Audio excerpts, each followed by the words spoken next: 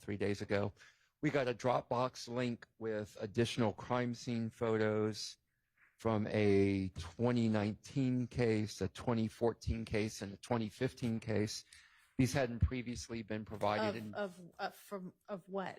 Well, I think you'd have to ask maybe Mr. Atkins or the state. One of them relates to, I just have APD case numbers. I think they could give you more detail. Okay. My main point being these should have been provided in December of 22 at the latest. So I don't know why we're just receiving these now. And it seems to be my role in the case. I'm here to once again complain about late discovery, Your Honor. Ms. Love? Your Honor, I'd ask the court, since that is not something that will be broached this week at all, that the court allow us to address the matter when I have those files in front of me that Mr. Weinstein How is about you get referring those to. files at lunch? Seems to me like We we're can going to do have a that. lot to talk about over lunch. We can do that, Your Honor. And also, I will say that those are, to the extent that, of course, I will look back and make sure that they were not previously provided, but to the extent that they were not, the crime scene information that we have turned over is a direct result of matters and witnesses that we have added back because of the objections that have been made. And the CAD reports, I believe, have already been admitted as evidence. So there is nothing about the photographs that would create any delay or prejudice or anything of that matter, but I'll address it at lunch. What were the dates? These are cases from, according to what Mr. Atkins sent, 2019, 2014, and 2015, Your Honor. And Mr. Atkins, in an email to me on that same date, the 27th, indicated to me that these had not previously been provided to us. So we can discuss it at lunch as the court wishes, Your Honor. Okay.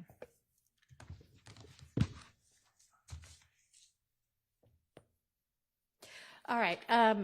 Ms. Love, in your Sunday 6 p.m. email, you said that you were going to forward later in the evening to counsel and the court the portions of Mr. Zachary's interview that you were seeking reconsideration of based or because of, I guess, the way he testified. I'm not in receipt of that forward. Did you ever forward what the actual portions are?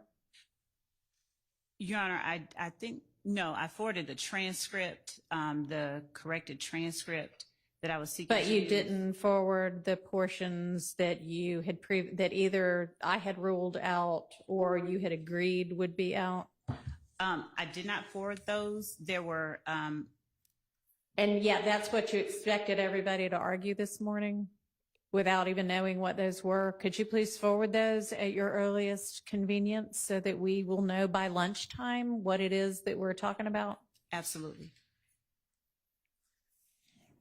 Excuse me, and I didn't receive the transcript last night. Well, she's agreed that she's not going to be using the transcript because nobody's had a chance to look at it. So you don't need to worry about that. Thank you, Your Honor. But I don't know if somebody's going to be over here to assist you later in the morning, but as soon as somebody gets here, you need to get that taken care of, okay? Yes, Your Honor. All right, so is Mr. Sprinkle out there ready? He said that he needed 10 minutes from the time that I reached him, so... Tell him, text him now and tell him he needs to get over here right now. He is, Your Honor. He is coming. He Text literally... him anyway and say the 10 minutes, he can't have any more time. He needs to stop what he's doing right now and come on. Because we have the jury waiting. Yes, Your Honor. And then while we wait, I guess you can go ahead and forward us those portions of the interview that you think need reconsideration, since we'll just be sitting here doing nothing otherwise.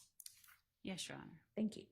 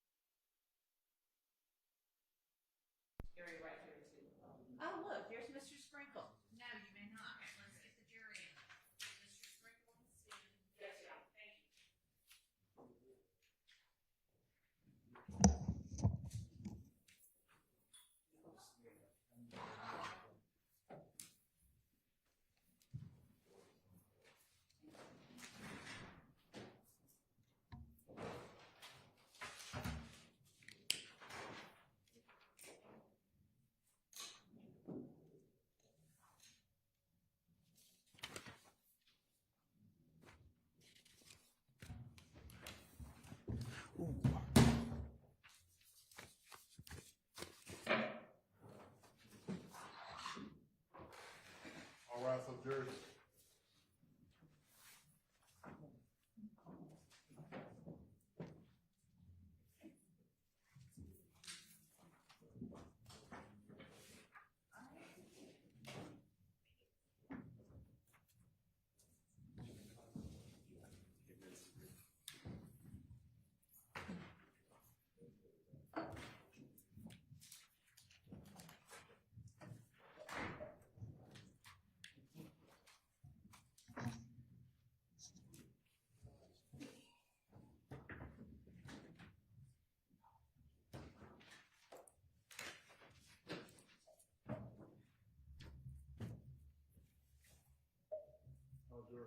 Thank you. Good morning, ladies and gentlemen. I hope that you enjoyed your unexpected 4-day weekend. I hope that nobody is too badly impacted by the storm that swept through. And we are ready to proceed, and we're picking up with Mr. Sprinkle, who was on the stand, I don't know, early last week maybe, but anyway, go ahead, Ms. Love. Thank you, Your Honor.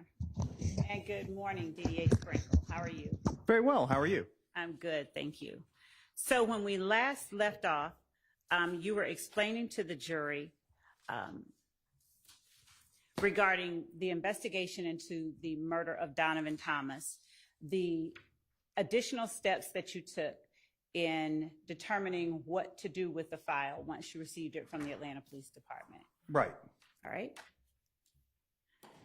And you had explained that there were jail calls that you were able to listen to make certain determinations regarding information that was a part of the file. Can y'all hear her okay? Everybody can hear her? Okay. Where'd your lapel mic go? Would you rather, okay, even at the podium? I don't know. It just seems, if everybody can hear her, that's fine. It just didn't seem as loud. Okay. Go ahead. I can grab it now.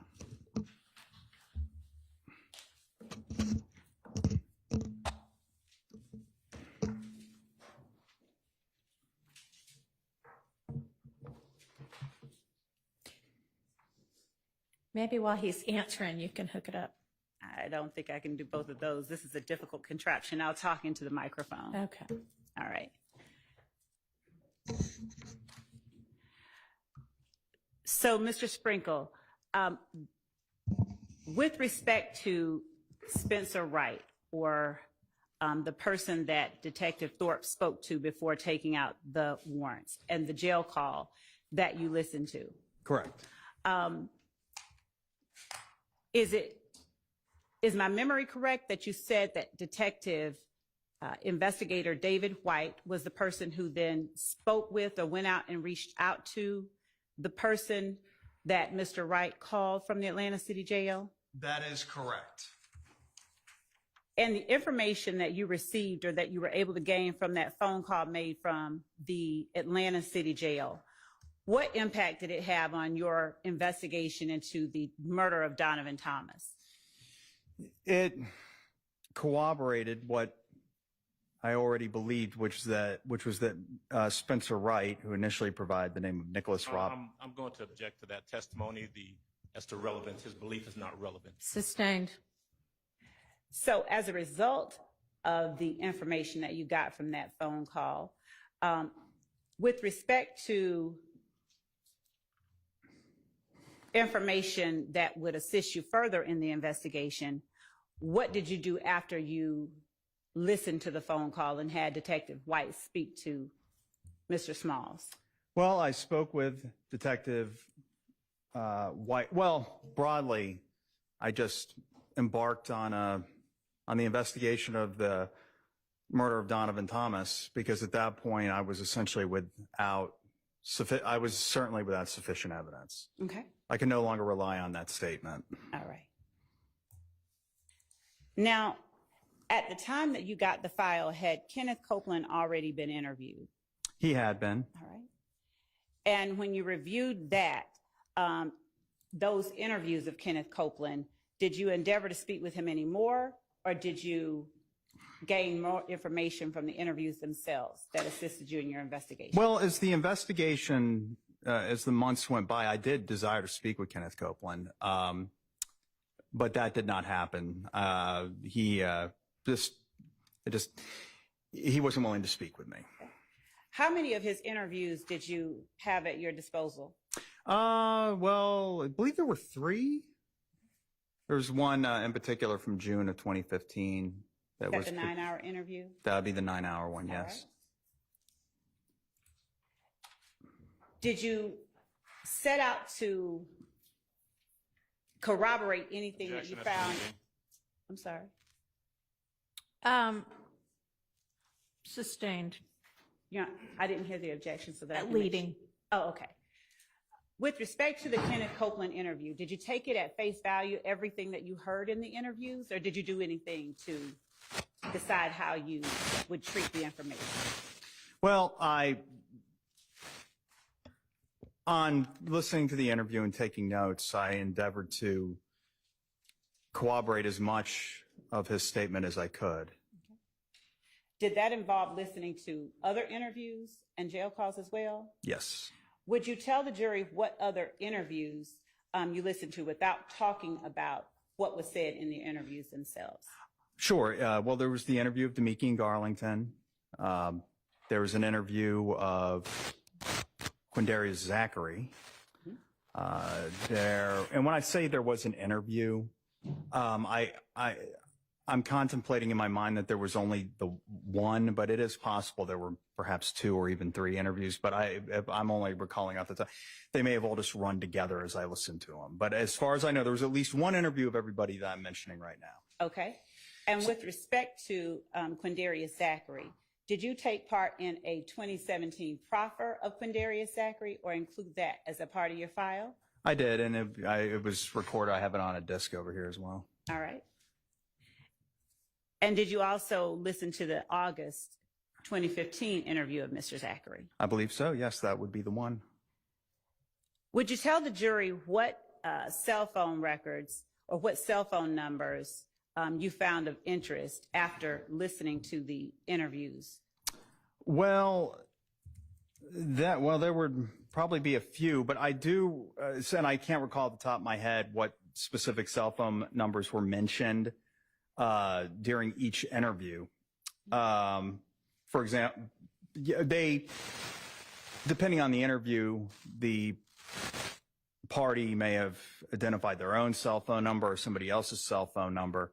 But the numbers that were primarily of interest to me were those for which Detective Tyrone Dennis obtained phone records. Mm-hmm. And the numbers that he obtained, I believe, were primarily, if not exclusively, from either A, the interviews that he conducted, or B, from cell phones that he found during the course of his investigation. He was able to forensically analyze and extract the number therefrom. Now, you mentioned last time you were on the stand getting the videos or the surveillance videos enhanced, the ones from the Texaco and the barbershop. Yes. Was there any other surveillance footage that you were able to obtain that was not a part of the original file that Mr. Detective Thorpe gave to you? Is the surveillance footage from the Texaco and the barbershop the surveillance footage that you used in making your decisions about what to look for next in this case? From what I recall, I was primarily, if not exclusively, focused on the surveillance footage from the Texaco and the barbershop. Okay. Who had you listened to the interviews from by the time that you did go into and look at the surveillance footage from the Texaco and from the barbershop, or did you do that first? Well, so I watched the surveillance footage many times. I'm sure I listened to while I was watching the interviews, I watched various parts of the footage. After I watched the interviews, I watched various parts of the footage.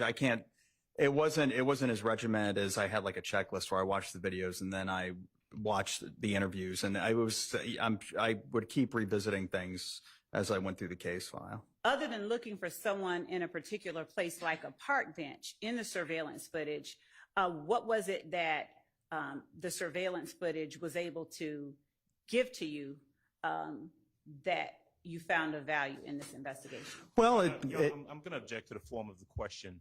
What he found of value is not relevant, and I would ask that... I can rephrase. Okay, thank you. What from the surveillance footage were you able to utilize in furthering your investigation? Well, first of all, it marked the time, the exact time of the homicide, which broadly is just very important because it allows me to establish a time. Objection again to the testimony. What he found to be important is not relevant. I'd ask that that be struck. Your Honor, I'd ask permission to respond. With respect to what DDA Sprinkle did in gaining information about this homicide, as with any other witness, we'd ask that the court allow him to give the jury insight into how he gained the information that he got and made the decisions that he made. Okay, let's just Yeah. stick to the facts without value judgments. Go ahead. Okay. After you were able to get phone records, listen to the interviews, were you personally or your investigator able to obtain social media records? Yes. How did you decide which social media records in this case you needed to look at? Again, objection. How and why is not relevant. What he obtained is relevant. Your Honor, Object. how and why? Overruled. Thank you. Well, I was focused on the social media of the parties that were of interest, either persons of interest, maybe witnesses, just as much. Whenever a name came up, I endeavored to find their social media, regardless of whether or not I actually thought that they were directly involved in the homicide. Perhaps there'd be something on their social media that would shed some light or illuminate something for me. Now, did you ever look at the social media of a Quindarius Zachary? I do, yes. I recall looking at his social media, yes. Do you recall what his handle or handles were for various social media platforms? Not off the top of my head, no. Would looking at your report refresh your memory? Yes. Would you please look at your report? Yes, and that's what's on the laptop in front of me, incidentally. Okay. Yeah. I just have it so I can do word searches. All right. I mean, I know he went by the moniker Little D. Okay.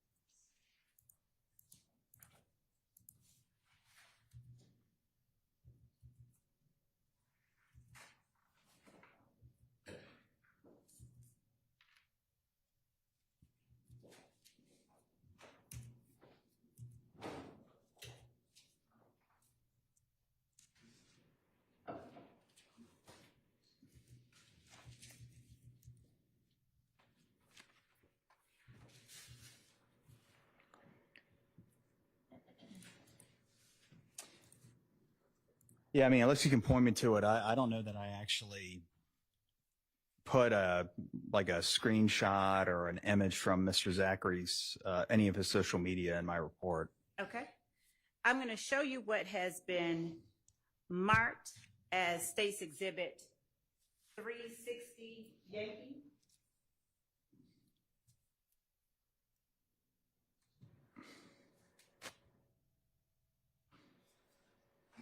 Speaking of social media, 360 Yankee through 363 Yankee.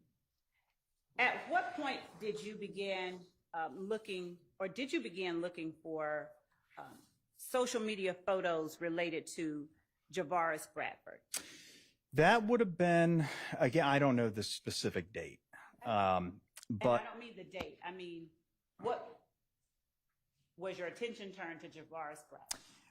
Mr. Bradford caught my interest after, because as I said, I already had phone records belonging to various parties.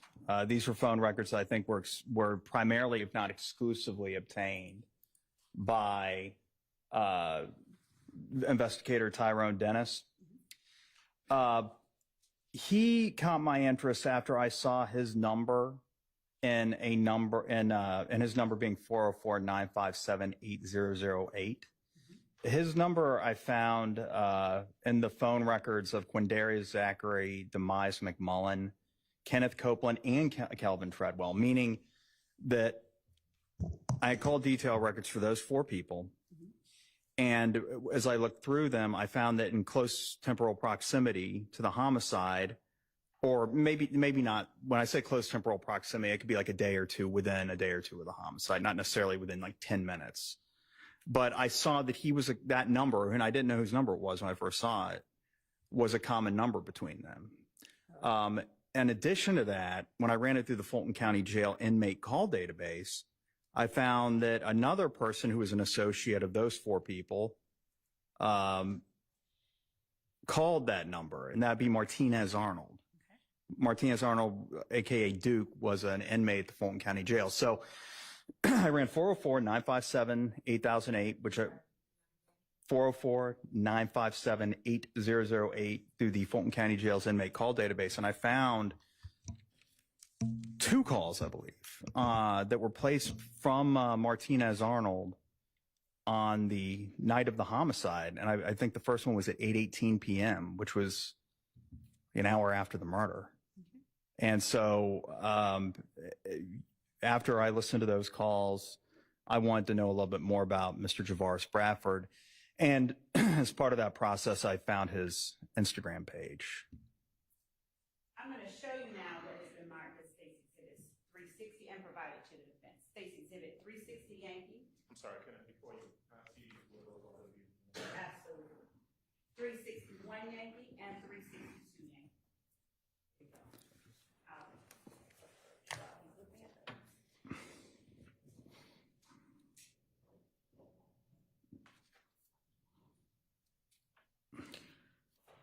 I feel like I asked y'all to share exhibits that you were going to use with witnesses prior to using them with the witnesses. Is that not happening? I believe that this has been shared for quite a while now. It is. Okay. It's a trope. We just want to make sure which ones you use. Additionally, I will show to you 363 Yankee and provide to anyone who would like to see 363 Yankee. Do you recognize what has been labeled 360 Yankee? Thank you. 361 Yankee, 362 Yankee, and 363 Yankee. I recognize these, yes. How do you recognize them? These were, I found Mr. Bradford's Instagram page. The moniker that he went by on said Instagram page was that is spelled IM _ living, LIVING _ great. When I found a picture or a post being a picture, sometimes with text accompanying it, although on these 4 pictures it doesn't appear that Mr. Bradford actually posted any text along with the pictures. So those pictures, I screenshotted them. And these were the screenshots that I actually took as I viewed Mr. Bradford's Instagram page, the content of which was visible to the public. Okay. And are those fair and accurate representations of the pictures depicted on the pages that you were looking at for Mr. Bradford? They are, yes, they're printouts of the digital images that I captured, yes. The state tenders State's Exhibit 360, 361, 362, and 363 Yankee. Those are admitted. Thank you.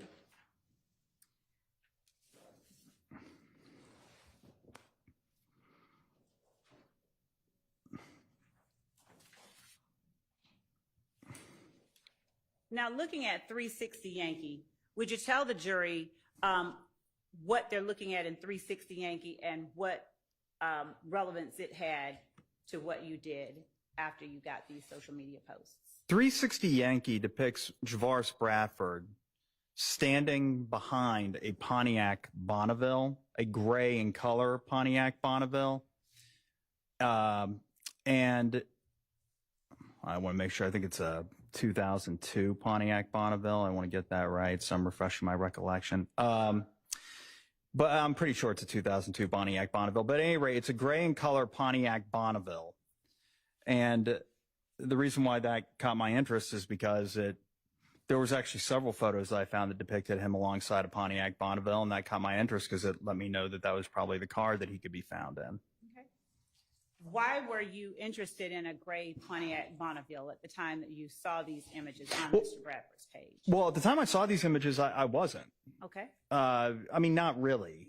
What did you see or hear, without getting into what anyone said, that caused you to take interest in these photographs? If it was an interview, he does not have to say what that person said. It All doesn't right. cause. Well, I can say this. I looked at the surveillance footage, and I knew that there was some type of gray car or cars that were involved. So gray car in general would have caught my interest. And when I say surveillance footage, I'm referring to the surveillance footage from the cameras that were mounted on 330 McDaniel Street, that being the barber shop in the parking lot of which Donovan Thomas stood at the time that he was shot and killed. But then there was other surveillance footage from the Texaco station. And so and to be clear, just so we're clear as to how the process went, when I first found these images, I was kind of generally interested. I said, oh, a gray vehicle. Okay, a gray sedan. But then as I went back and I reviewed the surveillance footage from the Texaco station yet again, I became considerably more interested in these images because I saw a gray Pontiac Bonneville on that footage in close temporal proximity to the homicide. And because that Texaco station was in close spatial proximity to the barber shop, that particularly caught my interest. When you said you went out and looked at the scene, were you able to determine and explain to the jury how far the Texaco that you were looking at, the images on the Texaco that you were looking at, were from the barber shop at 330 McDaniel Street? It was about 100 yards. Okay. And would that extend beyond the doors of this courtroom, out to the elevator, or something a little bit different? It would be from about where I sit right now, probably about twice the distance from where I sit right now to the elevator. So from here to the elevator, double that. All right. Now, when you were out there, was there a line of sight from where you were looking at on the Texaco footage to the front of 330 McDaniel Street? Yes. All right. Did you notice whether there were any street lamps or any kind of lighting out there as well? There were. I don't recall if they were working. Okay. Now, after you looked at this Texaco surveillance footage, did you only look at around the time of the murder? In other words, if the murder happened at 7:22 p.m., did you only look at 7:22 p.m. and a few minutes before and a few minutes after?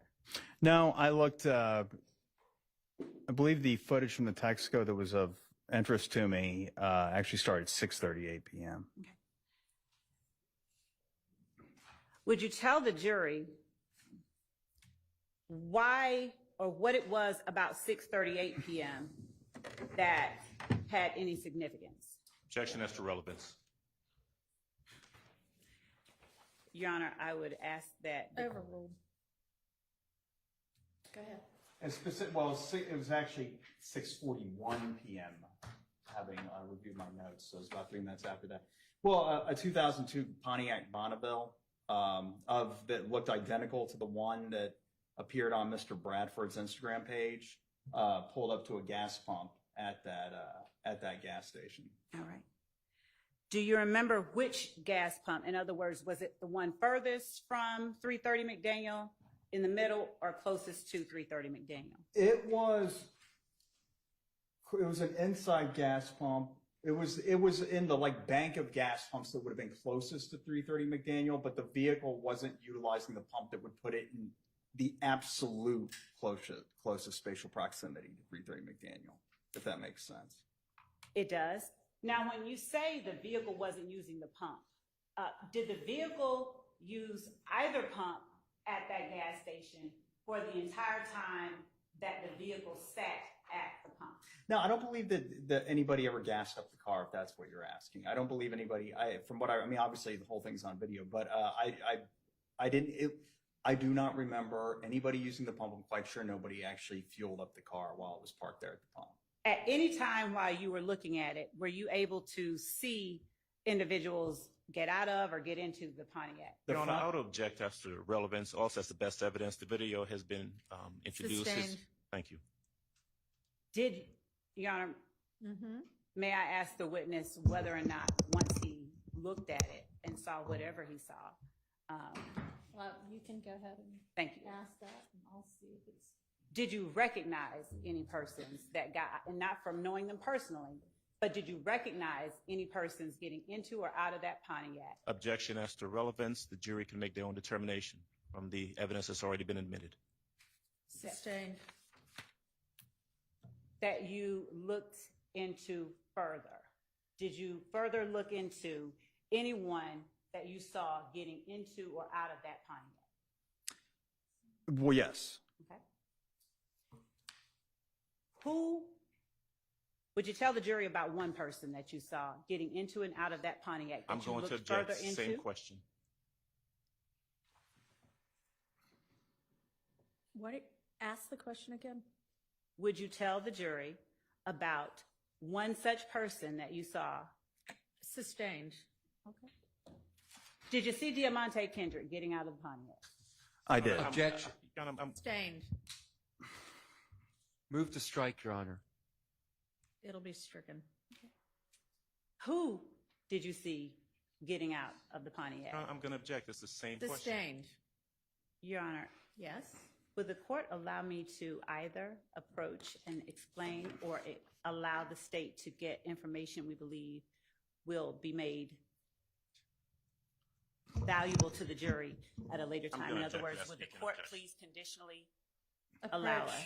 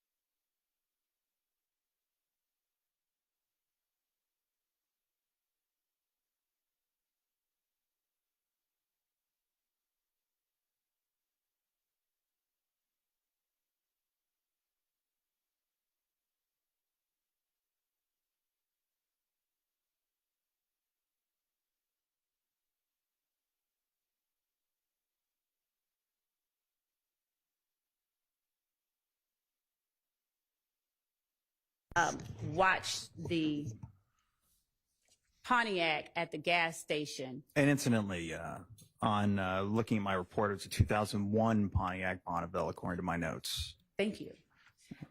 After you saw that 2001 Pontiac Bonneville at the gas pump, did you see, can you tell the jury who it was you believed that you saw getting into and out of the vehicle based on the information you had at the time? Well, there were multiple occupants of the vehicle, but I believe you're referring to Diamante Kendrick. Okay. And what did you do once you saw Diamante Kendrick? Did you just see him or look at or observe him getting out of the vehicle, or did you do something else with that information? Well, I wanted to speak with the other people that were with him in that Pontiac Bonneville and another vehicle that appeared in the frame at some point. Okay.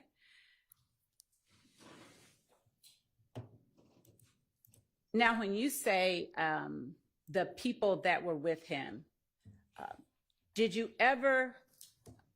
were you ever able to make a decision about who you believed the people were that were with him in the Bonneville? I eventually determined who they were, and I spoke with them. Okay.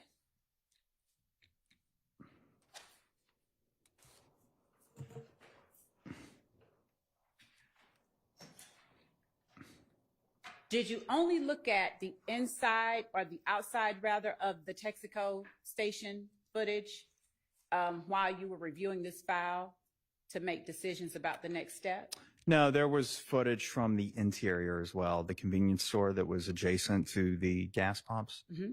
I looked at that too. And were you able to get closer up pictures of anyone inside that gas station? Yes. All right. Now, did you find the person that you believed to be in that, getting out of that Bonneville, did you find that person's image on social media sites or in any other place that informed your next steps in the investigation? Yes. All right. So the person you believe to be Diamante Kendrick, what did you do once you believed it was Diamante Kendrick that you were looking at? Well, I continued to watch the video, obviously, but I also, as I stated, endeavored to identify the other people. I mean, as you could probably determine by now, I thought there was an excellent chance that Javaris Bradford was also in the Bonneville. Objection to his opinion. All right. Overruled. Okay. And with respect to Javaris Bradford and Diamante Kendrick, was there anything about their actions while they were at that gas pump? Overruled. Was there anything about their actions while they were at that gas pump? Specifically, you mentioned another vehicle. Well, there were a couple of vehicles. They were parked at that gas pump for a good long while, for over 30 minutes.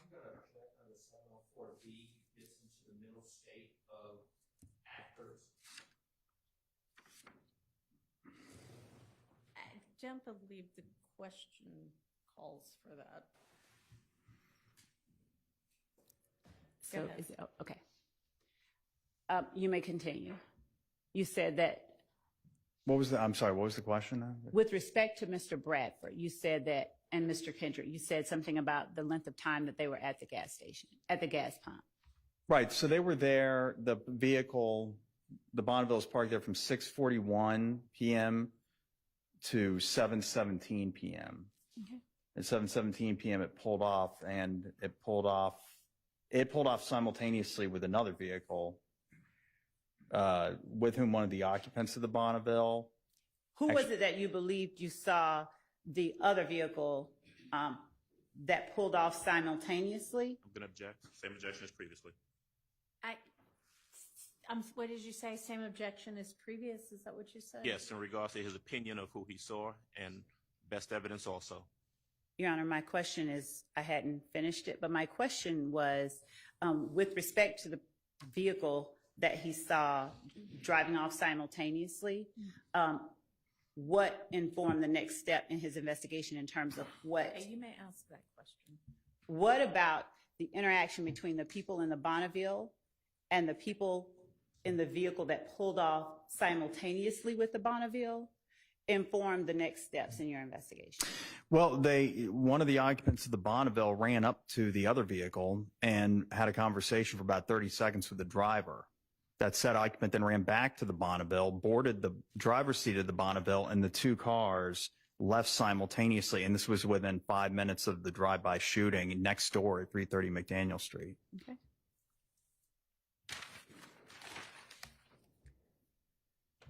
Did you do anything to determine what vehicle it was that drove off simultaneously with the Bonneville you believe to be occupied by Diamante Kendrick? Yes, I just looked at the video. It was clear enough. I could tell what kind of vehicle it was. All right. Did you do anything to obtain any records, registration, or anything else as it related to the vehicle that pulled off simultaneously with the Bonneville that you believe Mr. Diamante Kendrick occupied? Yes, I sent a subpoena to various rental car companies to include Hertz. All right. Why did you send a subpoena to various rental car companies? Because as I reviewed the file, there was information contained therein that one of the parties of interest rented the vehicle that was utilized. Okay. Were you able immediately to obtain any records of interest as it related to the vehicle that pulled off simultaneously with the Bonneville? I did. What was it that you were able to obtain? A woman named Carolyn Fry worked for Hertz. Apparently their custodian of records emailed me documents that were responsive to my subpoena. Okay. And what person did the documents that you received, what person did they relate to? They related to Jeffrey Williams. Okay. Once you got these documents from Ms. Fry, did you do anything to further look into them? Well, I sought to obtain identify the location of the vehicle that was of interest to me, that being an Infiniti. And what did you do to determine the location of that vehicle? I believe I asked David White to just run the current owner information. It turned out it was owned by somebody in Mississippi. Rental car companies don't keep their cars for very long. It's since been sold. Did you speak to people at Hertz to determine any interactions they may have had with the person who rented the vehicle? I did not, no. Did your investigator or someone on your team? Investigator White did, and I believe he was also with a detective or detectives from the Atlanta Police Department at the time. Okay.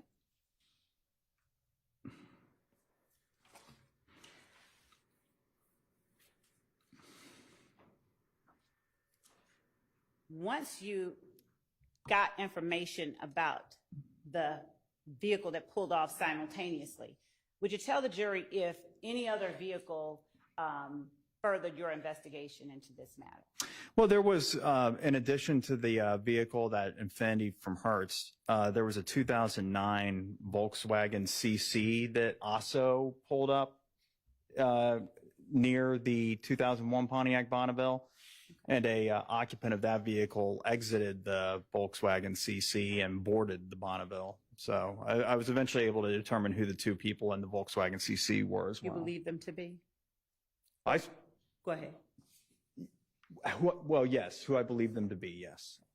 And were you able to in any way confirm their identities? Yes, because I talked to them. Okay.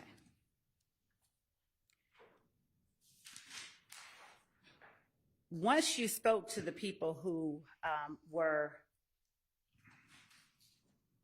in the Volkswagen, and once you determined who rented the vehicle that pulled off simultaneously with the Bonneville, what step did you take to gain more information into determining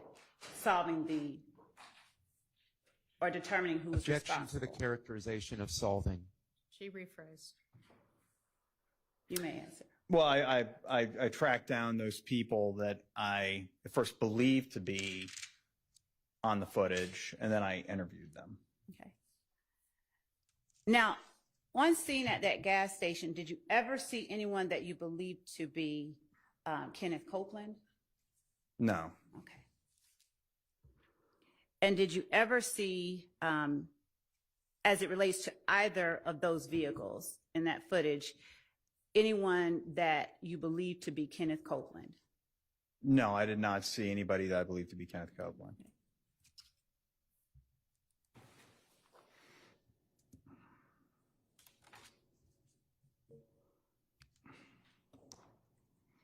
Were you able to obtain and review phone records for Kenneth Copeland? I did. All right. And what number did you review the records for? Well, I'm gonna have to, if I may, refresh my recollection on that. Please do, and just let me know when you refresh your memory.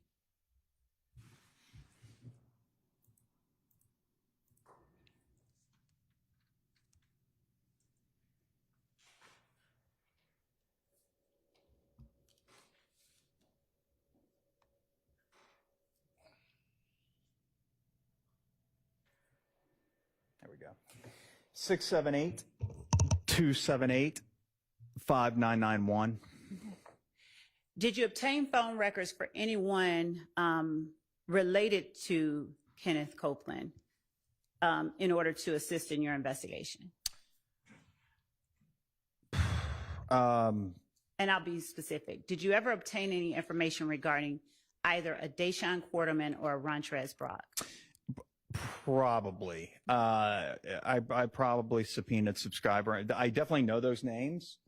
And I definitely remember identifying their phone numbers. Okay. And if there's records in the file, then that means I sent a subpoena. I don't believe I got search warrants for those numbers. I don't think I had probable cause, but I was at least able to obtain, subscriber information and call detail reports. Now, did you speak with anyone or did you learn of anyone by the name of Sammy Davis during your time looking into this case? I did. Now, was that person already named in the file that you received from Detective Thorpe? No. How was it that you learned of the name Sammy Davis in this investigation? So I believe it was on September 26, 2016. I met with Mr. Donovan Thomas's mother. With that, go ahead. And You can go ahead. and she mentioned that I'm going to object to it. I'm sorry, go ahead. Sustained. Did you get information from Donovan Thomas's mother that led you to Mr. Davis? yes. After speaking with Donovan Thomas's mother, did you see anything on the news media or television that was of interest to you? There was some news footage. Hearsay. Avoid hearsay in your response, please. I don't know if he's going to say it that way or not. Go ahead. You can go ahead and answer without Yes. what anyone said. What did you see? Did you see footage of people being interviewed after the murder of Donovan Thomas? Yes. All right.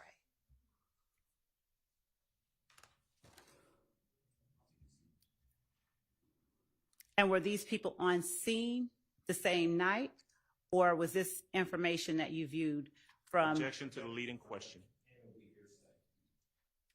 Sustained.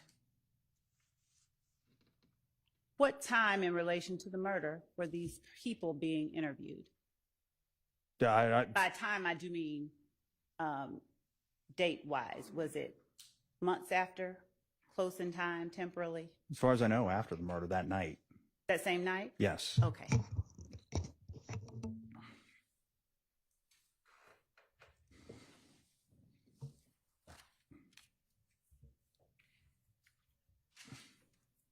And who was it that you were looking at in this interview? What was the name of the person, if you recall? No, that I don't recall. Okay. Was this person in any way able to give you information that led you to find Mr. Davis? I never talked to this person. Was the information that you saw on the television instructive in determining Mr. Davis as a person of interest? I don't think so. That's not how I identified who Mr.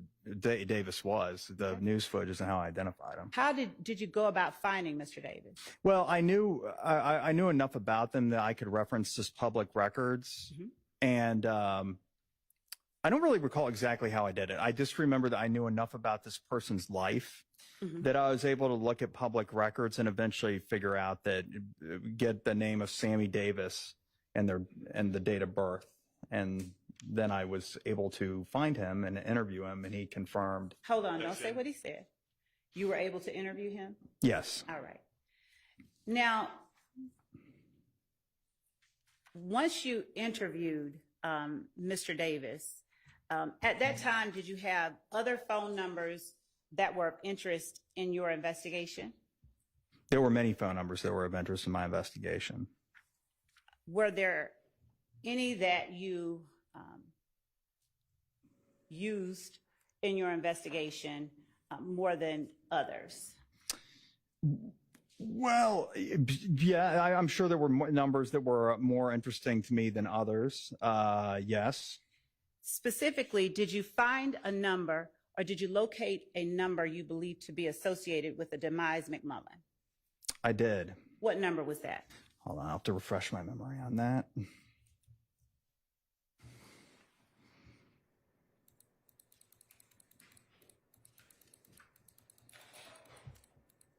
There we go. That number was 470. Your Honor, I'm actually going to object to that testimony. Any information that he received from hearsay would be inadmissible. I'd object to it. From what would be? Hearsay. Your Honor, Sustained. I'm actually asking not whether it was. I asked him whether or not he found a number that he believed to be associated with this person. That would be hearsay, Your Honor. It's not talking about what anyone else said. He hasn't even gotten into other things that he did to the extent look into that number. To the extent that he received that information from someone else, and to the extent that it's being offered for the truth of the matter asserted, specifically that number belongs to a certain person, that would be hearsay. It is big. Sustained. Your Honor. All right. Did you look into or get and observe and review phone records for a phone number 504-975-3904? I did. What about phone number 504-346-9596? Yes. And 404-957-8008 that you talked about previously, was that another number that assisted more than others in this investigation? It did. All right. Did you look at and review records for 678-542-3145? Oh, yes. And what about 470-262-2643? Yes. All right. Now, were you able to review any other case files to get information that aided you in the investigation of the Donovan Thomas murder? In other words, were there other incidents that you looked into obtaining information from? Yes. What incidents were those? There were several. In confrontation clause. I don't know whether that's going to be the case or not. I'm not asking for anything that anyone said. I'm asking about other incidents that he reviewed. I know what you're asking. I don't know how it's going to be answered. We need to avoid any confrontation clause violations or hearsay, but can't rule on that without. Can you tell the jury the location of other incidents that you looked into? Well, there were several. Your Honor, I'm going to object. Course of conduct, irrelevant. Your Honor, I believe. You know what? Let's take our morning break right now.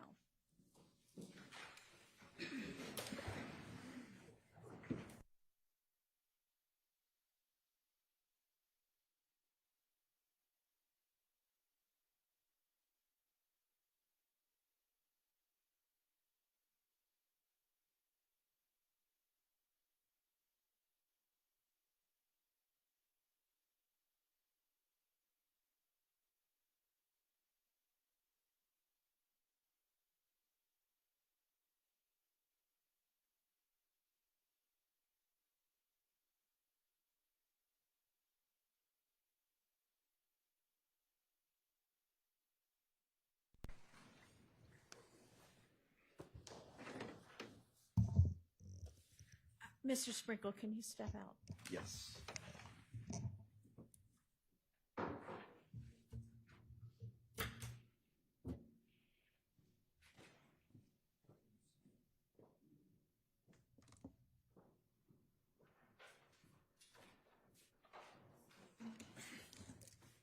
So I'm unclear where you're trying to go with this, which is why I'm not sure if those are valid objections or not.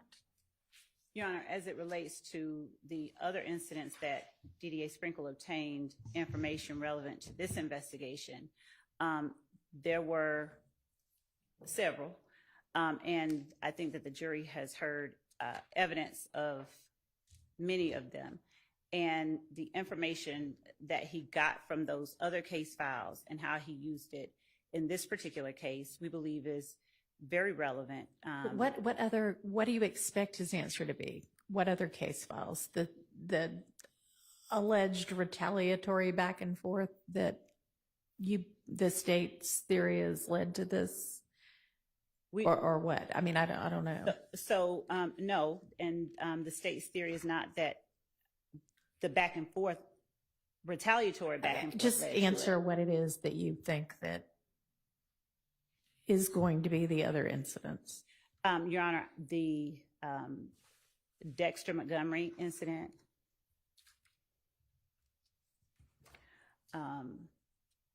the Adele Drive incident,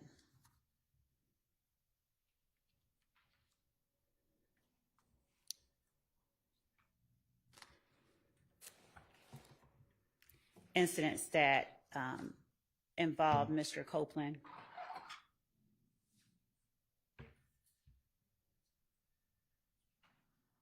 and the information that he was able to obtain and how he used that information. All right. And what are the objections? All right. So the objection is relevance. The objection is that it explains his course of conduct, which is not necessary and not relevant.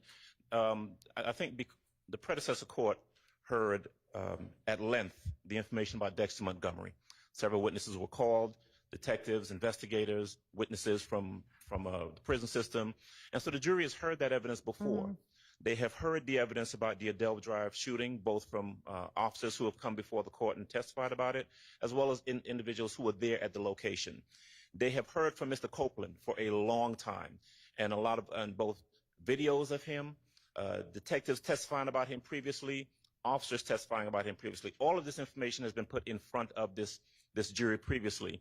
There's no relevance to Mr. Sprinkle at this point saying, again, regurgitating all of those and saying why they were important to him or important to the investigation. What importance they have, ultimately, they can argue in closing, but the jury's this is already before the jury. And so if I did not say that this evidence would be cumulative, I'll add that as well. But for the most part, it is irrelevant, and his course of conduct and why he found it to be important is not relevant to this jury. Your Honor, may I respond? Go ahead. To the extent that what DDA Sprinkle did and why he did it is irrelevant, we would ask that the court not allow the inquiry into why any other witness, officer, investigator did what they did as well. We believe that it allows the jury to assess what happened during this case, assess the motives, the reasons why steps were taken, and to rebut the inference that the defendants are attempting to cause the jury to draw, that somehow or another anyone in this particular case was targeted. All right, I'm overruling the relevance objection and the cumulative objection, so he can say, you know, I also looked at XYZ file and then move on from there. And Mr. Sharp, what was your... I was a little slow on the trigger, but I was also hoping to object to hearsay, and this is my concern. Ms. Love just said, I just want to ask about information he obtained about these other cases. And from my understanding of Mr. Sprinkle's report, he didn't firsthand work or make observations of anything. He just, my understanding is he read police reports or perhaps, like in the case of Quindarius Zachary, he was in the proffer session, but all that is hearsay. He utilized information. Okay, so I mean, you need to be careful about how you ask the question. So if the question is, you know, he already said I looked at other files, so what were those files? And then what did you do? Not what did you glean from those files or why did you care, but just the next step, okay? Yes, Your All Honor. right, anybody, let's take our restroom break for the day, for the morning. Won't make it be the only one of the day, and come back here and get the jury back.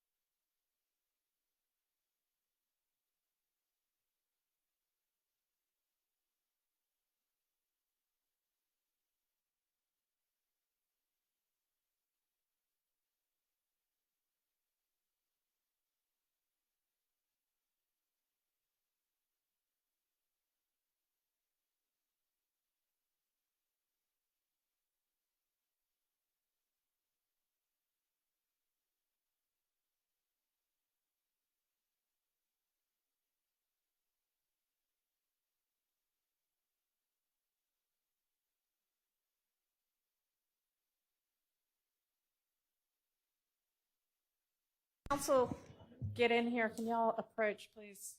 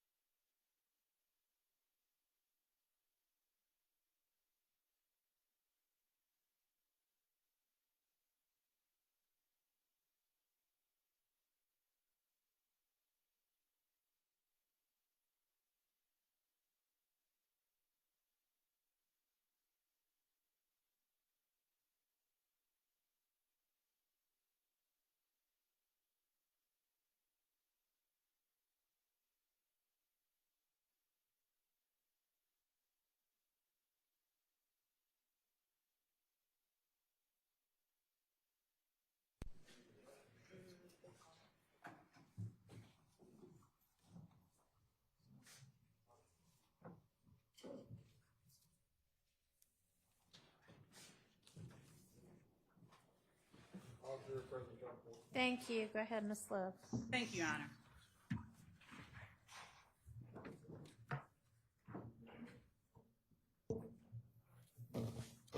Whoops.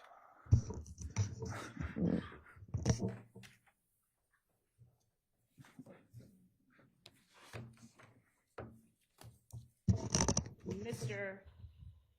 Sprinkle, we talked earlier about the numbers that you obtained records for and that you reviewed records for during the course of your investigation. Can you tell the jury whether you were able to find the number 404-621-4090 of any interest to you? 404-621-4090? Yes. Let's see. Yes. And did you compare that number, 401-621, 404? I'm sorry, 404-621-4090 to any other numbers? Did you do an analysis of that number in communication with any other number? Well, I did. I saw that number in the cell phone records for Kenneth Copeland. All right. Now, did you look at the time or whether that number communicated with the number that you had for Kenneth Copeland, 678-278-5991? Yes, I did. And would you tell the jury what time frames you saw that number communicating with 678-278-5991 that aided in your investigation? Well, so it's 6:58 p.m. on the night of the murder, that being January 10th, 2015. That number, 678-278-5991, the same being the number for Kenneth Copeland, that number called 404-621-4090. And what times around the relevant time frame that you were looking at regarding the murder of Donovan Thomas, what times did that number communicate with the number for Kenneth Copeland?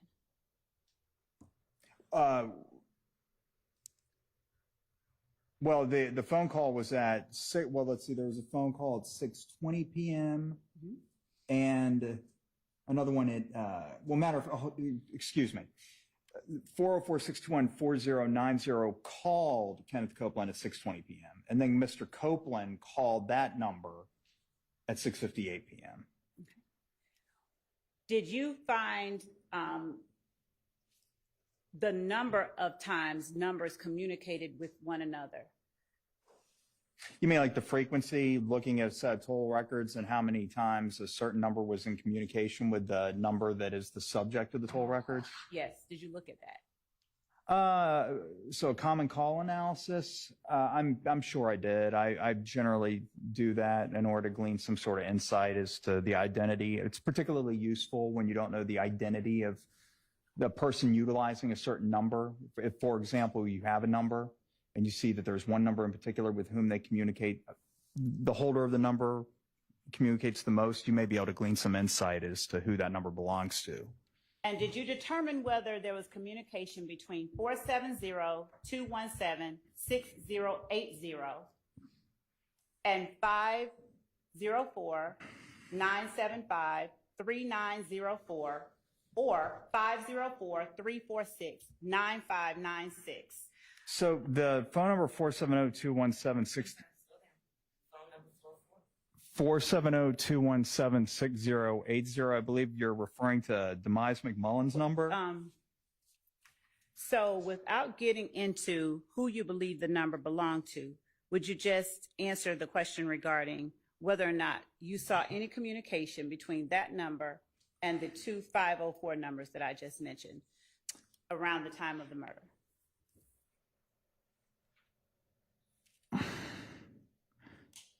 Let's see, I'm refreshing my recollection right now. Yes, How long before or after the murder? What is the closest time that you saw those two numbers communicating with each other during? or around the time of the murder? My recollection, having been refreshed, notably what I remembered was that at 7:29 p.m. on the night of the murder, 29? yeah, Okay. 7 minutes after the 911 call, Uh-huh. that number, that 470 number, called 504-975-3904. Okay.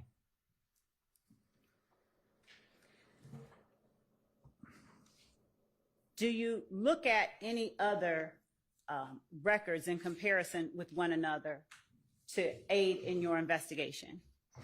Yes, there were numerous phone records that I inspected during my investigation. What records did you compare or look at in relation to one another that aided in this investigation, if you would give the numbers? Well, let's see here.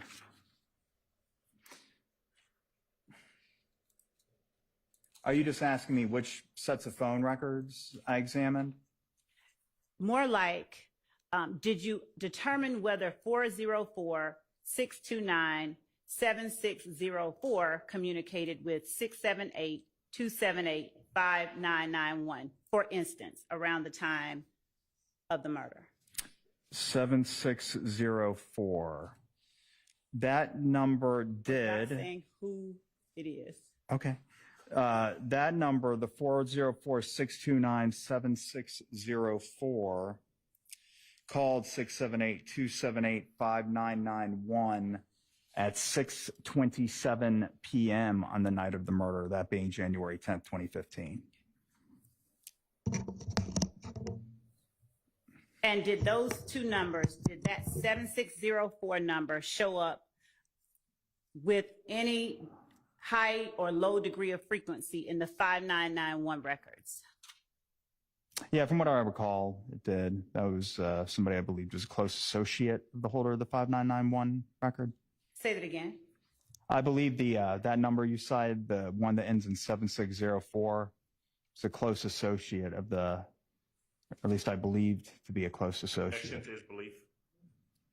Did you look at it as if it were? Did you analyze that number as if it were a close associate? Yes.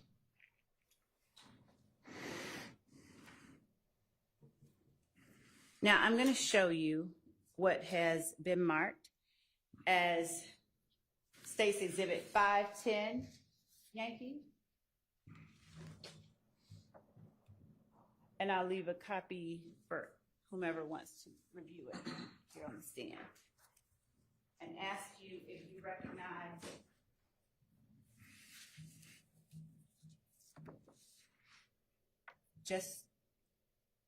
do you recognize the picture and the date? I do. Okay. Did you obtain that particular picture and posting during the course of your investigation into the murder of Donovan Thomas? Yes. Okay. Is that a fair and accurate depiction of the photograph, date, and caption that you observed? Yes. The state tenders State's Exhibit 510 Yankee as evidence. Admitted. Yes.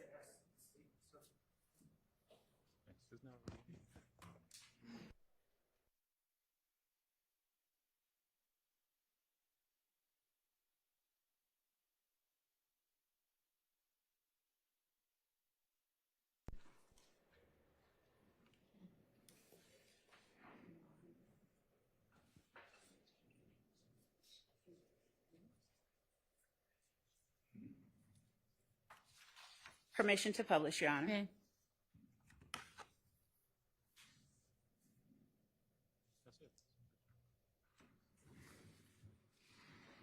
Looking at State's Exhibit 510 Yankee on the screen, whose social media account did you observe this photograph, caption, and date to be on? Shannon Jackson, who also is known as Shannon Stillwell. All right. And what is the handle or social media handle of this account? OG_Bool, spelled BOOL. And are you able to tell the jury, if we can zoom in a little bit so that it can be seen a little bit, the date and time of this posting? January 10th, 2015 at 9:58 p.m. And what is the caption? Overlooking the city with a lot on my mind, followed by a series of, and when I say series, I mean 4 emojis that depict faces. Now, at the time that you saw this, did you know where it was that this picture was taken from? It's like the inside of the Sky House That would be condominium. based upon hearsay, Your Honor. I would object. Sustained. Your Honor, statement of, I think there's an exception, and I would like to say it to the court without announcing it. Come up.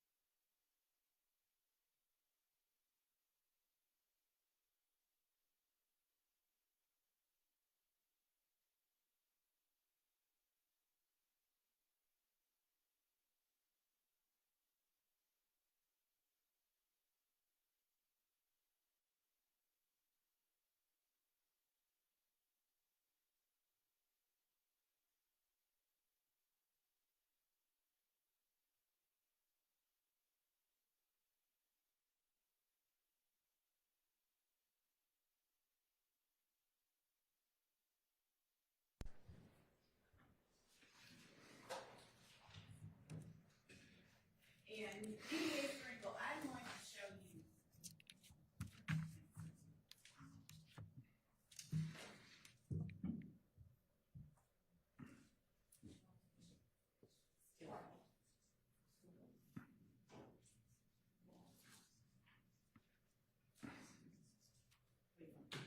I'm going to show you.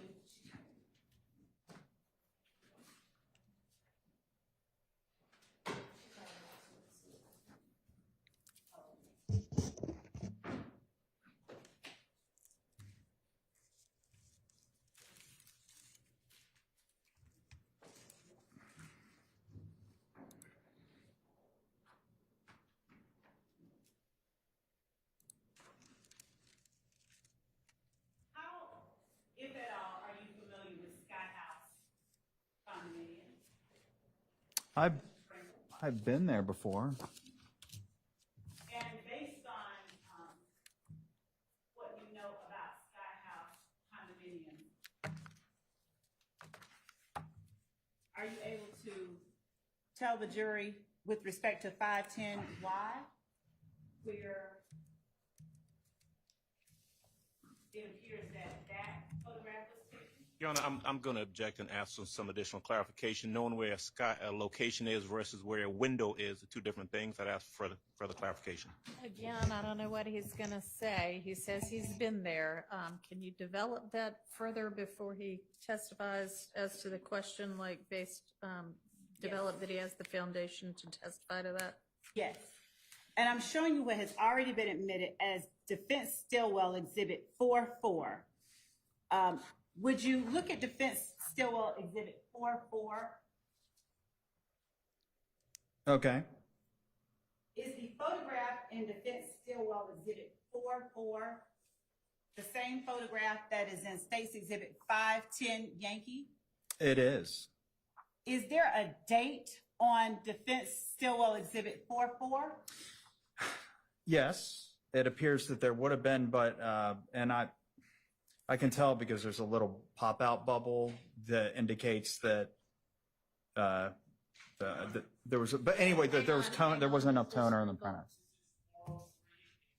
The jury. Sustained. So, DA Sprinkle, when you pull social media records and you look at the actual records, is there anything about the record that will show you the date that a posting was made? Yes. So this defense exhibit 44 that you just handed me, so if you go to Instagram and you mouse over the information in a post that displays how old the post is. In this case, It does what? For example, on defense 44, it says 109W with W standing for weeks. Mm-hmm. If you're actually at a computer and you stick your mouse cursor, position it over 109, a date will pop up. There will actually be the date when it was posted. Here I see a box immediately below 109W, except the box has nothing in it. Okay. So that looks to me like that would, if you were to screenshot it, take a picture of your screen digitally, while you're mousing over that, and I know this because I've done it many, many times, then you should see the date of the post. I know that because that's how I capture posts on Instagram. Here, I don't see that. I don't know if there wasn't enough toner in the printer or what's going on. But I'm going to object. That's a speculation then. About the toner in the printer? There's no foundation for him he's certainly not an expert on mousing over a date. I would object that there's no foundation and that it causes speculation. Do you want to, sustained at this point? Is that a picture? Well, Your Honor, I have an objection as well. Seeing as now a foundation's been laid, I'd ask the court to instruct the jury as to why that box is blank. Overruled. And, Your Honor, if I may ask for assistance from Mr. Kokomo, who to display defense. You'll come up here for a minute.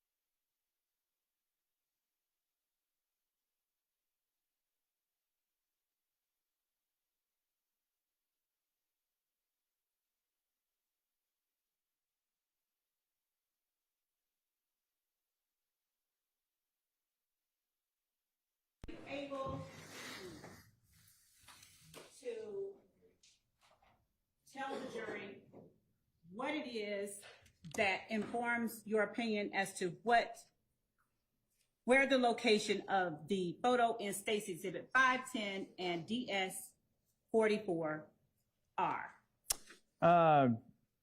Just having reviewed other photos in the case A, and B, just having been to that building and therefore knowing its general location and looking at the exterior, that is the outside of the window. It looks to be that particular building at 1080 West Peachtree Street. Your Honors, may I now put upon this witness that question? And is there? I would still object that there's not been sufficient foundation for that particular photograph and location. And where is it that it appears that the photograph that is in the exhibit before you and DS44 were taken? So the sky, somewhere within the Sky House condominiums at 1080 West Peachtree Street. Mr. Kokomo, may I have your assistance in displaying DS44?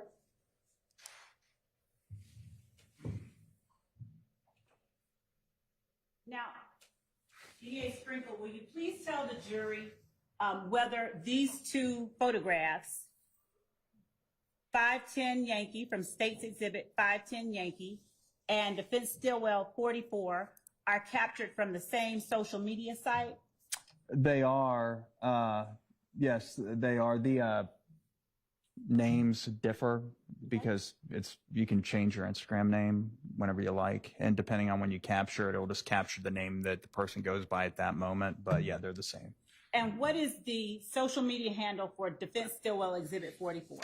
SB_ with the shit, all one word, with dots, dashes, or any other manner of punctuation in between the words with the shit.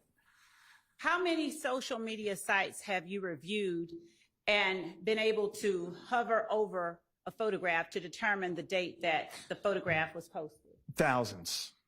Right. And on Defense Stillwell Exhibit 44, are you able to make the determination that you made earlier to the jury based on those thousands of reviews of social media sites and pages regarding the date? Well, yes. I mean, that box that appears where the date would normally be. Now, if that was superimposed into the image from some other means, I don't know. All I know is that when you mouse over the age, that's when navigating your mouse cursor over the age of the post, it will pop up in a little box. It will say the specific date that it was posted. I see such a little box on DS44. However, there is nothing in it. I'm showing you now what has been labeled as State's Exhibit 524 Yankee. Do you recognize State's Exhibit 524 Yankee? I do. And how do you recognize State's Exhibit 524 Yankee? This is a image from Twitter that I captured, where I utilized that method, in fact, where Twitter's a little bit different. It doesn't just say like 3 weeks old. They actually put the date. And the date here is January 10th, 2015. And when I moused over it, the specific date or time on January 10th, 2015 popped up. Specific time on January 10th, 2015 popped up. Your Honor, the state tender State's Exhibit 524 Yankee as evidence. Can I see that? That's another. Thank you. Now, before we publish State's Exhibit 524 Yankee, would you tell the jury who it is that is depicted in 510 Yankee and Defense Stillwell 44? That's Shannon Stillwell, a.k.a. Shannon Jackson. Okay. So go ahead and publish 524 Yankee.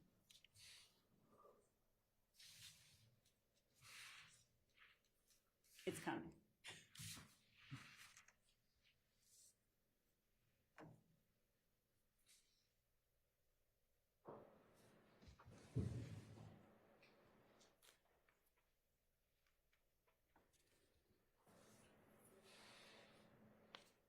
And while we are publishing that, would you tell the jury who is depicted in State's Exhibit 524 Yankee? This would be Diamante Kendrick, a.k.a. Yak, a.k.a. Yak Gotti. All right. And is that from the Twitter account or Twitter feed of defendant Diamante Kendrick? It is. All right. And what is that handle? Yak Gotti, and that's spelled YAKGOTTY, or excuse me, GOTTI _. All right. Now, what is the date and time that photograph was posted? January 10th, 2015 at 7:35 p.m. Okay.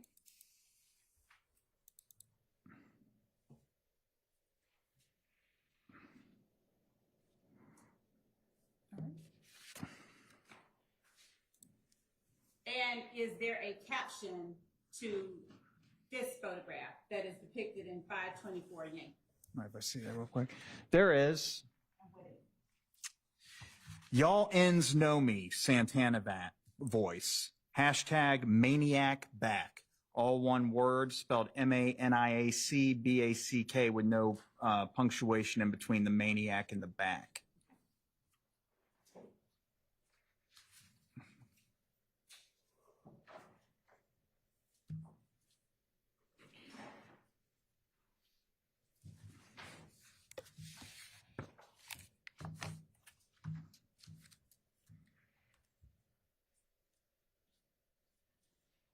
And is the photograph or the posting on the screen what you just read to and described for the jury, if we could blow it up?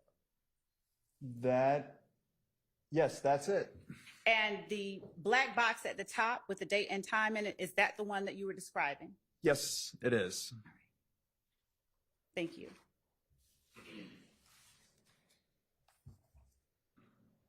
Were you also able to get the Twitter feed for a Quindarius Zachary? I did. I found that as well. All right.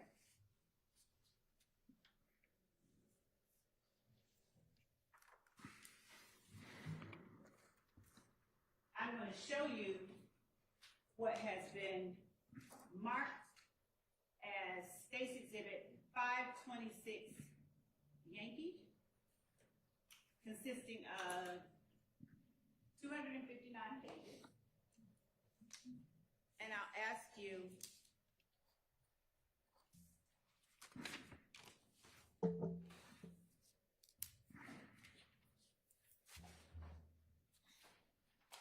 as I approach this part of that exhibit, if 526 Yankee is the Twitter feed that you obtained for Quindarius Zachary.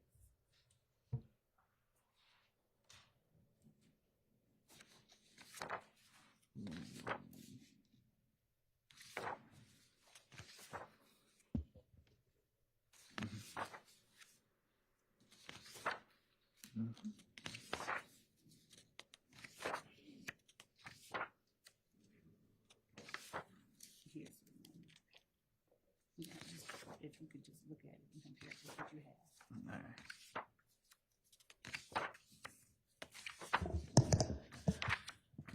So I feel like I also asked everybody to have their witnesses review these kind of things beforehand, so they didn't need to do them on the stand.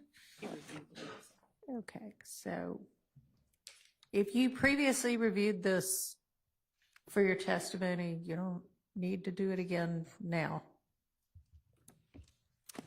Does 526 Yankee appear to be the Twitter feed that you captured for Quindarius Zachary? Yes, that I saved. Yes, it is. All right. And is that a fair and accurate reflection of the Twitter feed that you captured and saved for Quindarius Zachary? It is. State tenders 526 Yankee. We would object on a variety of grounds. Number one, that it is hearsay. Number two, that it violates the confrontation clause. And number three, that there's been no authentication that these are legitimate Twitter records. Okay, well, that's not anything that we can sort out in this instant. if the court will allow me to have a Why response. don't we move on to something else for a little while, and we'll deal with that over lunch as well. Yes, Your Honor. Would the court allow me to No, we'll deal with it Okay. over lunch. Will do, Your Honor. Thank you. So DDA Sprinkle, when you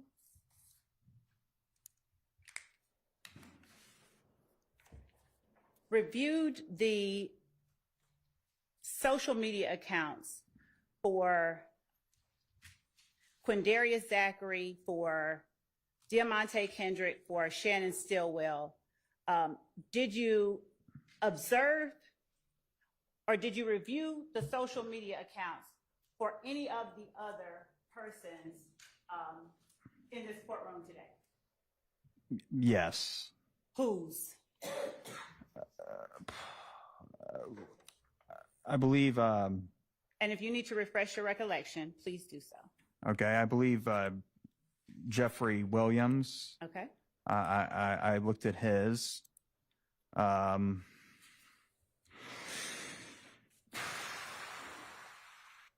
Diamante Kendricks we already discussed. Okay?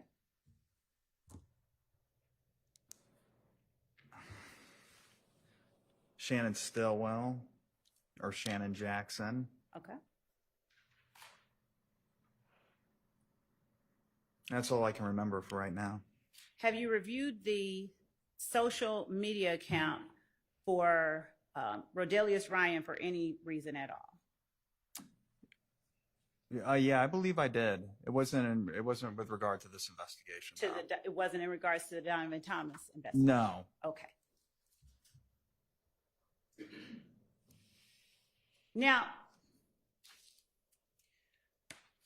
what information did you use from the social media accounts you just described to the jury that aided in your investigation? Well, there was a lot of things. I mean, there's photos and videos that depict certain things, and these things, for example, would be who people. Were It you wouldn't. able to see any associations that? Yes. aided in your Objection as to investigation? hearsay. Overruled. Yeah. I mean, if I see a photo, and I'm not naming anybody specifically, but if I take a look at a photo on a social media page and I see that it depicts, say, 4 people, and they're all together and they appear cordial, then from that I can say, well, they at the very least were cordial in that instance. And if I see multiple photographs that show that, I say, well, it seems like that perhaps they're associates. And then from there I can continue to Objection delve. to the speculation. Overruled.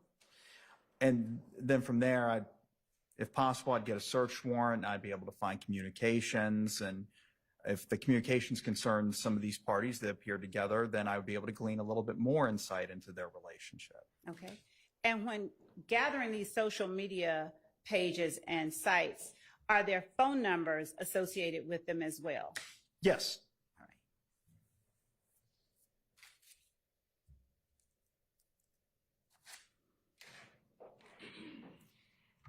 Did you look at any particular locations of interest as it related to those phone numbers that you gathered during your investigation?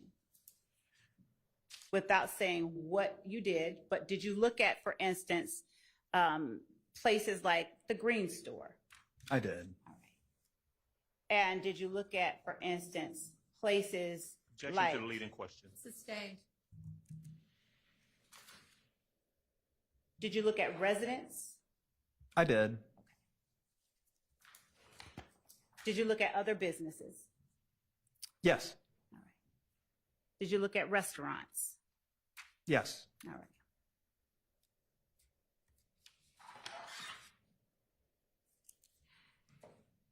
Now, when you said that you have been to Sky House condominiums before, do you have to do anything to get inside? I believe there was some. I believe there was some sort of controlled access. To get inside, I don't remember. I think it was Investigator Marissa Viverito. I'm going to show you, we're looking at a portion, page 153 of a report that you did. Refresh your recollection. Sure.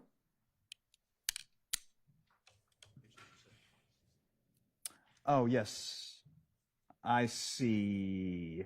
Without talking about what it is. Okay, I see that, yes. So was there any sort of controlled access for Sky House condominiums, Well, there was a Midtown? call box. Okay, and what does that call box, what do you have to do?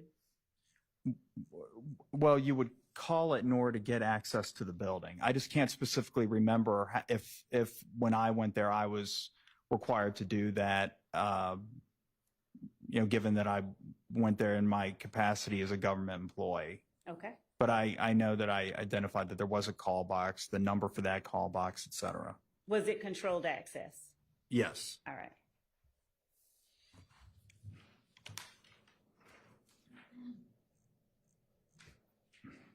Did you also look at the phone records for a 404-823-8553? And I'll ask you to, if you need to refresh your memory, I'll show you page 155 of the report that you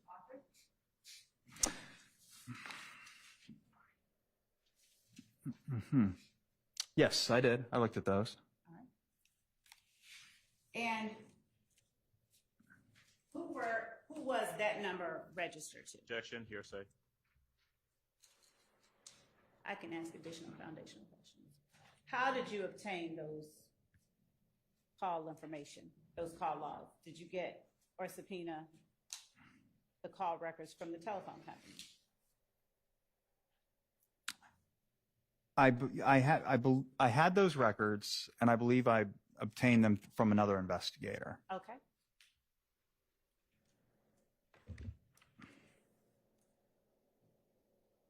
Now, would you tell the jury whether, when you spoke of looking at other incidents, whether any of those other incidents involved an artist by the name of Lil Wayne? Yes. And what incident was that you looked at?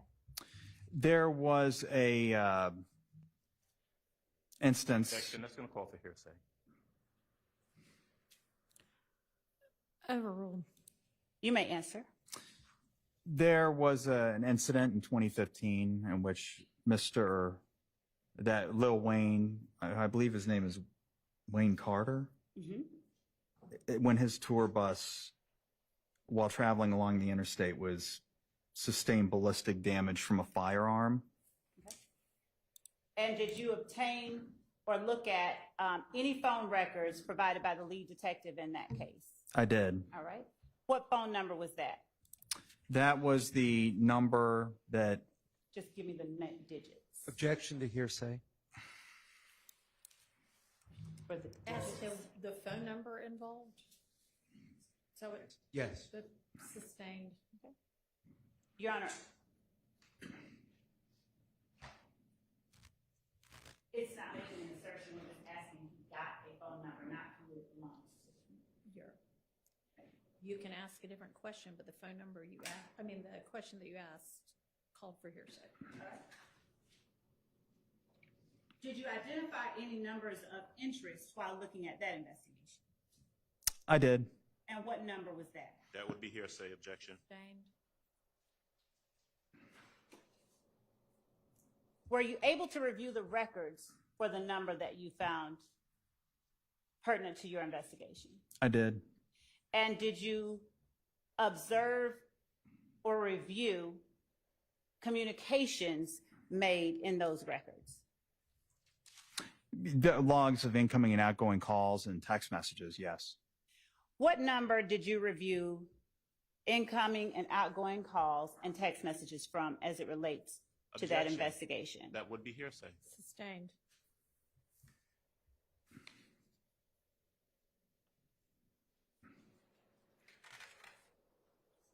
I'm going to show you what has already been admitted.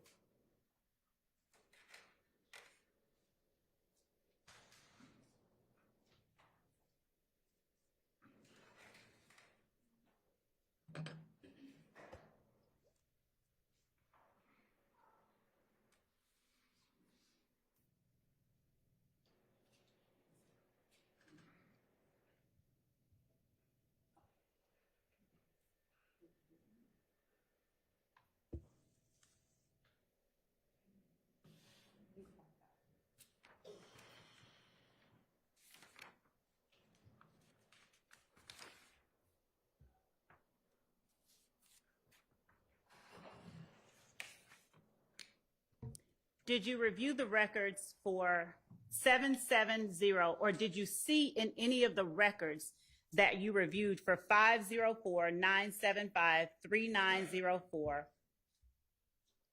communication with a number, and if you need to look on your report, let me know, 770-881-1440? I did. Okay.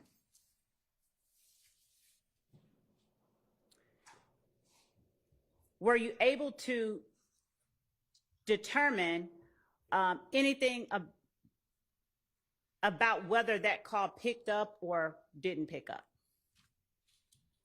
Well, yeah, it appeared to me that the call was answered. Okay. Actually, I take that back. I don't know that. I can't tell that it was answered. No, it's not apparent to me that that call was answered. No, I could just see there was an incoming call. Okay.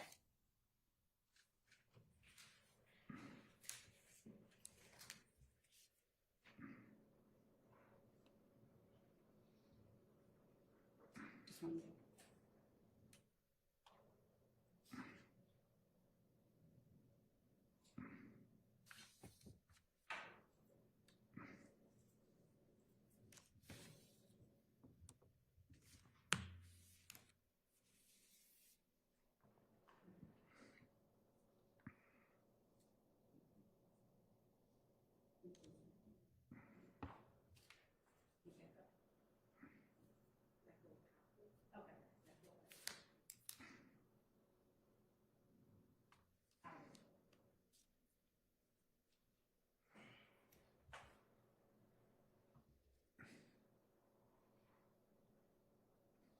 I'm going to now show you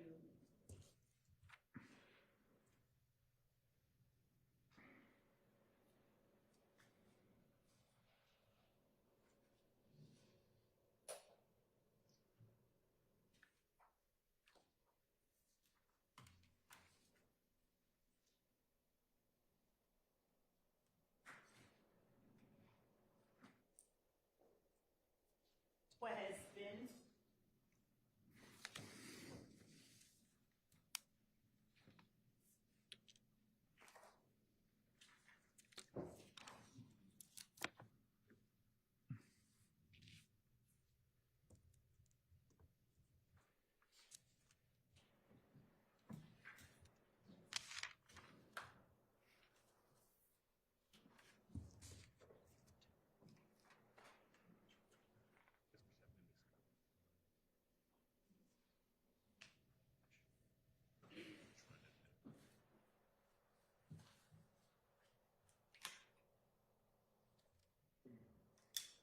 Did you ever have an occasion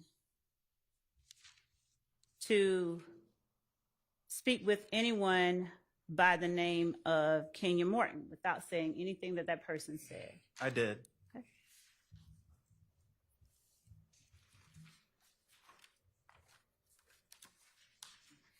And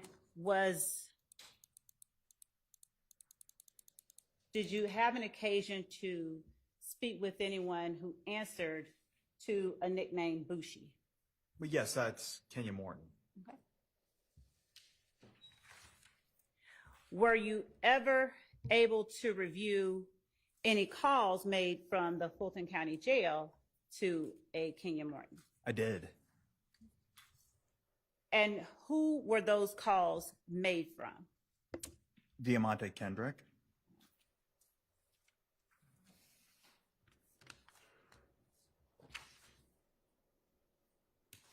Were you able to review calls from the Fulton County Jail that involved a defendant Williams, a person identifying themselves as defendant Williams' sister or Dolly? Yes. Okay. And who were you able, if you can recall, who were you able to review calls between Dolly, that Dolly had Objection, conversations that's going to be with? hearsay.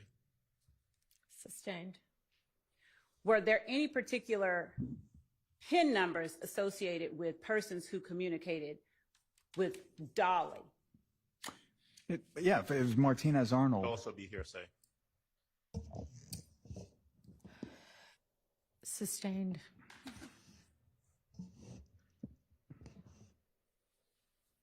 Did you capture those calls? Yes. If you mean by capture, if you mean did I save them and preserve them, yes. And did you bring to court with you recording discs that contain the data that you captured as it relates to phone calls and jail calls in this case? I brought multiple discs Okay. that capture with the jail call recordings on them. Okay. And which recordings did you bring to court with you that you captured? Well, so last time I was here, last week or the week before, there was calls to 404-957-8008, and I believe you have those. Let's see. I also have calls to a 404-629-7604. And these are calls from the Fulton County Jail to those numbers? Yes, this would be a call or calls to the Fulton County Jail to 404-629-7604. 404-629-7604. Okay. I have calls associated with inmate Antonio Sledge. And what number was? Oh, those are those are just all calls that were either placed from his account or numbers that he called frequently. Okay. I have calls. Shannon Jackson, aka Shannon Stillwell, calls either placed from his account or numbers that he called frequently. Okay. I have calls for Demekion Garlington, same thing, where they're the calls that either placed from his account or numbers that he called frequently. Calls from Kenneth Copeland. These were actually placed from the federal facility, the federal jail in Clayton County. And well, it's not just Kenneth Copeland; it's other numbers that are of interest. Okay. And I believe that's it. Okay. Apart from the ones that I already handed to you last time I was on. And the are stand. those that you handed to me last time in front of you to your right above the exhibits? Right in front. Oh, here we go. Yes. Yes, there are two. There's the Spencer calls that Spencer Wright called from the Atlanta City Jail and calls to 404-957-8008.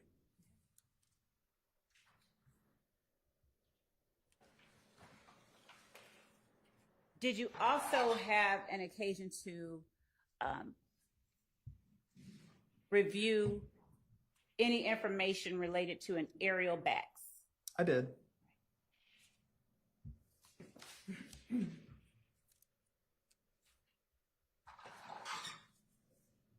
Did you ever speak with Ariel Bax? I did. All right. And when did you speak with Ariel Bax? That would be on, matter of fact, I have that right here as well. That, and I'm going to refer to the disc with the interview to refresh my recollection. That would be on August 31st, 2018. Okay. Did you see any communication going back to cell phone records between a number 470-262-2643 and 504-975-3904? And if you would refer to page 91 of your report if you need to refresh your memory. The 2643 and what other number was that? 3904. Yes. Yes, I did.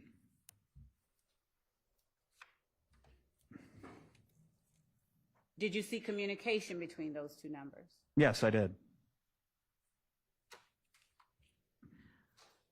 Were there more than one calls exchanged between those numbers? Yes.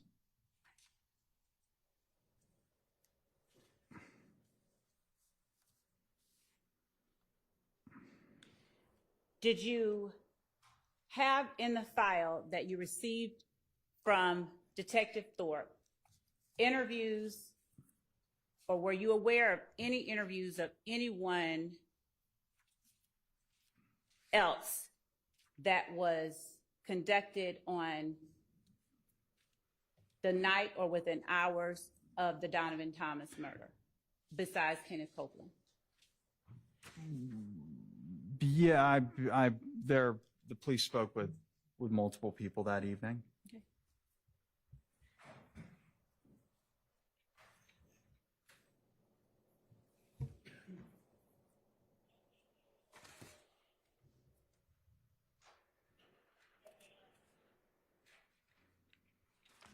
Just one second.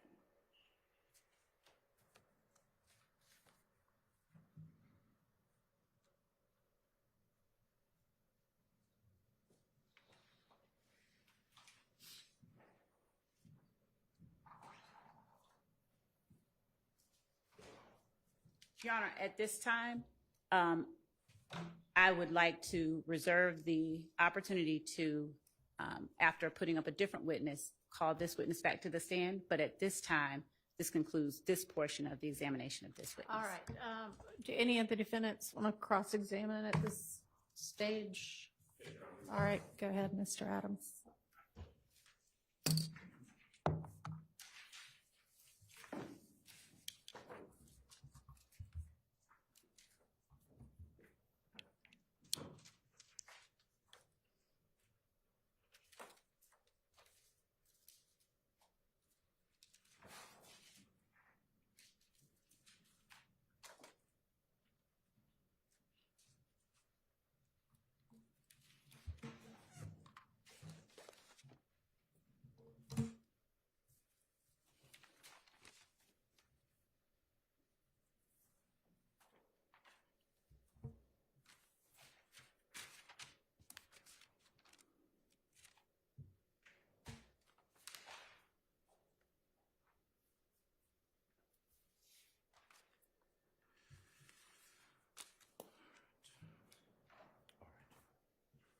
Mr. Sprinkle, good morning, sir. Good morning. How are you? Doing well, doing well. All right, as I understand it, and you and I have met before, is that true? Yes. All right. You are a deputy district attorney with the Fulton County District Attorney's Office. I am.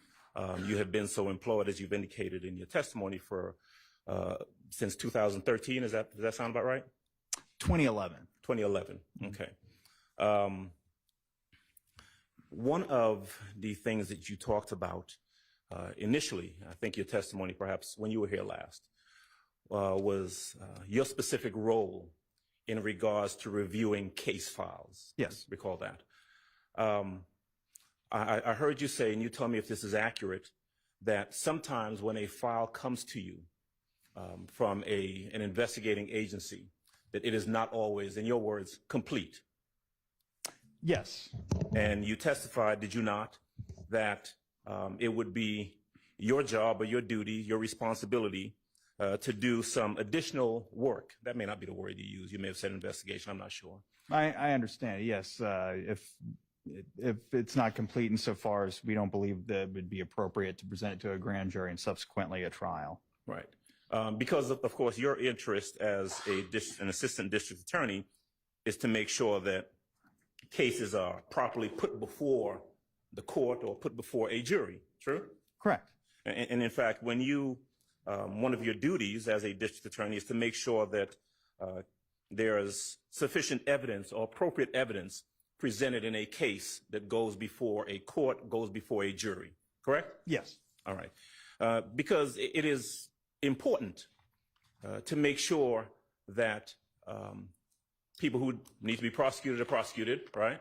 Yes. It is important to make sure that people who should not be prosecuted are not prosecuted. That's correct.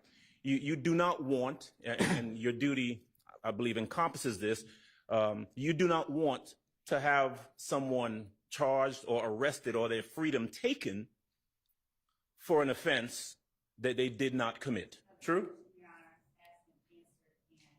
Overruled. Is that true? That's true. Okay. And so I want to talk to you about a number of things, but I want to start by asking if I'm correct that when you came into this case, in 2016, Mm. the case had already been with detectives Gaither, Dennis, and Thorpe, right? That's correct. Those were the detectives that primarily were the ones that I knew of that had been working on it, yes. Work had already been done on the case as far as you knew. Yes. In fact, people had already been arrested in this case. Yes. And I'm talking specifically about Donovan Thomas's murder. That's right. All right. Because that's what you were looking at. That's right. And so you knew by the time that you came into this that there were 4 people who were sitting in the Fulton County Jail who had been charged by the detectives whose name we've just referenced with the murder of Donovan Thomas. That's You know correct. that. Kenneth Copeland, Shannon Stillwell, who else? Antonio Sledge and Demiki and Garlington. All right. Those people, as far as you knew when you picked up this file, had already been investigated by the detectives, true? That's true. And by the way, you had worked previously. I mean, you knew who detectives Gaither, Dennis, and Thorpe were. You know who they were. Yeah, I knew who they were, yes. You'd worked with them previously, I had. right? And so you came into this with people arrested, believing that the work had been done properly to have these 4 folks in the Fulton County Jail, right? Well, that was my hope. Right, right. That turned out not to be the case, right? Correct. In fact, tell me if this is right. I think you testified to this, that there was the interview of this gentleman named Spencer Wright in, what was it, October the 19th of 2015? That sounds right, yes. All right. And that 2015. Did you say 2015? 2015. Yes, yes. Okay. And that interview was done by Detective Thorpe, correct? Correct. And the next day, the 20th, is when Detective Thorpe went in front of a judge and got an arrest warrant for the 4 people whose names we've just mentioned. Yes, yes, that's correct. Right. And those 4 people were arrested and put in jail as a result of the investigative work that had been done by those detectives whose names we've just referenced. Well, when you say those detectives, I would not, Detectives Gaither and Dennis, I wouldn't group them into that. It was Detective Thorpe that was the affiant on the arrest warrants for the Mr. Sledge, Mr. Garlington, Mr. Copeland, and Mr. Jackson, a.k.a. Mr. Stillwell. Right. So one person swore out the warrant. That was Detective Thorpe, right? That's correct. But you're certainly aware that over the course of the investigation from January of 2015 to the time that Thorpe went and took out that arrest warrant in October of 2015, that he had communication and collaboration with Detectives Dennis and Detective Gaither. You know that, right? Well, he sat in on interviews with them. Some of these interviews that we've discussed or I discussed on direct. So, yeah, and they work for the same agency. So, yes, I would say yes. Right, and looking at your, what you've termed, maybe we've termed, the Sprinkle Report, right, where you kind of reviewed this case, looking at that report, you know that there were times when, for example, Thorpe would go and consult with either Gaither or Dennis about a particular individual that they were investigating. True? I don't, it would seem like it would seem that would be the common sense thing that would have happened. And I'm not trying to be difficult, but I don't know what kind of, I don't know what kind of conversations Detective Thorpe had with Detective Gaither and or Detective Dennis. Okay, well, here's a for instance. You know that there were interviews of Kenneth Copeland where Thorpe, Gaither, and Dennis were all present. Yes. Right? And in fact, what was it, 9-10 hours worth of interviews of Kenneth Copeland? There was one interview that was over 9 hours long. So, and there were multiple interviews with him. So it was over 9 hours. It suffices to say. Right. So getting back to my, the question I asked a little while ago, you certainly had information that these 3 detectives, Thorpe may have been the one who took out the warrant, right? Yes. But these 3 detectives were in contact, in communication with each other in regards to Donovan Thomas's murder. You knew that. Yes. Right. And ultimately, what happened is that they arrested the wrong people, didn't they? Vagueness and the word they. Okay.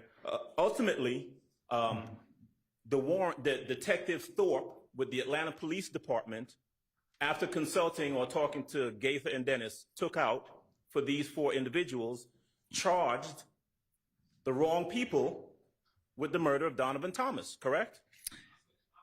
To that question, Your Honor. Sustained.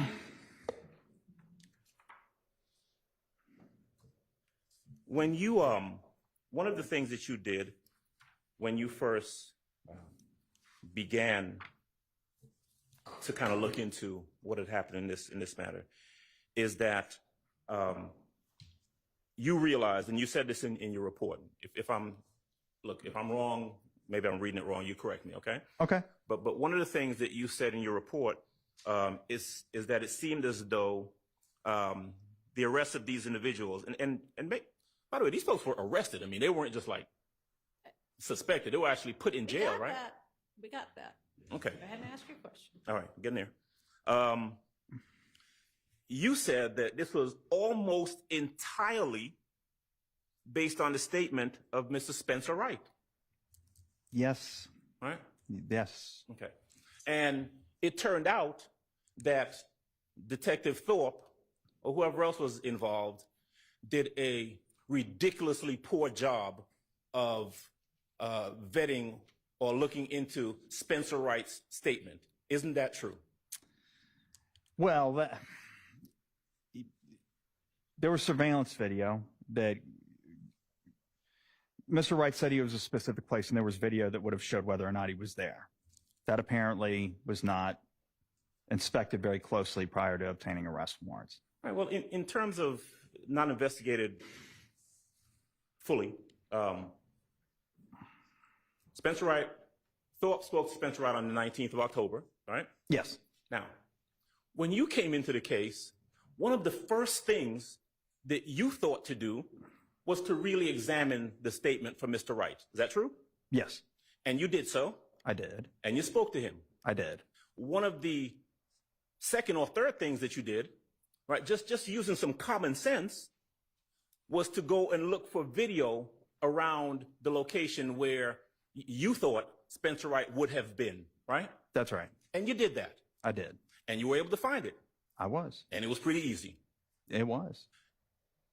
Detective Thorpe, before arresting folks based on your words, almost entirely the statement of Spencer Wright, never took the time to even go look for video where Spencer Wright supposedly would have been. Did he?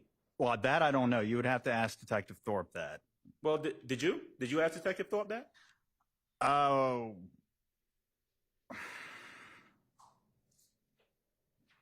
I'm sure I did. Let me guess. The answer was that he had not done it, right? I remember the answer he gave at the preliminary hearing about the video. Okay. Well, let me ask you this. When you come into the case in 2016, was there any video that had been procured from that location Which by Detective Thorpe? Where the bus stop, where Spencer Wright Yes. would have been? Yes. Was there? There was, yes, there was a video camera, and in the viewable area of that camera was the bus stop where Mr. Wright said that he was standing at the time of the homicide. Right. Had anyone gotten that video? Yes. Who did? It was the specific investigator was probably either Frederick Page or Teague, Jason Teague, but Okay. ultimately it wound up in the possession of Detective Thorpe. Okay. Before these 4 individuals were arrested or after? Before. Okay. And so even having the videotape that you looked at Mhm. and that you made a determination was pivotal in the arrest or in the case, even having that information, Detective Thorpe still went ahead and swore out the warrant for the wrong people on October the 20th? That's right.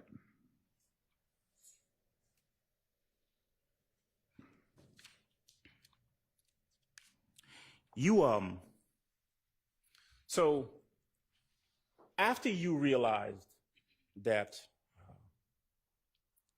Thorpe had not done what should have been done in the case, right? You went a little bit further, and you got some recorded phone calls of Spencer Wright, true? I did.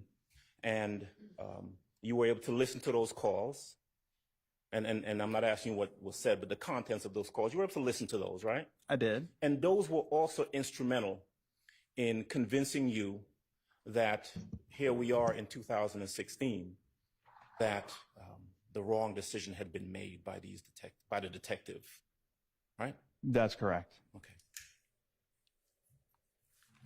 And so, would I be correct, sir, that you then, realizing as an assistant district attorney charged with the duties that we've just talked about, used all deliberate speed at that point and said, you know what, detectives messed it up, got the wrong people in jail, we got to get them out of jail right now. Yeah, well, I disclosed all of this to the defense attorneys at the time. I can't remember if well, Antonio Sledge got out of jail pretty quick because that case was just thrown out at the preliminary hearing. The other ones, I would have to review the record. I know that, well, I'll just leave it at that. If they were in jail, I don't know if it was just on this or other things. I just don't know. Okay. Did you do, what do you call it down here in Fulton? Is it an NPGJ, not presented to the grand jury when you dismiss a case? Yeah, it's a form. It's, I don't know what I don't remember what it basically says. We're not presenting the case. The evidence is not sufficient. We're not presenting. That is, the DA's office is not presenting the case to the grand jury at this time. Okay. And so when you realized what had happened in this case, when did you file such a form? Well, so that would have been the elected DA at the time, Paul Howard, that would have authorized or maybe have even signed that himself. But Kenneth Copeland, well, no, I believe that was done with Kenneth Copeland. Mm-hmm. When? I don't recall the date. Does 2017 sound about right? Yes, okay. It does. I don't that.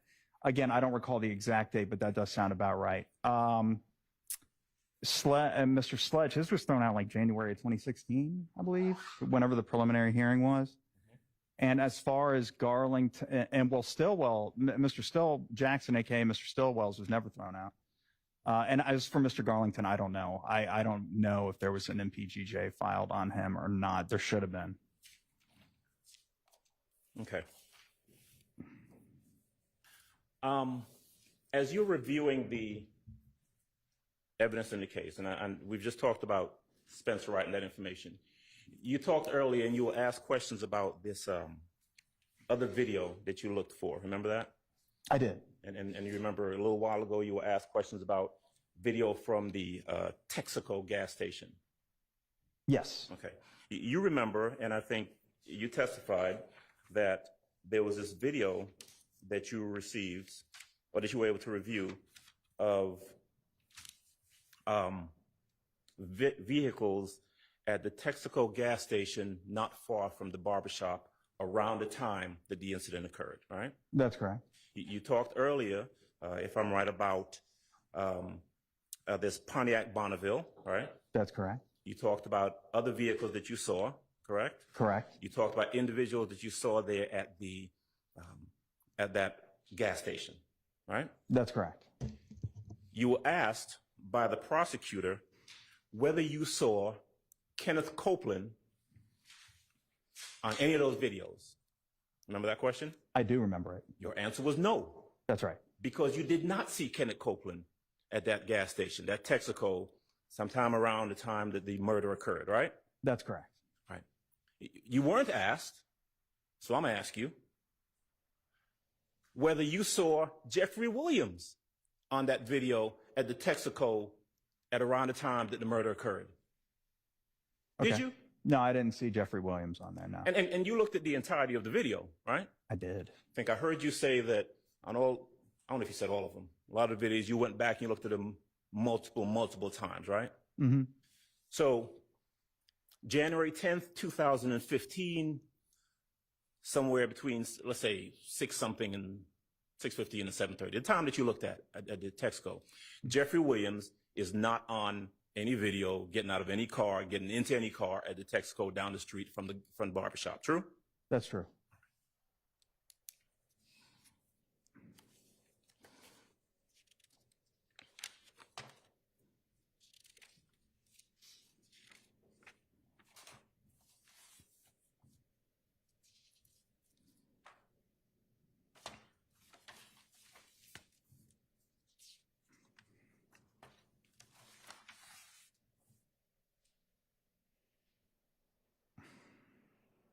Okay.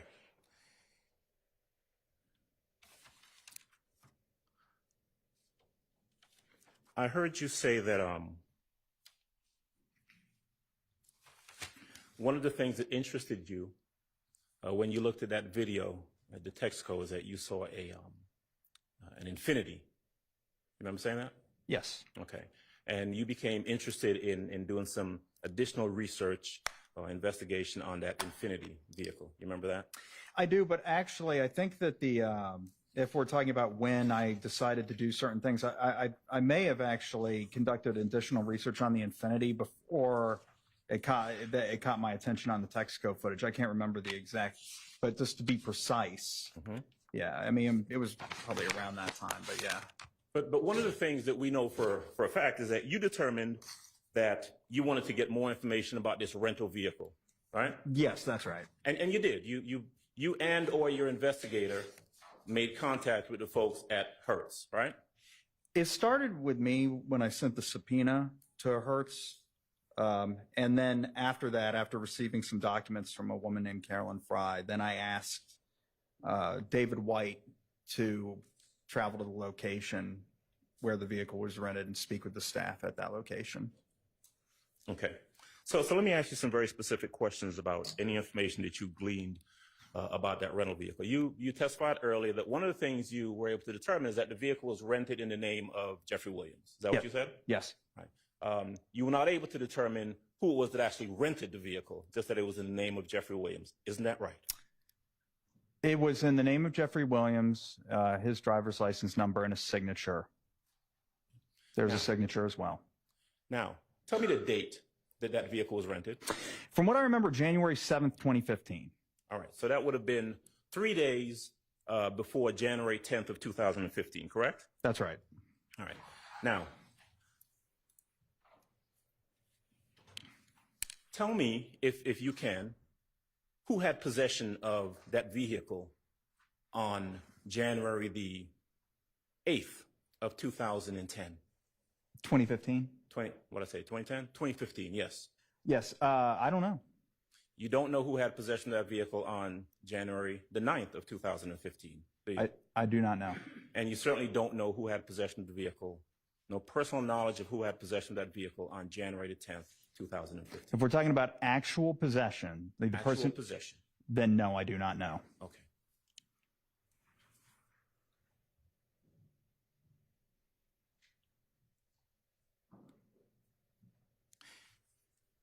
You never strike that. By the time you came into this case, that rental vehicle, I mean, it had been at this point, what, a year since the incident? We're talking January 2016 is when you're in this case? Yes, I obtained the records from Hertz in 2016. It would have been over a year. It would have been around April of 2016 when I obtained the records from Hertz. Okay. Now, I want to ask you about some of the things you did not do. Okay. Okay. You referenced earlier there were a lot of numbers being phone numbers being kind of, I don't want to say thrown at you, but put in front of you in terms of, well, you were able to get information on this phone number and that phone number, the frequency of communication. Is that, you remember those questions? I do. And you did in fact have the ability to procure phone records by way of either subpoena or search warrant or court order. That's correct. Okay.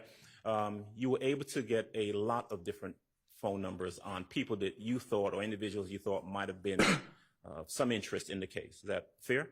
That's fair. Okay. You also, when you request those phone records, you have the ability to request cell site or cell tower information, correct? That's correct. Now, and I know you're not an expert, but you are familiar with utilizing, maybe with an expert, cell site and cell tower information to try and make a determination as to where someone might have, or where a phone might have been at a particular time. True? Yeah, I'm pretty familiar with plotting cell phone records. I'm not like an FBI CAS team member or anything like that, but I can hold my own. Right. So having listened to Kenneth Copeland's statements, and you did that, all right? Mm-hmm. Having listened to his statements, one of the things that you would have wanted to do, I presume, I'm asking, is try and determine whether or not you could corroborate certain information in his statement. Is that about right? That's about right. All right. He gave, like we said, at least one 9-hour statement, and he gave a lot of statements. There was a lot to listen to from Kenneth Copeland. Yes. Right. And he gave information that you would have used to follow up in your investigation. That's correct. All right. The name Demekian Garlington came up in your investigation. Is that right? Yes. Right. There was this reference in listening to Kenneth Copeland's statements. There was this reference to a conversation, phone calls that he would have had with Garlington, right? That's correct. And it would have been some interest to you to figure out whether or not what Kenneth Copeland was saying, not just about that, but everything was corroboratable, was true. Yes. Right? Or whether Kenneth Copeland was lying to y'all, lying to the detectives, not y'all, because he had already been interviewed, right? Right, that's right.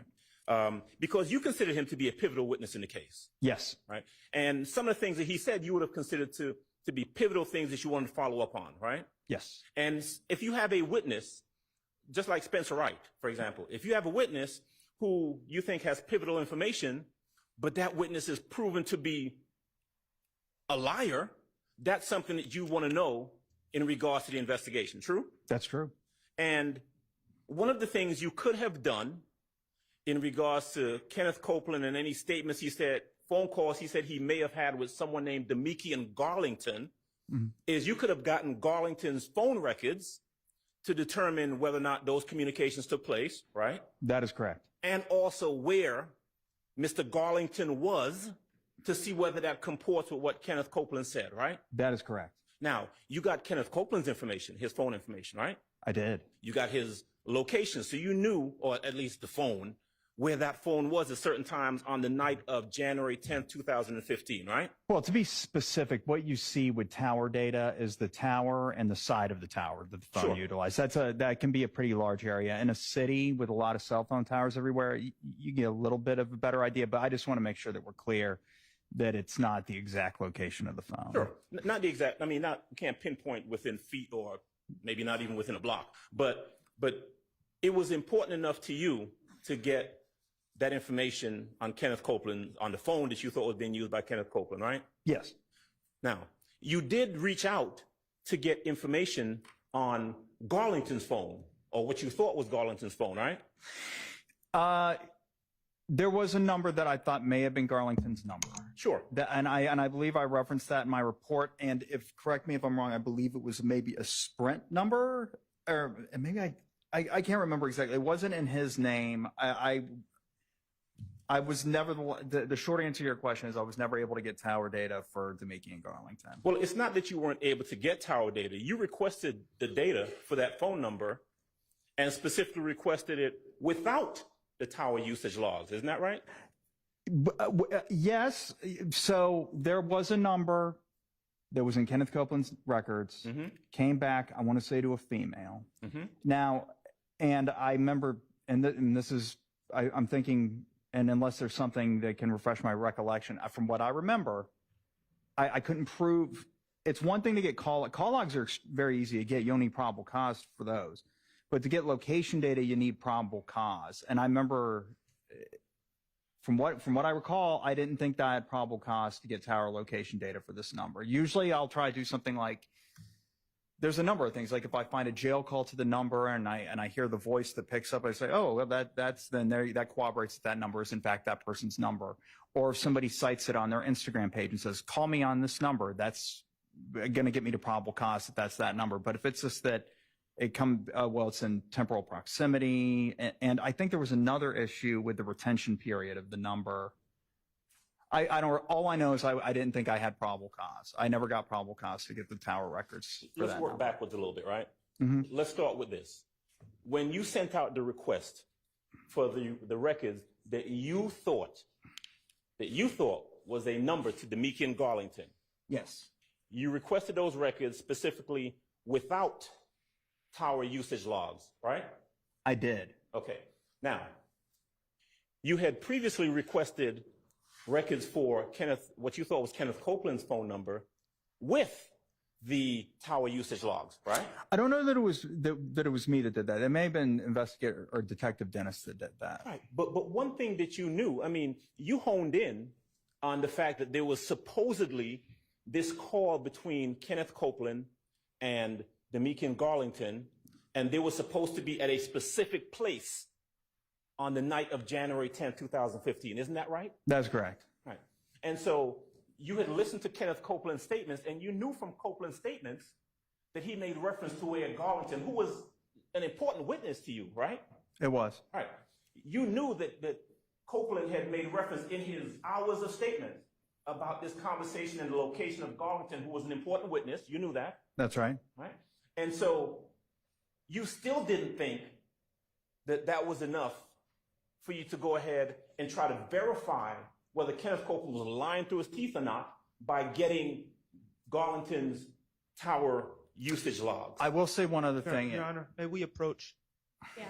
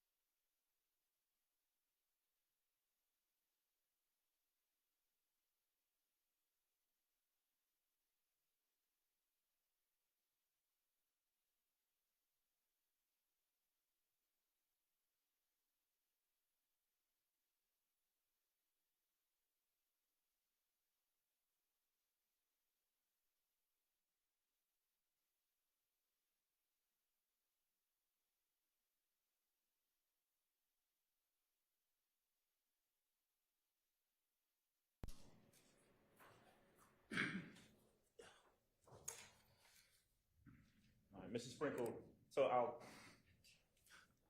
I'll just ask the question just very simply. Bottom line is, I am correct when I say that you requested the information on Mr. Garlington's phone, but you requested those without the tower usage logs. Is that true? That's right. Okay. Now,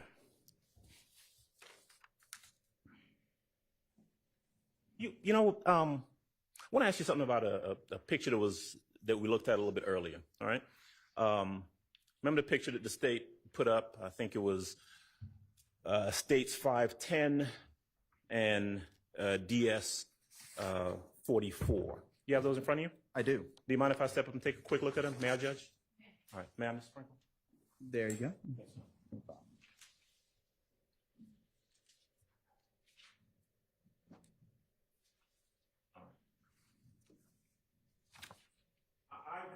I wasn't clear earlier, so I want to see if I can clear this up. You've been to what's been termed the Sky House, right? That's correct. As in, you have been there to the building, right? That's correct. Have you been inside to the individual units in there? I have not. So you've not stood inside of the Sky House in front of a window and looked out the window to observe what the skyline that you can see or what the view is you can see from a particular window, right? That's correct. Okay. And so those pictures that you saw earlier, you've seen the pictures before, right? I have. But you have not stood in the vantage point of the person in that picture to be able to say, this is someone looking out the window of the Sky House. That's right. I have not.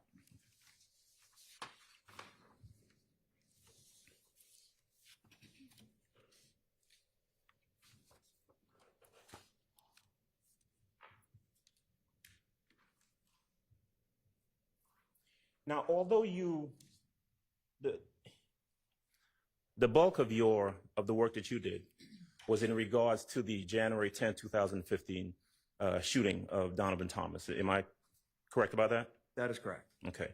You were asked a couple of questions about some other matters. Specifically, you were asked some questions about this Lil Wayne tour bus shooting business. Is that right? That's right. Right. Would I be correct in saying that what you know about that is information that you received from Detective Raisi and any other detectives or investigators involved in the case? Yes, Detective R-A-I-S-S-I, David Raci. He, last I heard, was with the ATF. Okay. You spoke to him and you got some information from him, correct? I did. You were not intimately involved in any investigation of that portion at all. True? That's true. You were asked a question earlier, though, about a phone number. I was. The prosecutor asked you about a 770-881-1440 phone number. Remember that? I do. Okay. That is a phone number that you looked at while you were looking at this whole Lil Wayne tour bus business. True? I don't know if that, I don't know if that number caught my attention because of the Lil Wayne tour bus incident. Do you know who Clifford Harris is? Yes. T.I.? Yeah. Okay. That's his number, ain't it? Yes, that's what I found. Okay. I concluded, yes. And if I heard you correctly, that's a phone call to that number that may have been picked up, may not have been picked up, but ultimately doesn't have any significance to you in regards to this investigation. True? I mean, just that it was an incoming call at 7:30 p.m. on January 10th, 2015. That's it. That's right. Okay.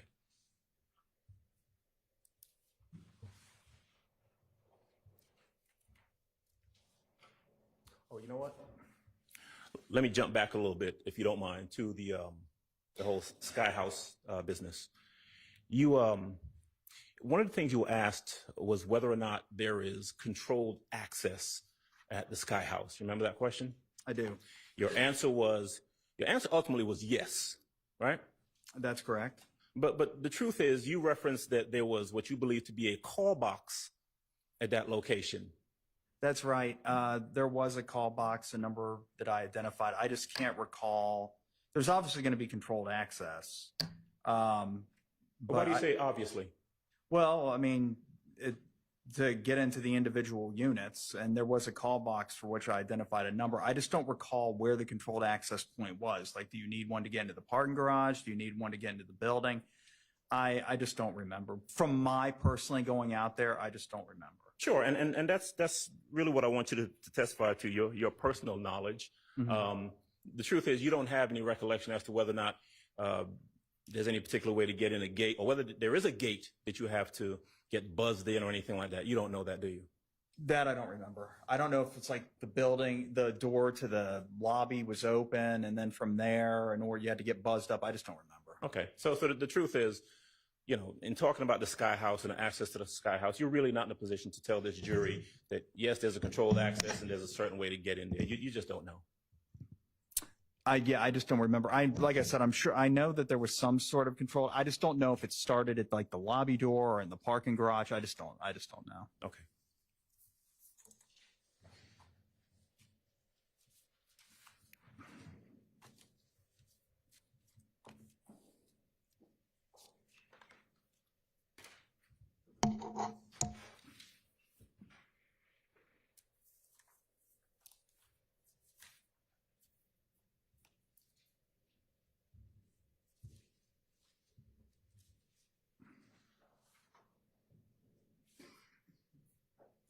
Okay. Do you recall, you had an opportunity to listen to statements by various individuals in this case. Now I'm going to hone in on Quindarius Zachary. You had a chance to listen to his statement? I did. Okay.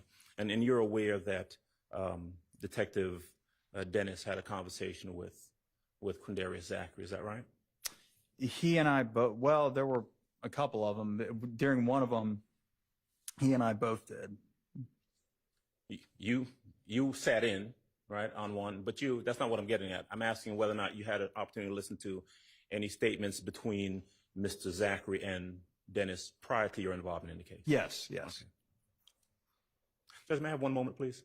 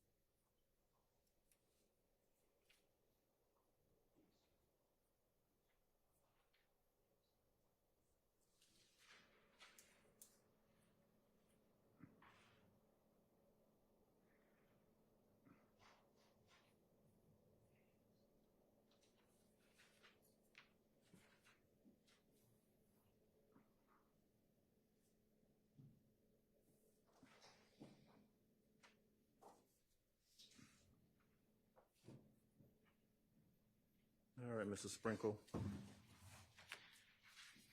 it a second, I have a chance to gather some more stuff. All right. I want to ask you about phone calls. Okay. And specifically about phone records that you were able to examine. Now, you obtained records for numbers that you believe belong to Jeffrey Williams. Is that right? And I'm talking now, I want to hone in, right? I'm speaking specifically in January of 2015. That's right. Okay. You obtained numbers that you believe belong to Jeffrey Williams. Yes. Okay. You obviously, as we've discussed before, obtained numbers that you believe belong to Kenneth Copeland. Yes. Well, Kenneth Copeland, I believe that was somebody else. But when you say you obtain, I'm speaking. What I'm saying is I reviewed records. So either I or a DA's office investigator obtained them, or some law enforcement investigator obtained them, or if I obtained them via subpoena, et cetera. Sure. And I don't. And listen, feel free to correct me if I'm wrong. And when I'm saying you obtained, I'll tailor it. You had a chance to review. Yes. So, okay. You had a chance to review phone records that you believe belong to, as we talked about before, Mr. Demikian Garlington. Is that right? There were records for Demeke and Garlington.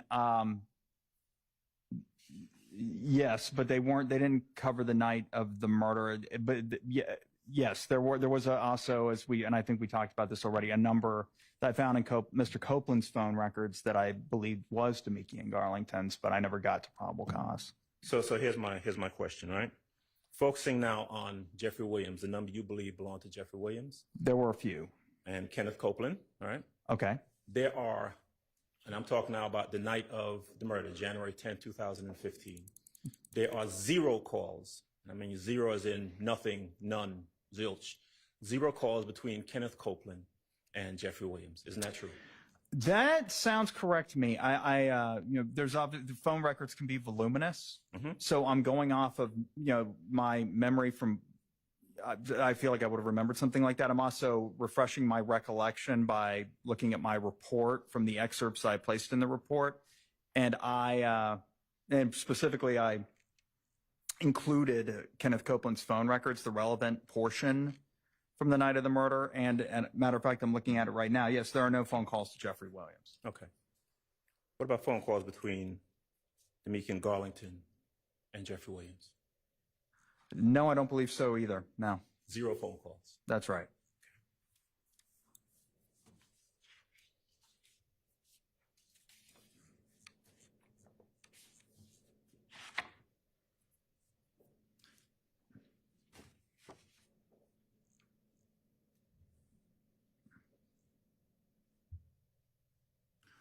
Wiretaps.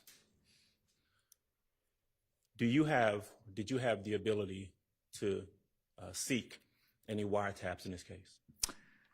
No. We certainly had the ability to seek it, but we never did. Okay. And I'm talking specifically, and you said we, but I'm speaking specifically now about Jeffrey Williams. No wiretap of any phone. You never sought any wiretap of Jeffrey Williams' phone, did you? No, we never did.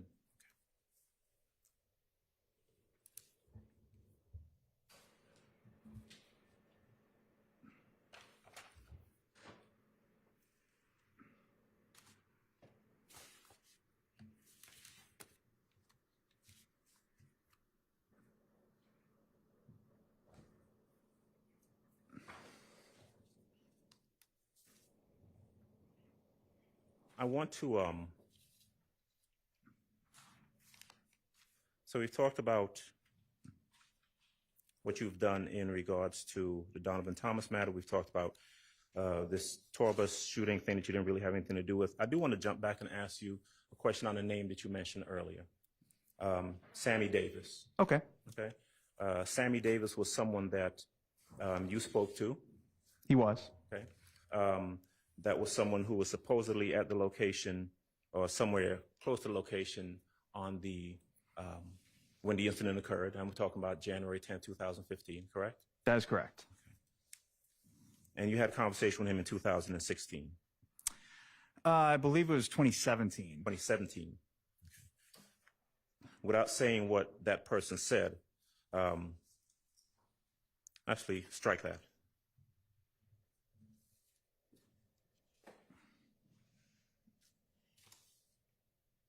One moment, please, Judge.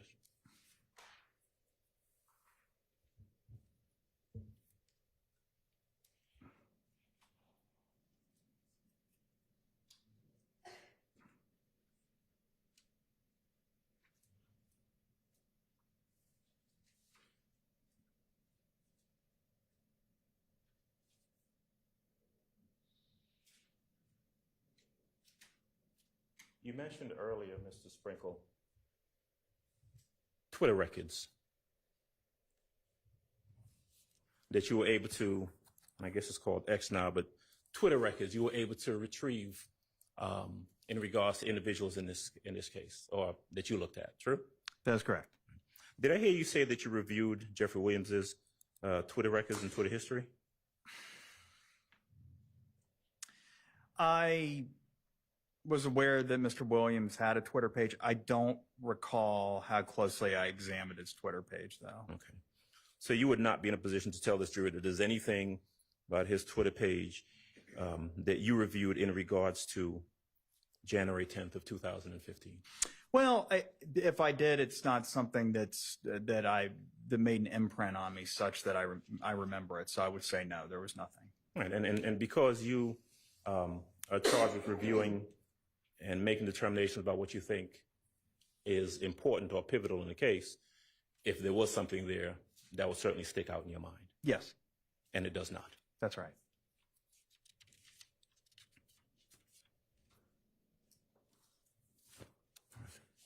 I may have one moment, Judge. I may be, give me one moment, please.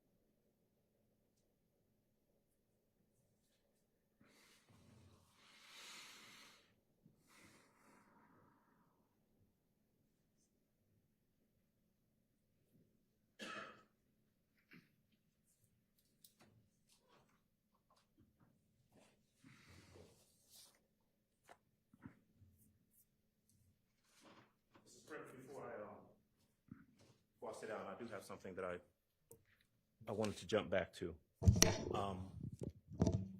Remember we talked a little while ago about Mr. Copeland giving a statement about a conversation between he and Garlington the night of the incident?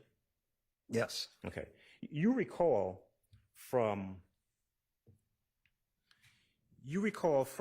listening to Copeland's statement that he references that the night of the incident, he's supposedly at the McDonald's and he makes a phone call to Garlington, right?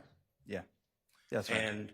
And you recall from his statement that Copeland also says that he ended up in a vehicle with Garlington and McMullen.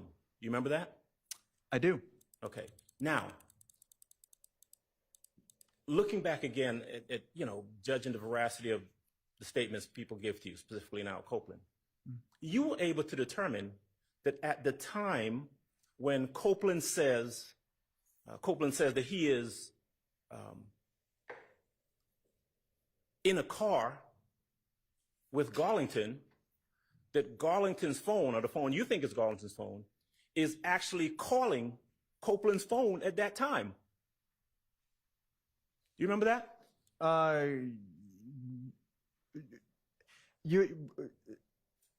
No, I'm not sure. You must be referencing Mr. Copeland's cell phone call data records, and there's a phone call at a specific time that somehow occurs at a time when I don't know. Is that what you're talking about? That is. Let me see if I can break it down anymore. Copeland gives a statement saying that he spoke to Garlington on the night of the incident, right? Yes. Copeland gives a statement saying that at some point he's in a vehicle with Mr. Garlington and Mr. Demise McMullen. True? That is correct. All right. Looking at the phone records, right, at the time when Copeland says he is in a car with McMullen and Garlington, you actually see phone calls between Garlington's number and Copeland's number when they're supposedly in a car with each other, right? Well, so first of all, what number are we talking? Would you like me to say which number I believe may have been Demeke and Garlington's? Sure. Go ahead and tell me what number you're talking about. It was 404-621-0102. That would have been pretty much the only number during that immediate aftermath of the homicide with which he was in contact. And there were routed calls. Well, I won't get into that, but I had some, what I believe to be limited tower location data for that 404-621-0102. But the calls, there was an inbound call where that Naisha, 404-621-0102 rather, 621-0102 called Kenneth Copeland at 7:51 p.m. and 36 seconds on January 10th, 2015. Right. Now, you'll see, now again, if in fact that was Mr. Garlington's number, there were some routed calls that were between, but a routed call is not necessarily a communication between the two numbers. It could be a call, an attempted call that wasn't completed. So, but as you would have to ask Mr. Copeland, about those phone calls and where he was, and if Mr. Garlington was actually in the car with them, or he was inside, the convenience store or the McDonald's or wherever it was they said they were. I don't know. I just don't know. Well, okay. Let me ask you if you know this. All right. Again, we agree that according to Copeland, he, McMullen, and Garlington are in a car together, right? That's what Mr. Copeland said. Yes. Okay. And there is a phone call. Let's not talk about Copeland. Let's talk about Garlington and McMullen. Mm-hmm. There is a phone call between Garlington's phone. That's the one that you've referenced, the 0102, right? That's right. what you believe is Garlington's phone, right? Is that yes? And there is a phone call that connects between Garlington and McMullen's phone at the time when they're supposedly in the car together, according to Copeland. That, again, I don't know where they, I know that they were in close temporal proximity, or spatial proximity, I should say, at the time of these, according to Mr. Copeland. As to whether they were actually in the immediate confined space and they hadn't parted ways temporarily and one is calling the other, I don't know. You would have to, again, I don't know if they were within 3 feet of each other at the time of these phone calls. All I know is that they were within 3 feet. They were very close to each other during this time period, at least temporarily, and where they were, if they were walking around a parking lot, I just don't know. Safe to say that verifying anything that Mr. Copeland says is true proved to be a Herculean task for you, huh? Well, I just tried to find things that were obviously inconsistent. Like, for example, with Spencer Wright, where I just looked at the video and I saw nobody was at the bus stop. I said, well, that's obviously a pretty big inconsistency in a statement. That's all I was trying to do with Kenneth Copeland. And I didn't, as far as the phone records are concerned, I didn't see anything that was wildly inconsistent or that completely contradicted him at all. Something you said earlier when we were talking about the phones, you said that you're not an expert, but you have pretty significant experience with kind of looking at cell tower locations and if not plotting, at least trying to make a determination, reading those records. Yes. To determine where a particular phone may have been at a particular time, right? That's right. And it's fair to say, again, without asking you for an engineering or technological type answer, that those records that you look at that give you the distance or location of a phone is not an exact science. It's within miles, right? It could. Potentially. Yeah. It could be. In a populated area with a lot of cell phone towers, it'd be very odd to use a tower that's miles away from you. That may be something more in a rural area that you might see. But one thing I will say is no, it's not an exact science. Yeah. And particularly the records at issue here, where it's just, from what I remember, it's just tower usage and sides of the tower. Right. Meaning you're using this tower and you're using the antenna pointing this way. That's a big area. And of course, we're talking about the city of Atlanta, which is very populous. Mm-hmm. And we're also talking about things like a call bouncing off of one tower or being routed to another tower because of the traffic, the cell tower, the cell traffic at that time. And the bottom line is that, you could be if you're trying to pinpoint where one phone is at a particular time, you could be a block off, a mile off. It all depends. Yes, Sure. That's true. Yeah. Okay. All right. I think that's all I have. We're going to break for lunch at this point, and let's see. Let's come back at 2. for the jury. We will be back well before then. The rest of us.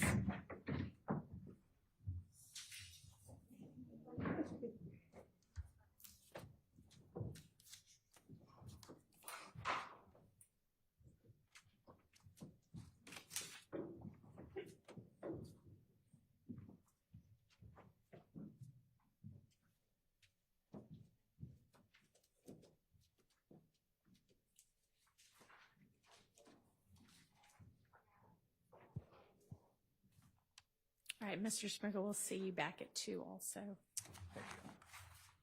Okay, I know that the defendants' lunches are here, and I'm going to propose that we take a short break for them to eat and for maybe us to eat, I don't know, but that we come back in about a half an hour. Let me get a little bit of clarification. So I know that the state at about 11:40 this morning sent over what they want to have reconsidered with regard to either agreed upon or ruled upon redactions from Mr. Zachary's interview. And I'm not quite clear exactly what, are you saying that all of these things were previously either agreed or ruled out as redacted and you want each of them to now be reconsidered? And I don't want to get into the substance. I'm just, is that, you sent like several different ones. Is that what it's going to be with regard to each of them? Some of them, the court said it needed Foundation. Yes. Okay. All right. And so you think either for those foundation has been laid or we need to take that up now, and then for others you want reconsideration. Is that right? That's correct. Okay. All right.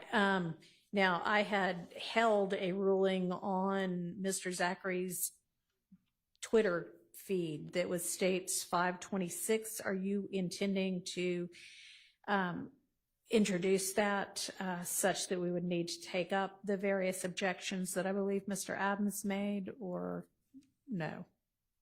The Twitter feed, I would be, yes. Yes. Okay. So is that something that we've not looked at all before now? What do you mean, Your Honor?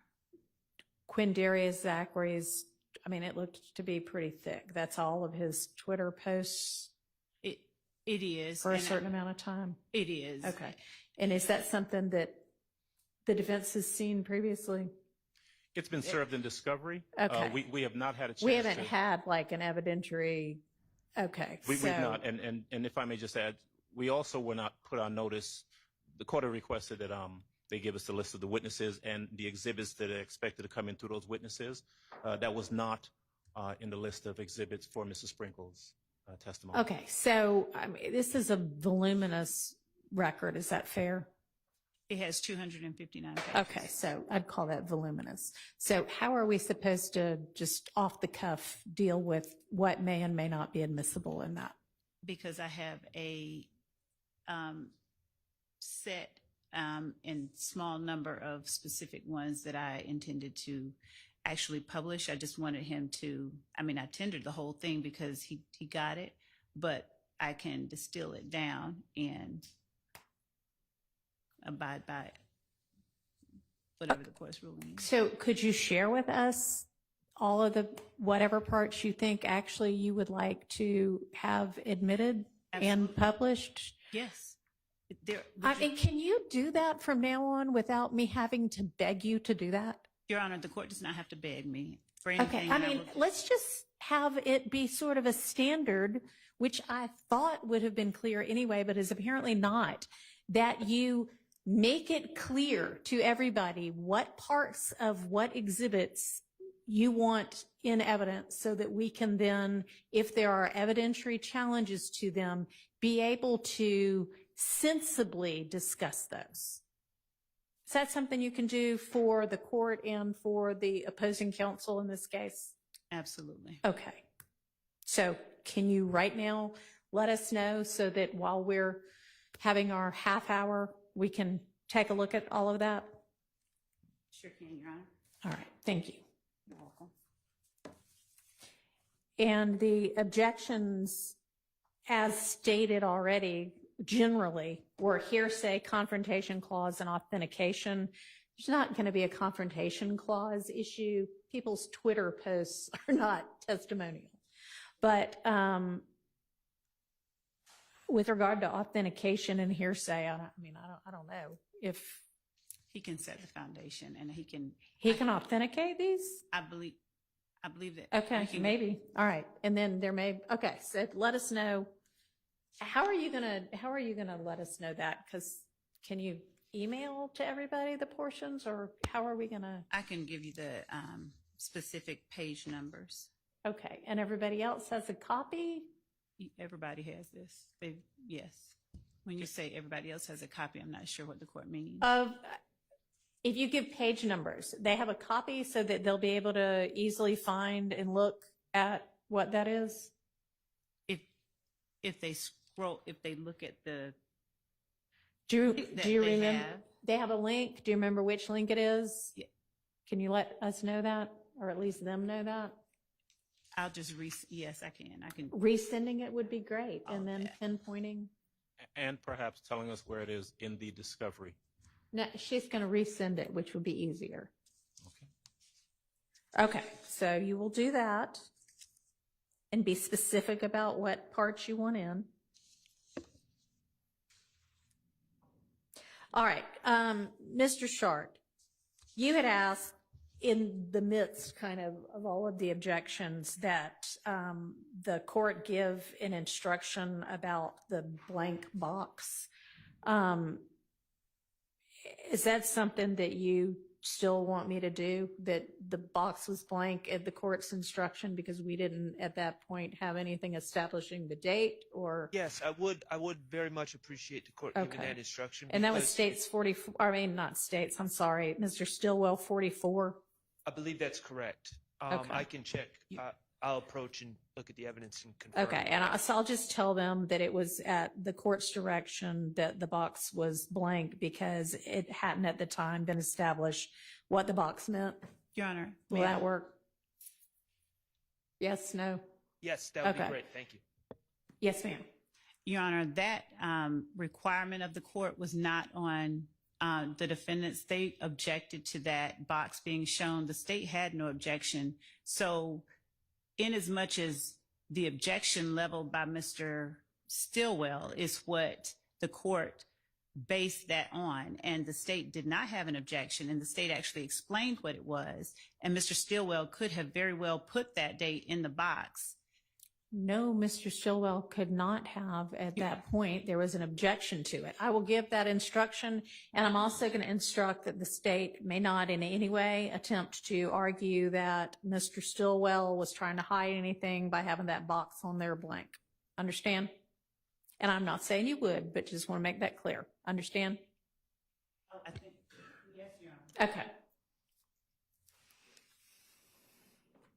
All right, I would also,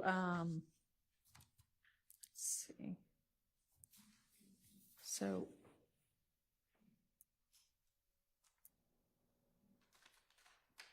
we're going to deal with the Twitter feed issues and the reconsideration of Zachary's things.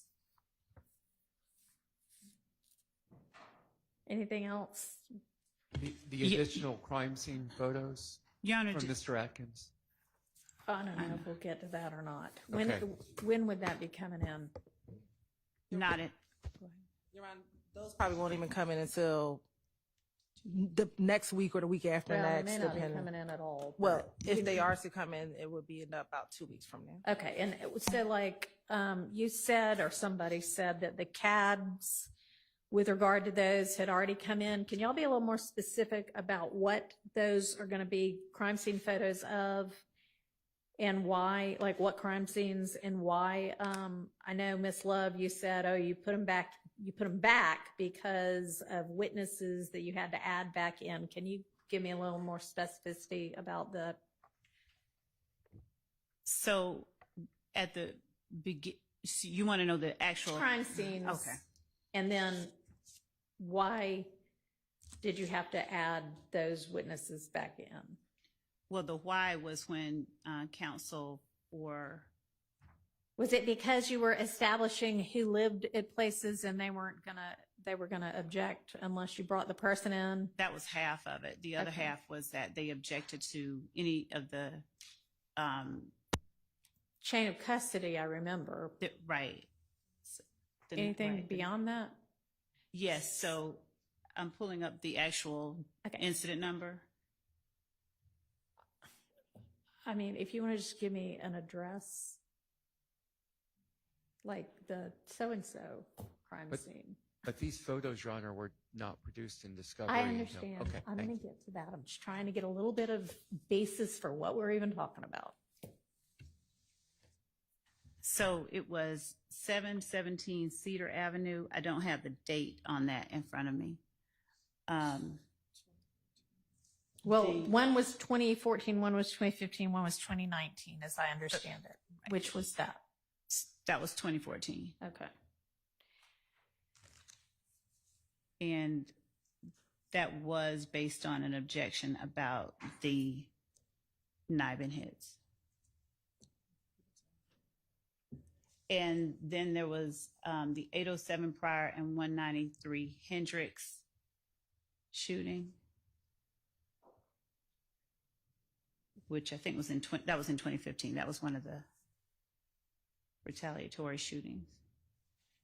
And then there was the 2019 one regarding Milton Howard in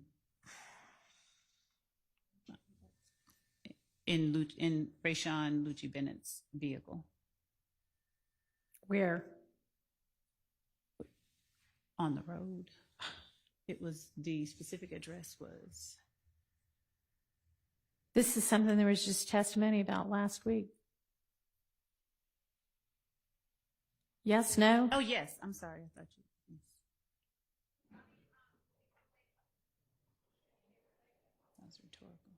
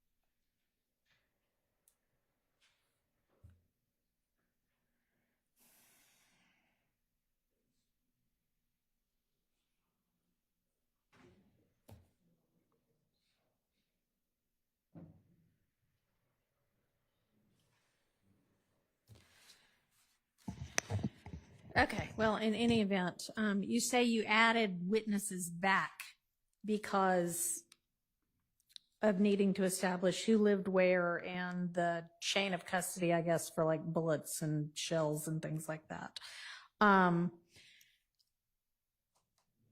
But if the photos themselves were never provided, which is what Mr. Adkins represented in his email, then why should they come in now?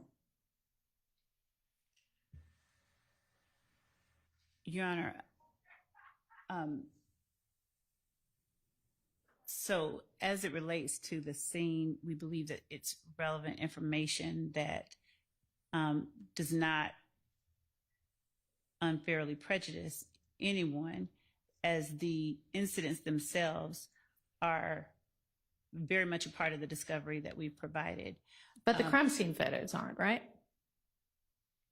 Your Honor, I believe I believe that they have not, but I will make certain that they've not. I believe that Well, they have Mr. not been. Adkins represented that they hadn't. And I have no reason not to Okay, believe. so you check on that in our 30 minutes or so that we're going to have, and you can let me know. All right, let's be back here at 1:20. Your Honor, Yes. I know that Mr. Sprinkle had no more questions on direct, by the state. So I will put in writing. He mentioned some phone calls, jail calls. The state mentioned with him, but they didn't put him in. I have some objections to portions of those jail calls, and I'll put it in writing for everybody. But I just wanted to make the court aware, just in case the state wants to, on redirect, somehow get into those jail calls. Yeah, are you going to get into the substance of jail calls with Mr. Sprinkle? Not today, no. Okay. Ever with Mr. Sprinkle? At some point, yes, after we get other, yes. Okay, then, yep, go ahead and put those objections in writing. I'll do it. And one more thing, Mr. Steele, you sent over an email sort of setting forth an objection or a continuing objection, I guess, that you have to the testimony of Mr. Sprinkle about his investigation, and you base it on Davis versus State, 307 Georgia 746 from 2020, and also Adkins v. State, 301 Georgia 153 from 2017, and the law that's set forth in those about conduct of an investigation, an officer not normally, only in rare instances being relevant, but that it is relevant after, or its case law appears to acknowledge that it can be relevant after a defense has raised questions about an investigation. And yet you're saying at the same time that your co-counsel is asking Mr. Sprinkle questions about his investigation that you don't believe that it is relevant here because the defense hasn't challenged Mr. Sprinkle specifically. And that is, I appreciate that nuance, but my original ruling on that stands. So I'm going to overrule your objection. You may have a continuing objection to that. All right. See y'all back at 1:20. Just for you to know, we speak with independent crime scene people. So the state just giving us this, these photographs, and then we have to review the evidence and then go talk to the witnesses. It's a hassle for us. So if she lets me know that these were originally provided, that's one thing. But if they were not, then they're not going to be coming in. All right. See y'all in 30 minutes.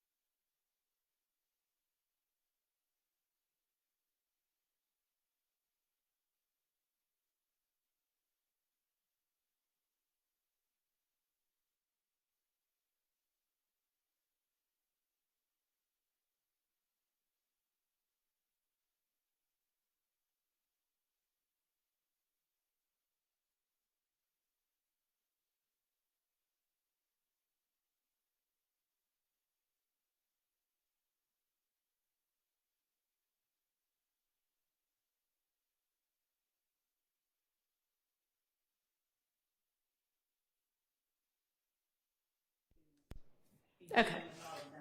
All right, so those are out unless we find out that they were in fact served. So if you find that out, then you can bring that back up to us, okay?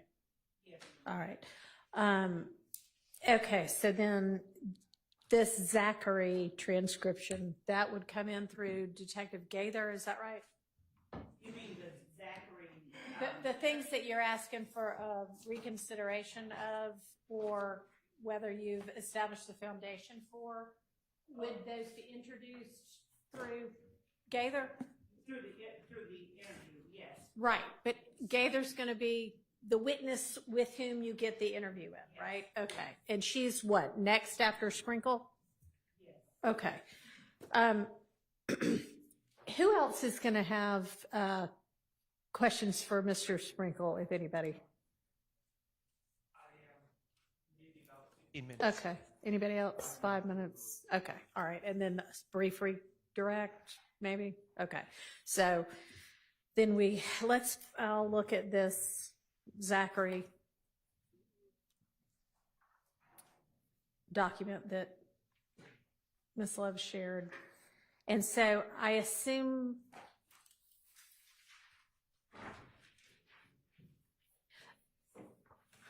I'm assuming if you've included it in this document that you think there is a basis on which it should come in now. Some of them I can tell it was a foundation issue before.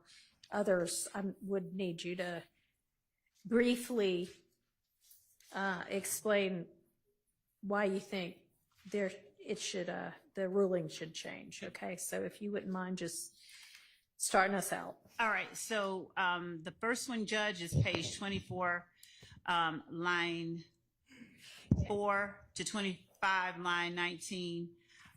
What was requested was the conversation regarding Philo, Philo and D. So Philo and D shooted them based on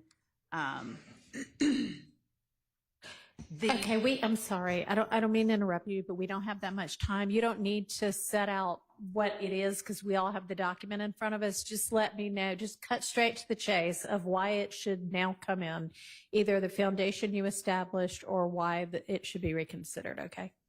Yes, Judge. Thank you. So, Judge, when we had the witness on the stand, he acted as if he did not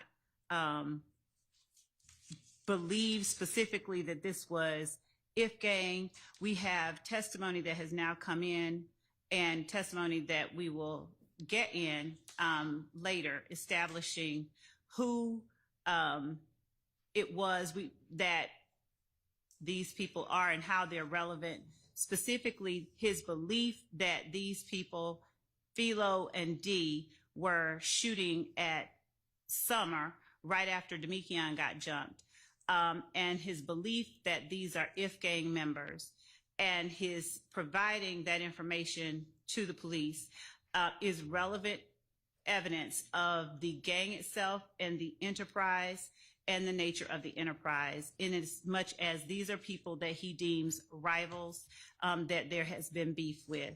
So given that we've actually already put in testimony about who was living at 1428 at Adele Avenue, and given that I believe more information will come out about who these people are, we would ask that the court allow us to include this portion in our in the interview, because the objection was hearsay about who did the shooting at Demekion at the club.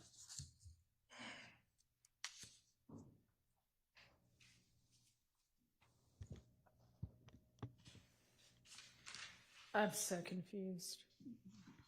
Isn't it still hearsay? No, Your Honor. How is it not still hearsay? One, because he's telling investigators. Based on what she told him.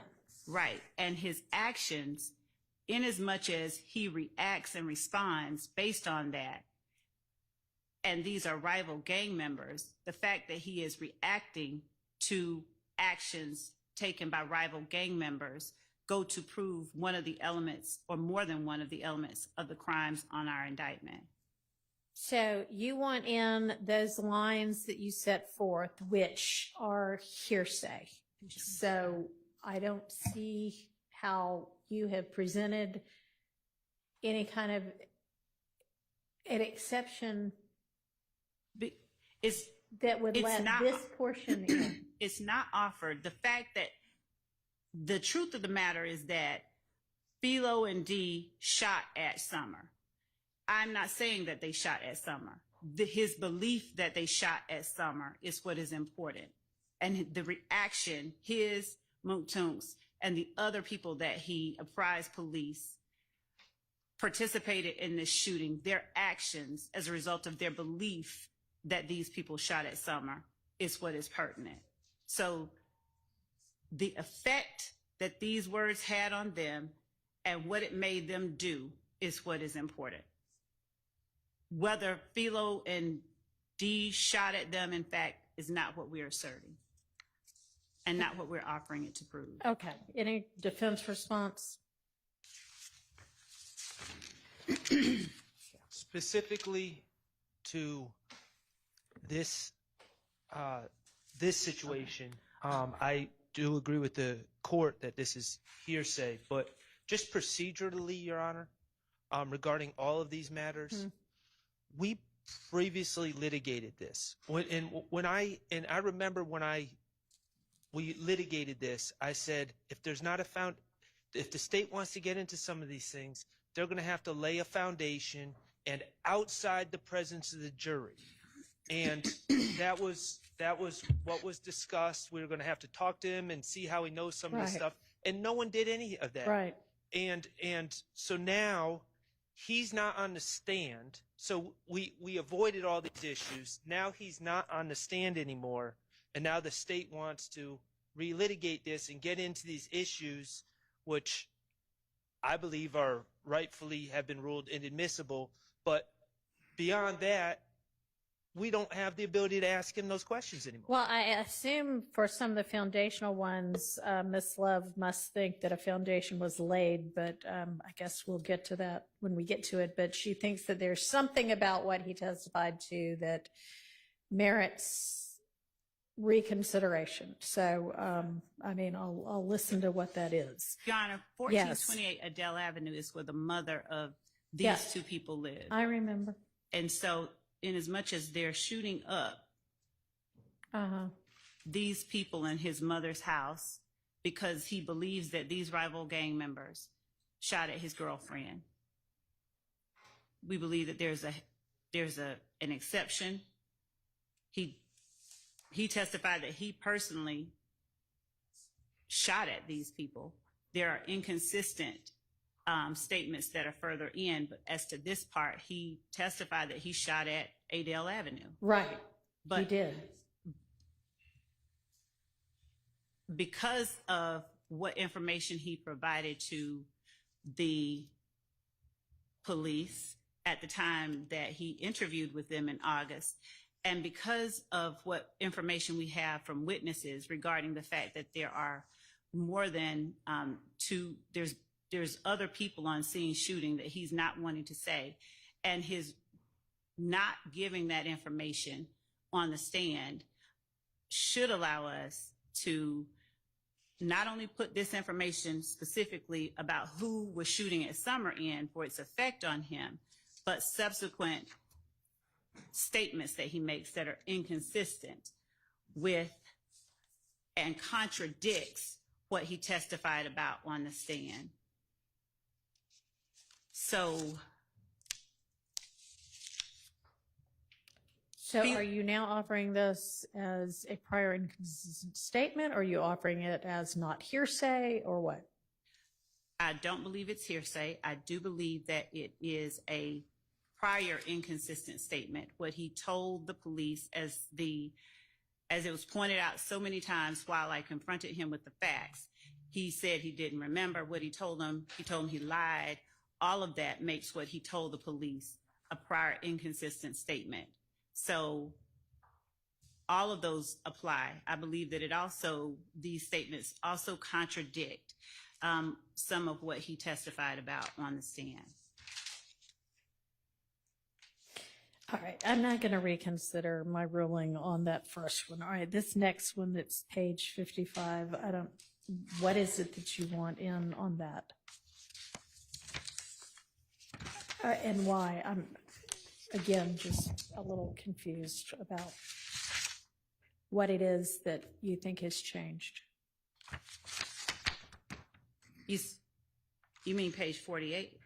The next one you have is number 6, page 55, line 17 to page 57, line 7.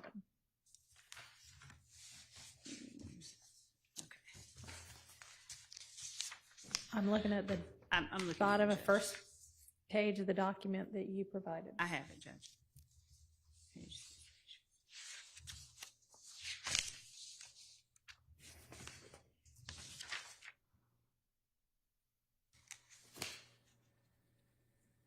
So, Judge,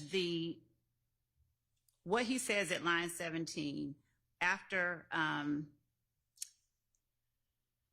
being asked, so y'all don't really fuck with each other, meaning YSL and If Gang.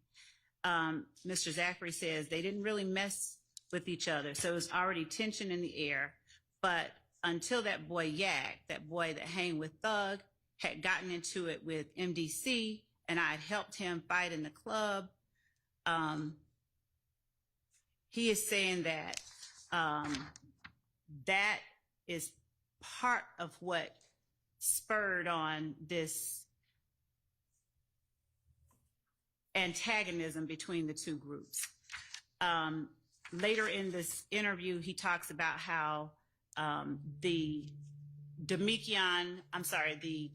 Woody jump on January the 6th wasn't what precipitated the rivalry between the two groups, and that in fact it had started about a month earlier. And what he is saying here, Judge, actually explains part of the reason that there is this antagonism. We are disproving some of the facts that this witness testified to, and we are showing the contradiction between what he testified to and what he stated previously. All right, I can't follow you.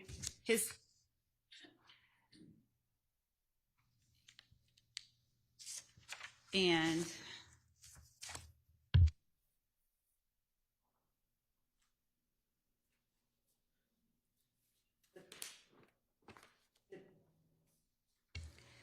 the court ruled that this was bad character evidence about Kendrick. And what we are arguing is that in testifying that he is actually coming to the aid of Kendrick in this fight with people from MDC, and in telling the police after being asked specifically what started it all, after he tells them there was tension in the air that started at this point, it goes to show the association and the nature of the association between two co-conspirators in the YSL enterprise. It also goes to explain part of what the jury is hearing evidence about in terms of this back and forth in these shootings. So the court had said it was bad character evidence. We don't believe it's bad character evidence that rises to the level that justifies its exclusion, considering the charges that Mr. Kendricks is facing. And we believe that it is relevant, contextual. All right, so for this one, you just basically want a reconsideration. It's not based on anything he said or didn't say.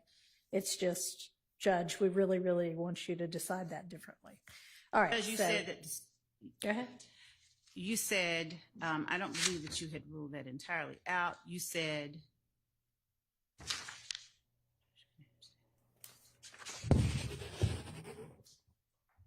that you conditioned that the state could point out that Zachary defends Kendrick but didn't want it line by line. And I believe that line by line is important when looking at the entirety of what he's saying. He's talking about a rival gang member and how Well, he's actually, according to him, not talking about a rival gang member. He asks, they're not, he basically says, no, they're not really a gang, they're just themselves. no, Okay. Judge, Yes. he says right after that, talking about All right, I'm not reconsidering. My ruling stays the same on that one. All right, this one about the next one that you label number 11. I assume it's the 3 sentences in red that you think now should come in. Is that right? yes, Judge. Okay. And what has changed such that you think that should now come in? Carefully reviewing and listening to what he says in the interview and reviewing it based on what was argued in the hearing. Specifically,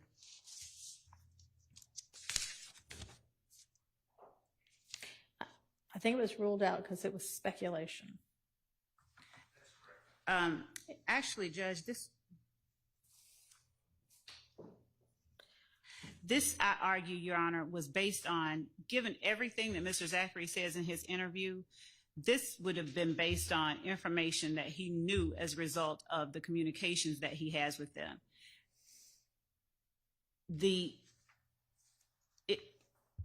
It's not, I don't think that it's speculation. I also think that it directly contradicts what he told the jury. I think it is a prior inconsistent statement. And given what he tried to present to the jury in the form of his testimony, I believe that it's admissible for those reasons. All right, if you're going to say it directly contradicts what he told the jury, I mean, he testified for several days, I think, as well. So what specifically? He said he lied to the police.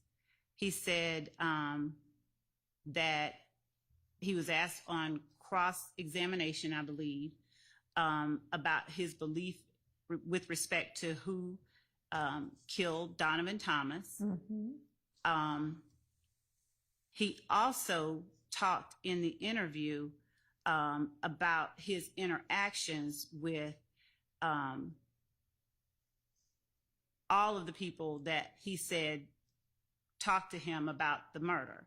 And the fact that he specifically talked to Shannon, Yak, and later, after they got back from Miami, Nard, about the murder, and specifically, he tells the police that he asks, or that Mr. Williams, he keeps trying to say that at one point, Mr. Williams, he was just trying to get out of trouble.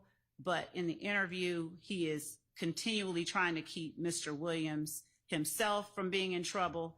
All of this, I think, he has a foundation, he has a basis for the knowledge that, and he keeps talking about the fact that when they go out with guns, for instance, when Woody got jumped in January, everyone ran out with guns. They were saying, let's make the money. At a later point, he makes a similar statement. So the actions of the people that he interacts with, his co-conspirators, are what let him know and what specifically inform him as to motivations, what he is able to observe. He talks about that. Well, you did not establish through his testimony that he has a basis for knowing that they wanted to do it themselves to get a name. So I'm not going to change my ruling on that. Your Honor, if his testimony, his entire testimony was that I lied, I'm not reconsidering. I mean, I have reconsidered and I'm not changing my mind. Let's move on to number 13.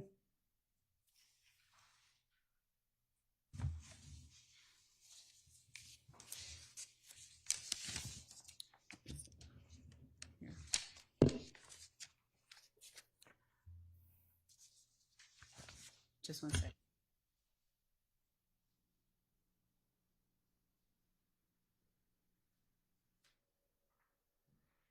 So, Judge, this is actually him specifically talking about Nard telling him that Woody was going to fold. This is classic co-conspirator statements. Also, the court said we needed to establish that Zachary knows the why, and reading specifically what he said, he's going to tell on us. He asks what, and Nard says about the nut situation, and him telling him that he believes that Woody won't fold.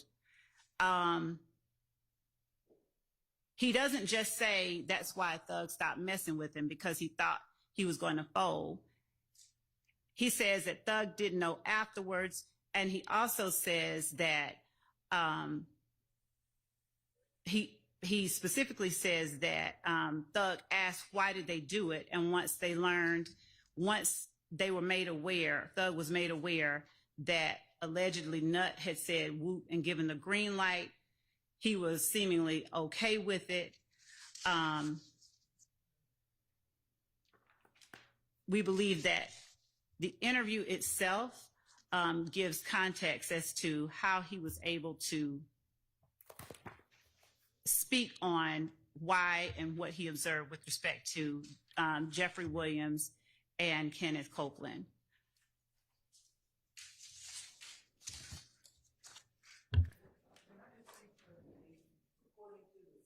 Notes, or maybe the court's notes, what is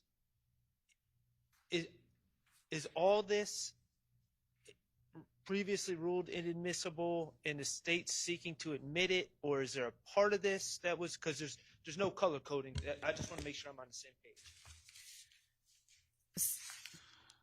Unfortunately, I don't have a whole lot in the way of notes. Well,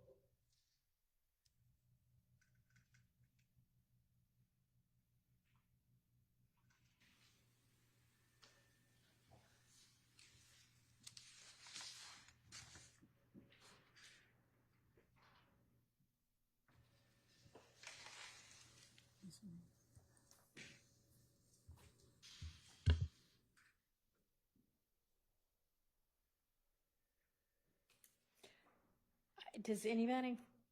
I do, but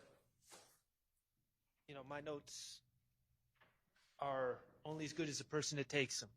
So, but I have that the part that's being kept out is that's why Thug stopped messing with him because he thought he was going to fold. That was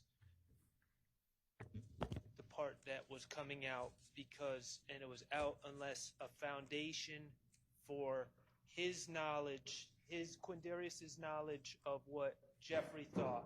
Right, okay, that's my recollection. Right. It's just that bit, not the conversation beforehand. Correct. Yeah. So, Ms. Love, what has now established that he had a foundation for knowing why Thug stopped messing with him? He talked about the number of times that he was at Defendant Williams' condo, the amount of time he spent around him. I think that anyone that goes to anybody's house visits as often as he testified that he did, and has known someone as long as he said that he has known Defendant Williams, has established a foundation for being able to testify that someone stopped messing with another person for a particular reason. Okay, so that's insufficient, so that ruling stays the same as well. All right, next is number 15, and it's the two Part of what in green. The two in green are what the court kept in. I don't, with respect to the part that the court kept out, it strikes me, given that Kelvin Treadwell is an alleged co-conspirator. He is not only alleged to have been someone that took the guns and the vehicle based on what Mr. Zachary told the police, away from the scene or away from, to secret it away from authorities. He's also the person that called Demise McMullen back to shoot at All right, Dexter. the first part is about selling drugs. So one of the portions of the reason for the conspiracy existing here in this case is that they sell drugs and narcotics to further their enterprise. The indictment, the language of the indictment, and other acts that we have shown specifically about the use of drugs, the sale of drugs, and how they, it is one of the. Let's not make the same arguments that have already been ruled on. What is it about the testimony that we heard from Mr. Zachary that should change the ruling on this? Well, Your Honor, I think that the court ruled that it was irrelevant, the discussion of Bentley selling drugs. And I think that the court said that it did not know whether Bentley sold drugs to the benefit or for the benefit of YSL. Yeah. But I believe that the court has also heard evidence, and this was something that was not presented as an argument, that in the Dexter Montgomery shooting, when Walter Murphy went back, or when he was called along with Demise McMullen to come and defend Kelvin Treadwell or O.G. Bentley, that he came from the spot, that it was, they kept guns at the spot, at the trap spot, and that this was O.G. Bentley's spot. Mm-hmm. And given that this is, we believe that this is just pertinent information, given everything else that Quindarius Zachary said in his interview to the police about Kelvin Treadwell, about the drugs. I'm not going to change my ruling on that. And with regard to the second part of it is clearly still total speculation. That when we move on to what happened to the car. It's only, and actually, Your Honor, I should have been clearer. It is only the portion about the guns, the drugs that Kelvin Treadwell sells that Mr. Zachary told the police about that we were trying to get in, not the part about whether or not Nard read. Okay, well, I was moving on to that part, so I'm not changing my ruling on the first part, and you didn't even want the second part, so, okay. So, Your Honor, with respect to the court's rulings on all of these matters, Mm-hmm. given the testimony that Quindarius Zachary gave, is it that if, when he said he doesn't remember, was a hostile witness to the state and gave pertinent, relevant information to help prove the state's case in the interview, is it that because he won't say that on the stand that the court is keeping this information out? No, ma'am, it's for the reasons that the ruling was based on before. Let's move on to number 16. And what is it about this that now you think should come in, and why? All of it?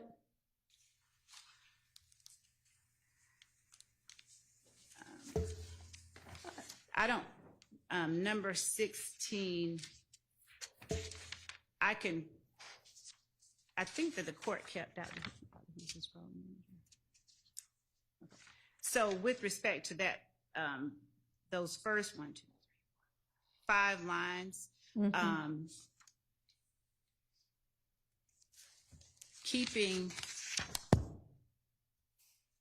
The court only said that you wanted us to bring this up with you before we get into it.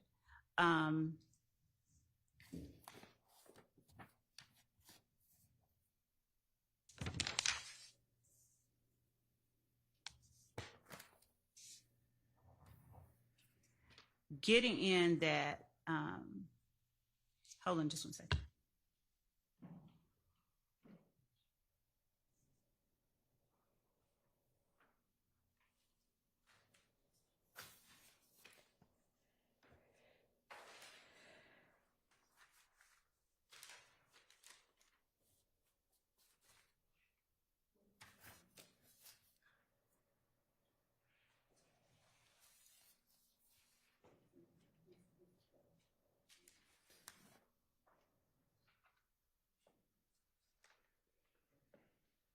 Judge, I want to make sure that I'm clear. The fact that Treadwell was Thug's road manager, that's not part of what the court took out, correct?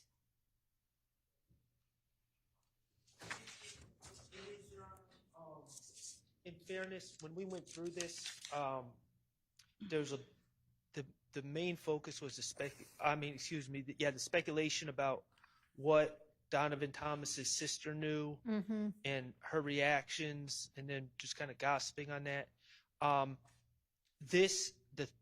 He's Thug's road manager is in the transcript, line 85, page 85, line 22. It's just not it has it as unintelligible. So, in fairness, that particular part wasn't kept out, I don't think, for the same reasons as everything else in this passage. However, I will say, going off my recollection, I believe that I believe that came up during the examination of Mr. Zachary, and I don't believe Mr. Zachary denied that. I thought he said he used to be Jeffrey's or Thug's road manager. So that's already come out. And Is that the only sentence that you wanted in? Out of this group, yes, given that the way that the court has ruled on the rest of them, I'm not even going to take time up arguing about any sentence other than that one in this group. Okay, and didn't he admit that anyway? Not to my recollection, he did not. Did you ask him about it? I think unless it was necessary that I continue doing what the court asked me to shorten, which was confront him with every single line in his interview, that his saying he didn't know, he lied, he's high every time the state asked him a question, and the court found at the time he was testifying that we had gotten out enough to play the entire interview. I believe that that situation hasn't changed. So I believe that this is information that contradicts and is a prior inconsistent statement to his trial testimony. Well, he, much like Mr. Copeland said, some of it was true and some of it wasn't. Your Honor, when I was going through, there were repeated objections. The court admonished the state to not belabor confronting him with every single piece of information. The court reminded the state that he didn't remember anything when it came to us. His memory returned with the defense.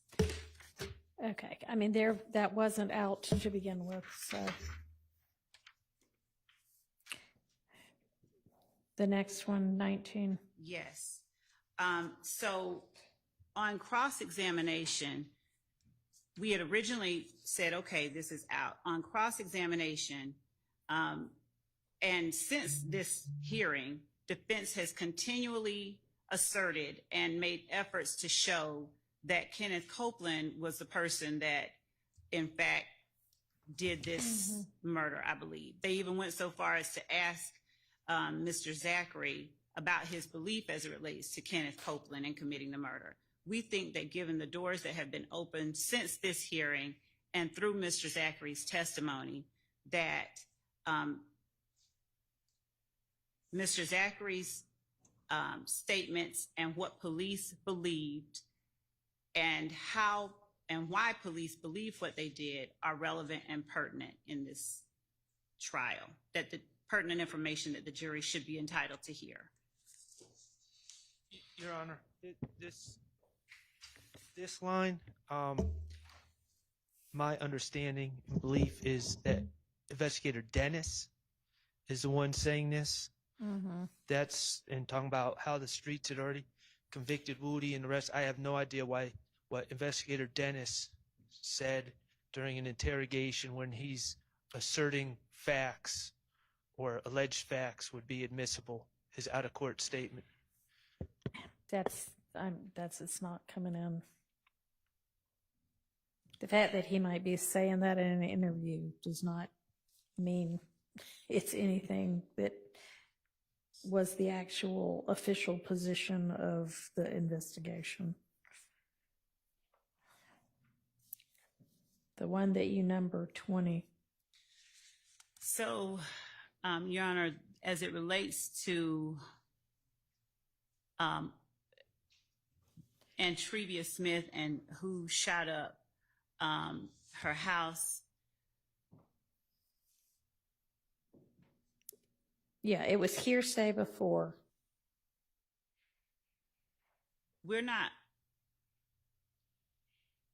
not asserting that Quindarius Zachary says they say Kel and them is, we're not asserting that Kel and them shot up the house. We actually believe that Kelvin Watts was in the house. So in as much as hearsay is statements out of court that are asserted for the truth of the matter being asserted, this isn't, we're not offering it for the truth of what Quindarius Zachary says.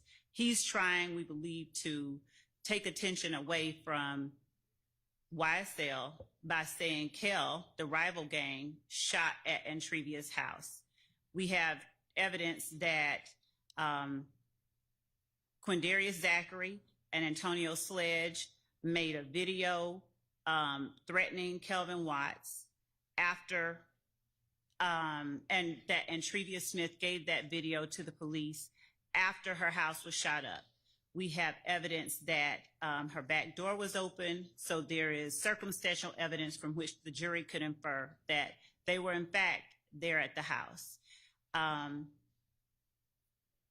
Given that we're not offering it for the truth of the matter asserted, and given the testimony that has come out, and given that Quindarius Zachary trying to protect members of YSL for something that the jury could reasonably infer that they actually did, we'd ask that the court allow us to put up that information in the interview. All right, that's still out. I'm not changing my mind on that.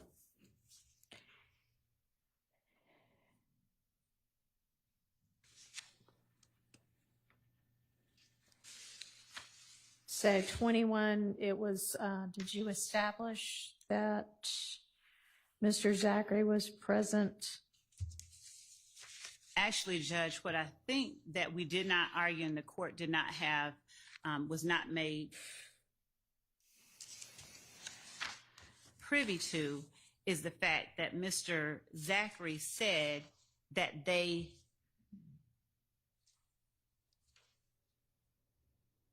I'm sorry, just one second. That Mr. Zachary said that they came back and said, we just shot up Lucci's mama's house. My understanding is that the court said that we needed to prove that Shannon was present when they said that, and that under those circumstances, it's admissible as an adoptive admission. But given that Mr. Zachary also said that Kenneth Copeland said to the other two people that he told police committed this shooting, let's ride, that the three of them came back and that they said, we just shot at Lucci's mama. All of this is co-conspirator hearsay that should be admissible against everyone in court.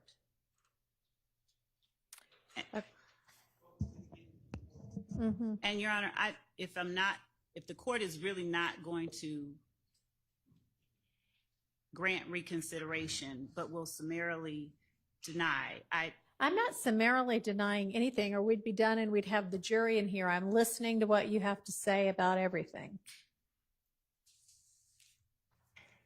This is a co-conspirator statement that proves elements in this, of the offenses charged in this indictment. We'd ask that the court reconsider and allow the state to put in evidence that. All right, so what did you establish that Mr. Stillwell was present when Copeland said, we did it? I believe that circumstantially, the jury can infer based on what he actually says in the interview Okay, so no, then that won't be changed either. And Your Honor, Yes, ma'am. it's You can argue circumstantially anything, but this statement, this part of the statement's not going to come in. Number 25, what's different now that should be reconsidered?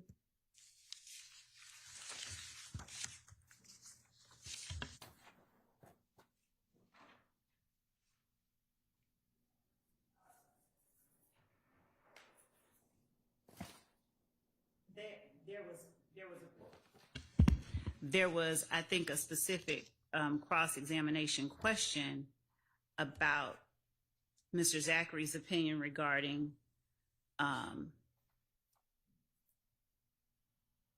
who did this and why.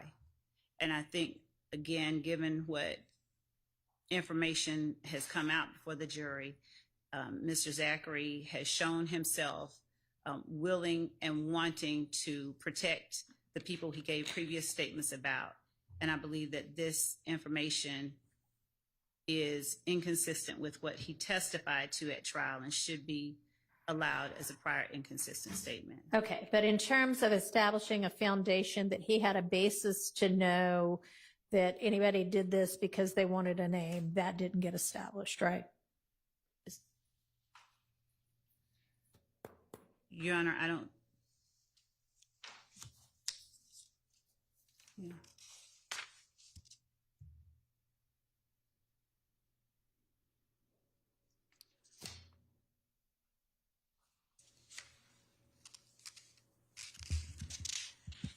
Your Honor, so is the court unwilling to consider what was said in the actual interview as I already establishing? considered what was in the actual interview as establishing or not establishing, and I made my ruling. So if nothing in the testimony developed that foundation, then the ruling stays the same. So that would take care of number 29.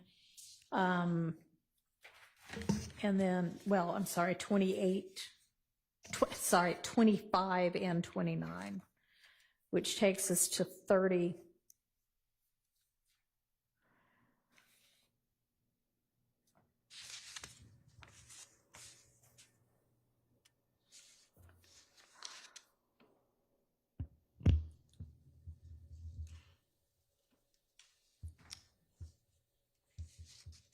I don't recall hearing anything that, can you offer anything that should change the ruling on that? Considering he denied everything he told them previously, I don't believe I can. And then what's 32? Judge, I'm not asking for any more reconsideration. Thank you. All right. Okay, let's get Mr. Sprinkleback and the jury out.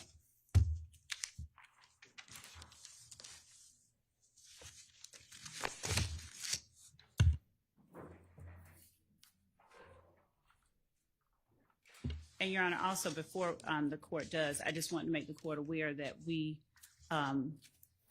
did make efforts to get this video extracted and not pixelated, and it's going to be pixelated unless it's played through Evidence Reviewer, so we will be having to play it through Evidence Reviewer. We were not able to get a way to play an Evidence Reviewer video cleanly and plainly without Evidence Reviewer itself.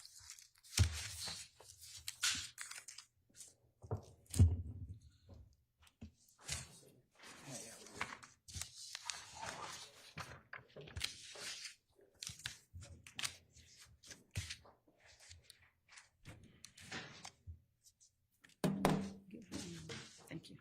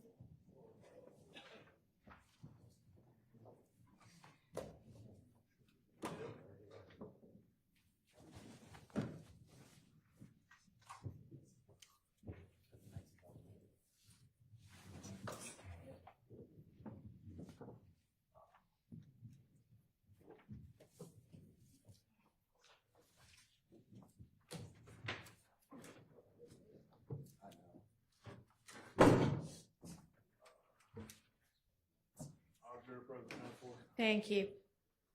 All right, Mr. Chart, you had questions for Mr. Sprinkle? Yes. You can be seated. Thank you, Your Honor. Oh, Your Honor. Yes. Oh, yes, thank you. Ladies and gentlemen, so before we broke for lunch, there was some discussion with this witness about comparing Defendant Stillwell Exhibit 44, which was a picture with a State's Exhibit 510, which was essentially the same picture, and there was a little box. And I just wanted to let y'all know that there was nothing in that box at the time it was introduced into evidence, because at that time it hadn't been established what the box meant or if what was in the box could come in or anything like that. So that's the reason that there was nothing in that box. There's not anything nefarious about that, okay? All right, just want to let y'all know that. Okay, go ahead, Mr. Sharp. Thanks for the reminder. Your Honor, permission to publish DS 44? Yes, you may. Actually, you know what? 510Y. Do you have 510Y? Okay, DS 44. You may.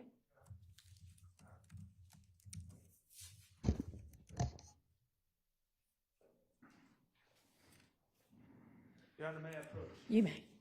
Okay, Mr. Sprinkle, I am handing you State's Exhibit 510Y and Defense Exhibit DS 44. Okay. Okay, we can agree that that is the same picture? Yes, the photograph is the same. The stuff around the photograph, the frame and whatnot is different. Okay, and that photo is also on the screen, correct? Yes, the DS 44 is on the screen. That's correct. Okay. Now, I want to get this right as far as what your testimony is. You've been to the exterior of the Sky House, correct?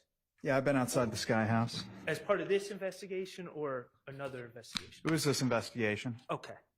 You've never been inside the Sky House or inside the units? No, I've never been inside one of the units. Okay. Is your testimony that this is a picture of Shannon Stillwell in the Sky House or not? I believe that it is, though I've not been inside the Sky House. That was my recollection from everything I put together, that was him standing inside the condo at the Sky House that evening. But if you were to ask me, like, if I stood where he is standing in this picture, no. So I can't say with 100% certainty, no. Okay. Now, in States 510 Yankee, I believe it is, there's a date and time on that photo, correct? On that exhibit? Yes. Okay, what is the date and time? January 10th, 2015 at 9:58 p.m. 2015 at 9:58 p.m. Okay. Now, that is the date where someone posted this photo with this caption on social media, correct? That's correct. That is not necessarily the time when this photo was taken. That's correct. In fact, do you know who took this photo? Well, there was somebody who told me they took the photo. I showed them this photo and they told me they took it. Okay. It's written in my report, so if I'm wrong, please let me know, but I'm pretty sure I recall who told me that. Okay. And were you able to determine when this photo was taken? I can tell you, all I know is what the person told me. Okay. You're not, and I don't want to elicit hearsay, but you're not, please keep that up, Mr. Kokomo. You're not telling the jury that this photo was taken on January 10th, 2015, are you? I don't know when the photo was taken. Okay. Well, you're familiar with the seasons here in Atlanta? I am. All right. Sunsets? Yes, that's correct. Okay, 9:58 p.m. on a January evening. You would agree that that photo does not depict what the Atlanta streets would look like at 9:58 p.m. on January 10th of 2015, does it? No, it'd be dark out. It would be dark out if that was in fact the time. That's correct. Eastern Standard Time, it would be dark out. Okay, so bottom line is, this is Shannon, but we do not know, we don't have any information to say when this photo was taken. That's correct. Okay. Well, I was told when it was taken, thereabouts. That information, I understand that we're getting back in this hearsay. That information wasn't that it was taken that day, was it? That's correct. It was taken another day. That's correct. All right.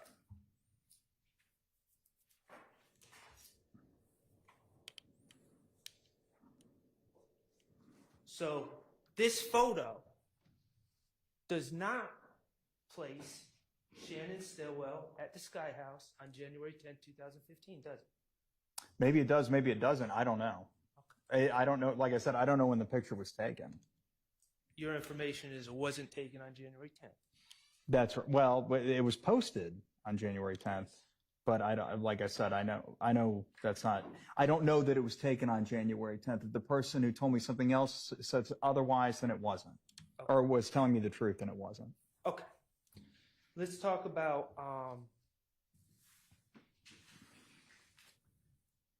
and you can take that down, Mr. Kokomo. You can take that. Thank you. You became involved in this case in January 2016, correct? Around that time, it may have been a little bit before that, but that was when I really started getting involved. And I've read your report. You reviewed certain work done by other individuals, correct? I did.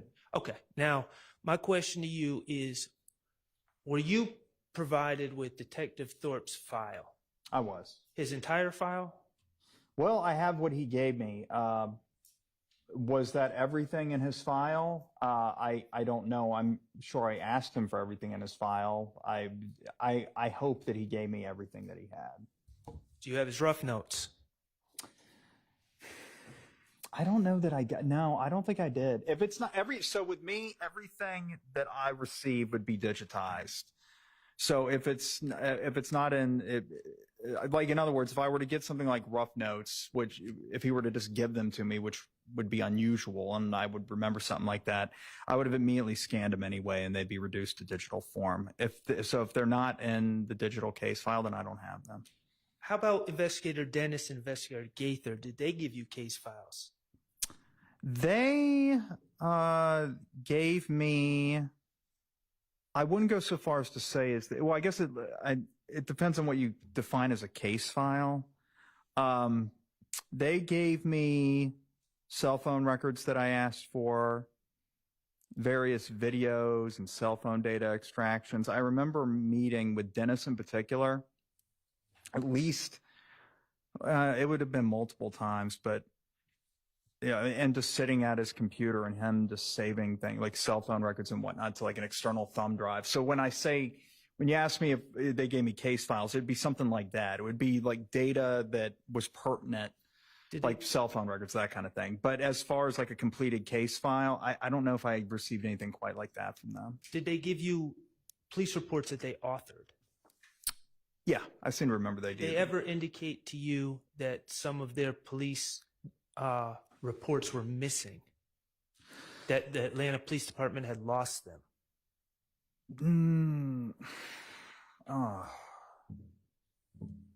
No, I don't recall. I don't recall anything specifically about any police reports being deleted.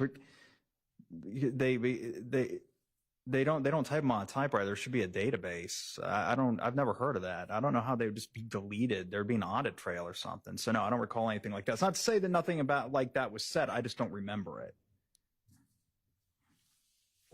Right. There would be a trail, an audit trail for reports that are typed in, but then go missing, correct? Well, yeah, you would think, right? Like I said, they don't type them on a typewriter. It's some sort of database. I mean, I guess maybe I'm speculating a bit, but it's just common sense. Judge, I would object speculation if this witness can't say. Let's talk about these videos. When you received the case file, we had a surveillance video outside the barbershop from various angles. There were 2 angles, I believe, that were pertinent anyway. I think it was 3, but I got you. Okay. And then video outside the Texaco. Yes. Okay. I'm going to ask the same question since you volunteered that Mr. Copeland is not on the Texaco video. Mm-hmm. Do you see Mr. Shannon Stillwell on the video No, outside the Texaco? you do not. Okay. Now, as part of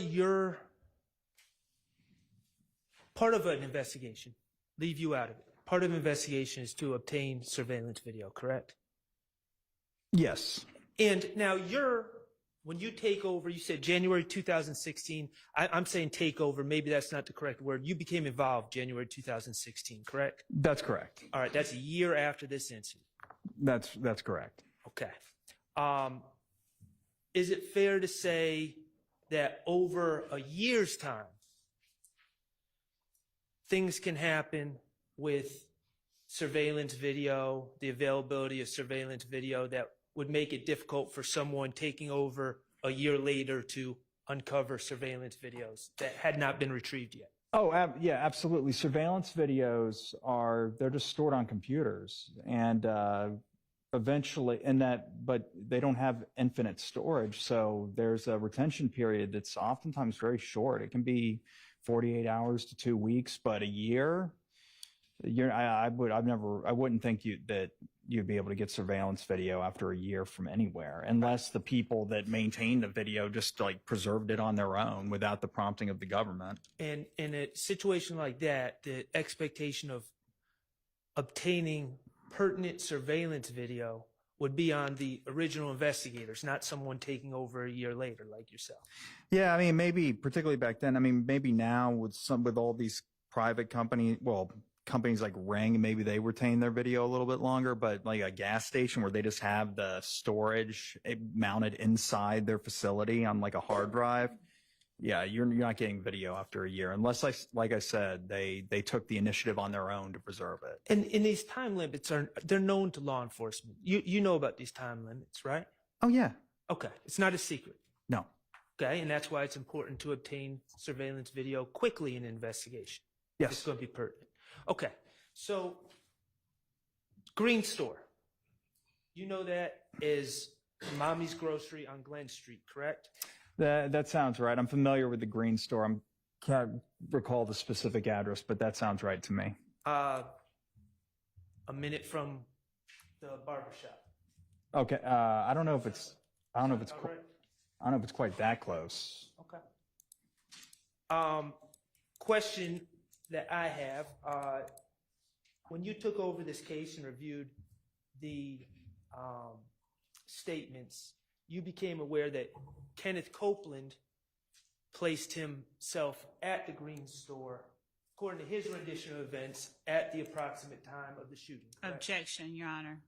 Misstatement and of the facts. Can you rephrase? Kenneth Copeland placed himself, upon your review of the work that had already been done on this case, you became aware that Kenneth Copeland, in his statements to police, placed himself at the Green Store at the approximate time of the shooting. Wait, placed himself at the Green Store again? I don't know, because the thing, he wouldn't have, during his statement, he didn't know the exact time the shooting occurred. So I don't know that he would be able to say that I was there when the shooting occurred. I know, but you have reviewed surveillance, you've reviewed the times.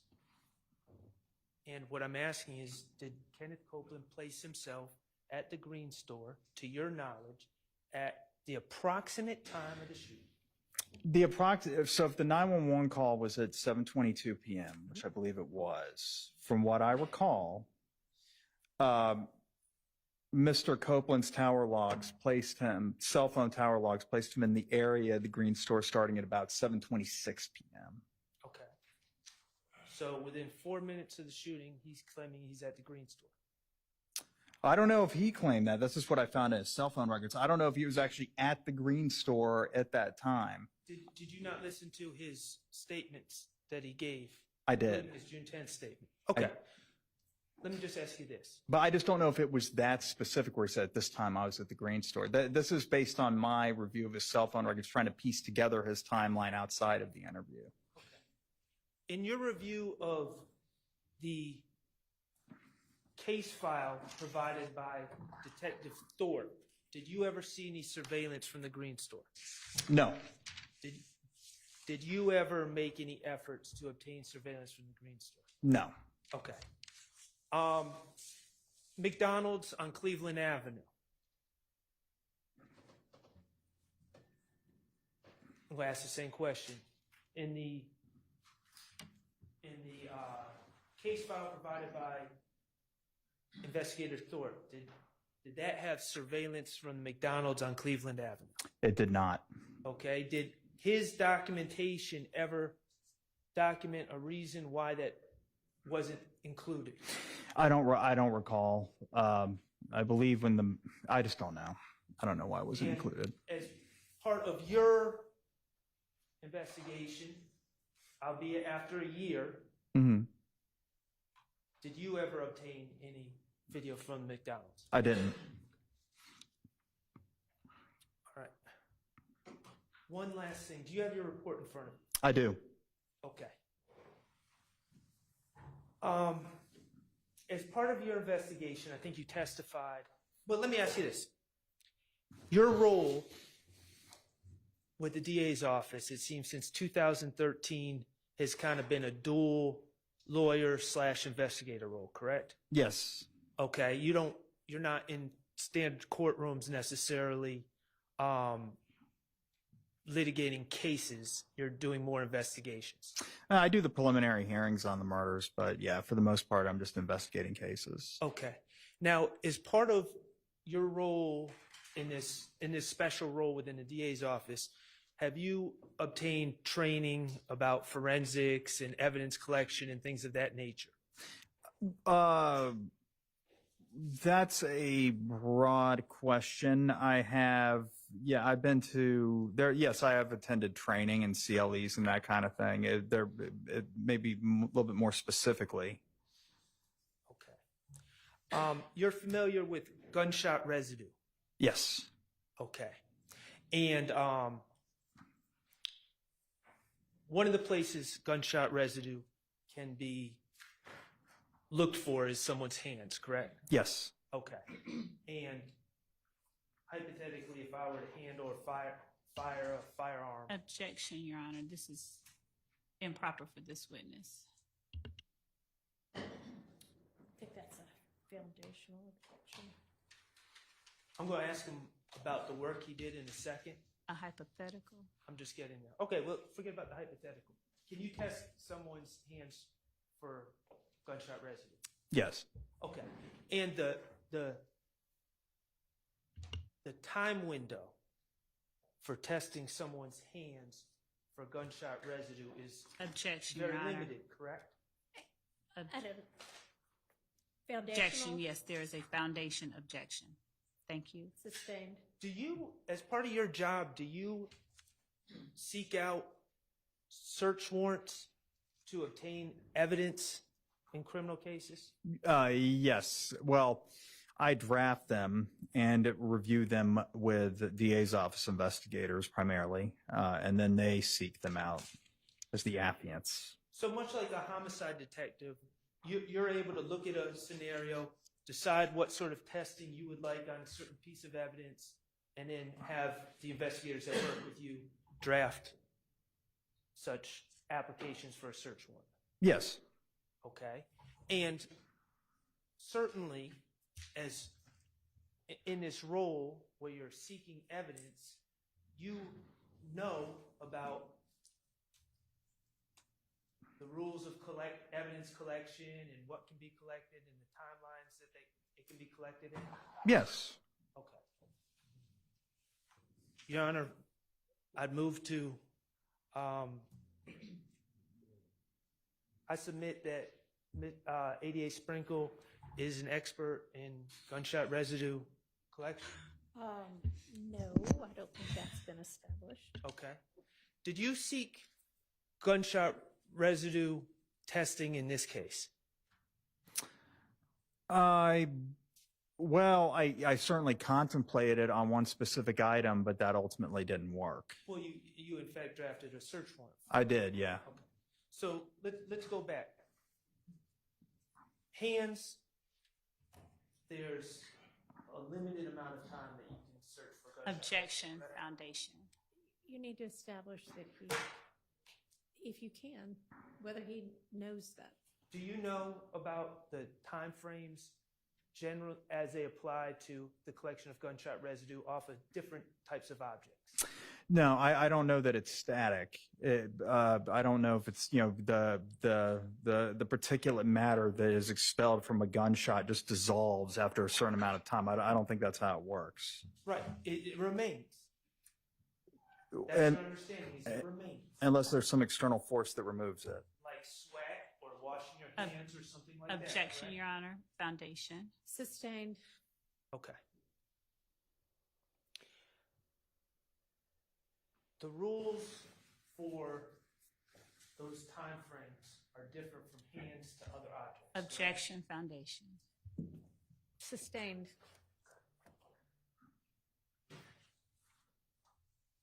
On May 9th, 2016, well, you were following up on with Hertz Rental Car about the Infinity, correct? It would have been around that period. I don't remember if that was the specific day, but that sounds about right. Okay, and through investigation, you were able to determine the actual VIN number of the Infinity, correct? Yeah, I believe it was just within the records that is Hertz sent us. Okay. And on May 9th, 2016, you located that actual car, the Infinity, correct? Not me personally, but investigator. Well, maybe I figured out where it was. Somehow or another, we figured out it belonged to a private citizen in Mississippi. Miss Cleveland, who lives in Como, Mississippi, correct? Irma Cleveland, yes. All right. And you confirmed that the car, the physical car, was in fact in her driveway on her property, correct? There's some law enforcement officer drove out there and photographed it. Okay. And on May 31st, 2016, you would agree that is 1 year, 5 months after the Donovan Thomas shooting, approximately 1 year, 4 months? Yes, that's about right. Okay.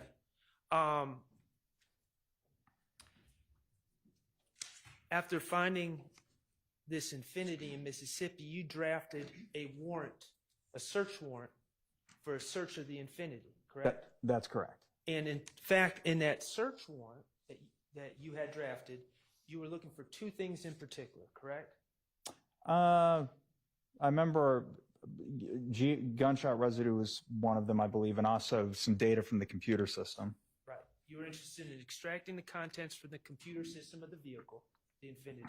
Mm-hmm. That's correct. And you were also interested in a search for gunshot residue from the inside of that Infinity, correct? That's correct. Okay. Did you specify what parts of the car that you were seeking to have searched for gunshot residue to have wiped? Well, I don't have the draft in front of me, but I would imagine the headliner, the cloth that kind of that is affixed to the ceiling of the vehicle. Why would you have chosen the headliner? Just in my experience, that's traditionally what's analyzed for gunshot residue inside a vehicle. It's made of cloth? It is. Well, I usually, I guess now that you mention it, I don't know for a fact that the headliner in this particular vehicle was made of cloth. Okay. And it also would be at the top of the vehicle where the particles are likely to shoot up when the gun is expelled, correct? Or when That's the gun is correct. expelled. Mm-hmm. Okay. Objection, Your Honor. Foundation, relevance. 403. Sustained as to foundation. Well, as the drafter of the search warrant, you felt the place to look for gunshot residue was the headliner of the vehicle. Yeah, I don't remember if that. Asked and answered, and with respect to foundation Because he didn't answer the last one because there was an No. objection. and You didn't foundation. answer that. You thought the headliner was a good place to look? Yeah, I don't know if I just in the search warrant I said only take out the headliner. It was probably broad enough to allow the law enforcement agents to be executing the search warrant broad latitude in the surfaces that they analyzed. And you were interested in having this search for gunshot residue inside this vehicle done, even though 16 months had passed since January 10, 2015, correct? That's correct. No further questions. Thank you. All right. Are there any other defense counsel? Mr. Weinstein?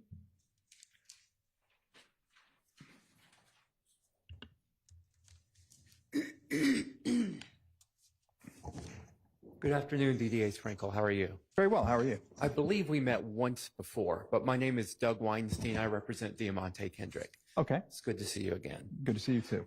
So you've had some testimony today about people's general location with respect to cell tower, cell tower data that you collected, correct? That's correct. That's correct.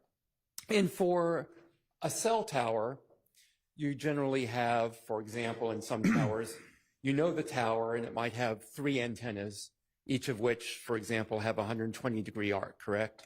Yeah, that's the general rule. Yeah. And so when you're locating people, when you testify to that, you're testifying about their general location because of the antenna that it's hitting, correct? That's correct. But you don't know the actual location of that cell phone, or even if it's within that 120-degree arc, do you? No, you don't know. Well, there's a good chance it's within that 120-degree arc, but the exact location within that arc, no. When No, you say a good chance within that 120-degree arc, I mean, you went to Georgia Tech, right? Yeah. In the engineering school? No, public policy. So you never took, for example, fields and waves over in the EE department? No, I didn't. Okay. And so, but you're not aware that electromagnetic signals bounce? Well, I'm generally aware of that, yeah. Okay. Just like, if you shoot a basketball up at a basket and it comes down from the backboard, doesn't mean the person shooting the basketball was behind the backboard, right? Right. Okay. So when you say that someone's located at a particular location, that's just because of where the antenna is, right? That's right. Okay. You also testified earlier, and stop me if I'm wrong, that you attempted to interview Mr. Copeland, correct? I desired to. He had an attorney, and ultimately it just didn't happen. Like, there was no interest from that side in allowing for the interview. You desired to interview Mr. Copeland. Yes. You reached out through his attorney, correct? If I remember correctly. Well, yes, it definitely would have been through his attorney, and all I know is it just never happened. I can't recall exactly what the conversation was, but I do know it never happened. Did his attorney say, yeah, Mr. Copeland would love to be interviewed. Let's Objection, make Your Honor. a date for that. Sustained. He just said he didn't remember. Okay. Let's jump to one more thing, then I'll be done. The gas station video from the Texaco, the one that's exterior to the gas station. How many times would you say you viewed that video? Wow. Roughly. 75 to 100 times. And you saw someone that you believe to be my client, Diamante Kendrick, right? Yes. And you saw him in the Pontiac Bonneville, correct? Yes, And you saw the Pontiac Bonneville pull out of the gas station. I did. And Mr. Kendrick was in the Bonneville when it pulled out from the gas station, correct? He was in the driver's seat. Of the Bonneville. Yes. He was not in the Infinity, correct? He was not. Thank you. Any other defense counsel have questions for this witness? No. Okay. Is there redirect? Yes. Okay, go ahead.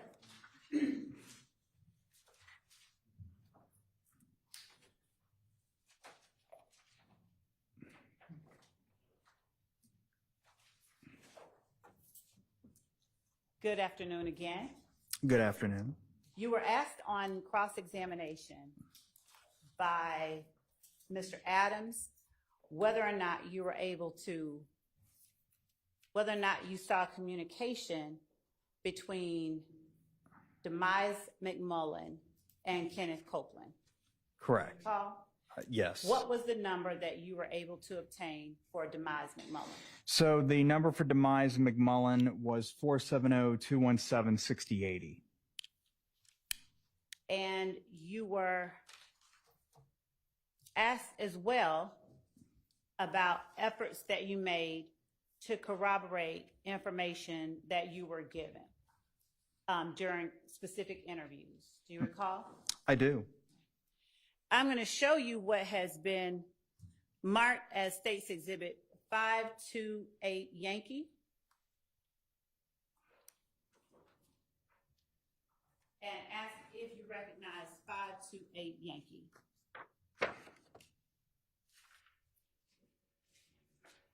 I do. How? This is a picture that I obtained from Justin Cobb's Instagram page that I screenshotted. Okay. Why did you, let me ask you first, is 528 Yankee a fair and accurate copy of the screenshot that you got from Justin Cobb's Instagram page? Well, yes, though it's cut off a little bit on the right, where the timestamp is, the last number of the timestamp, it just says 201. Okay. But I mean, I recognize it. It's otherwise fair and accurate. It's just cropped a little bit on the right-hand side. Your Honor, the state tender states 528 Yankee as evidence. I would actually object to it if it's not in the facts. If it's what?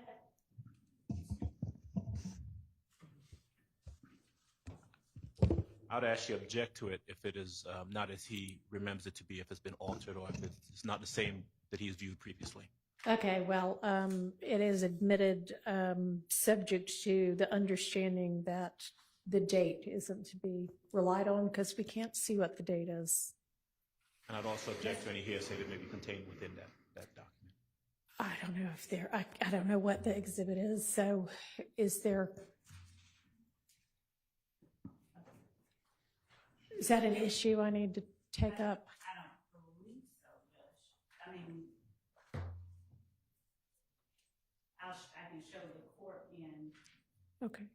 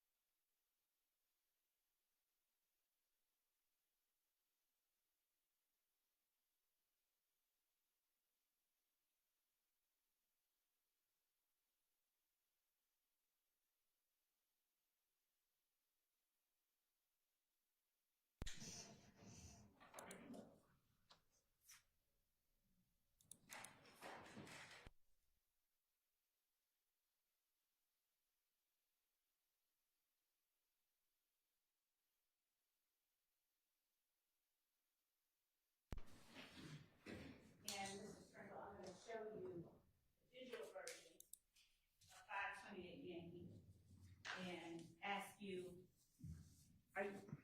are you able to see the date on the digital version? I am. Your Honor, state. Senators 528 Yankee and ask for place. Okay. So are you going to, it'll ultimately be, are you just going to make a better copy and substitute? All right, that's fine. Then it's admitted in full.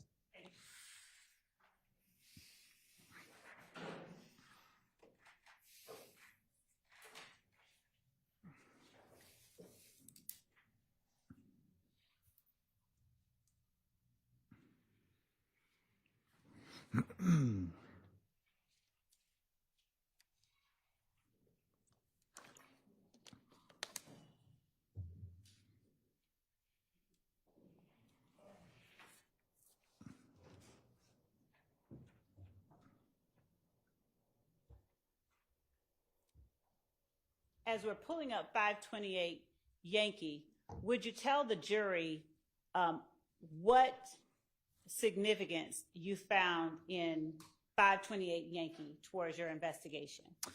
Well, there was a phone number posted from it was a public post, and there was a phone number that was, there's a comment section to the right of the photograph, and there was a phone number posted by the account holder that appeared to be their own.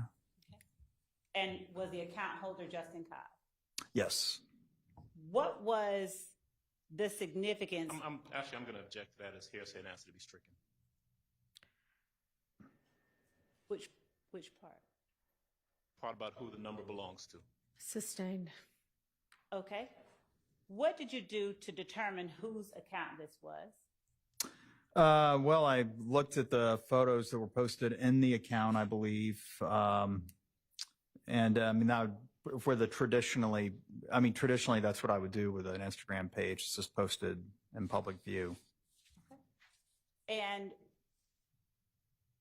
what was it that made the number in this post significant to you? Well, I was looking for a number for Justin Cobb. And what led you to believe that this number was a correct number for Justin Cobb? Well, it was, there's probably more to it than just this, but it was posted in this Instagram comment, and Was it posted by the owner or user of the account? That was false speculation. I'd object. Yeah.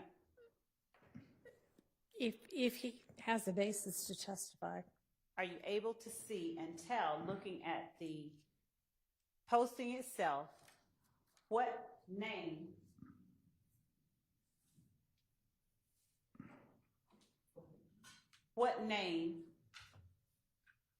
the number is next to? What I would handle renew the my number objection is and also next? object on the basis of hearsay if he's reading from a document.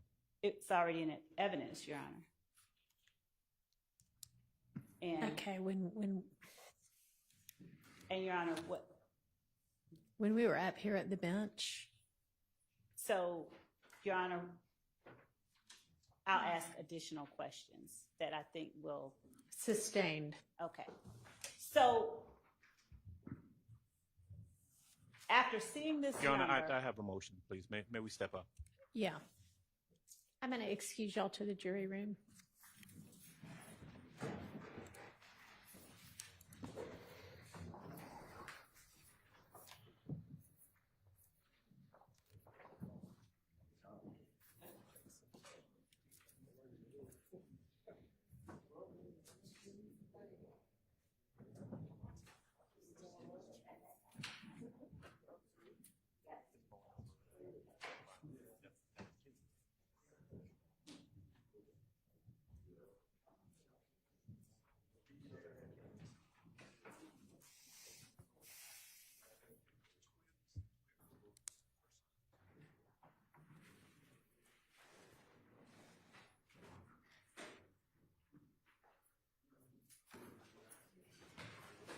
Your Honor, may we excuse the witness?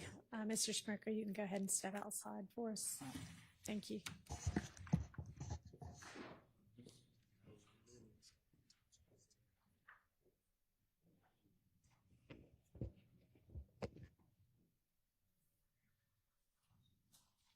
Your Honor, so Your Honor.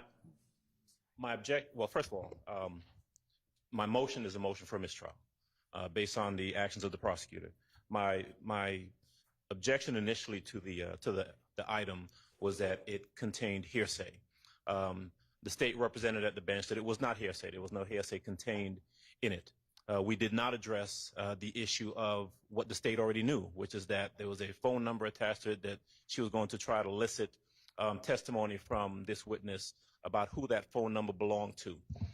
That, in and of itself, is speculation, but it's certainly hearsay. The document can't authenticate itself. I believe the site for that proposition is Twiggs versus State. It's 315 Georgia Appeals 191. So this witness can't look at a document and say that it says this phone number is from Justin Cobb's Instagram or social media posting. This is who it belongs to. So that was my objection. I believe the objection was well founded. I believe the state purposely put that up there after misrepresenting as to whether or not it contained any hearsay in it, and based on that, I would move for mistrial. May I respond? You may. Judge, Can somebody put the document up? I want to see. yes. Would you put it up?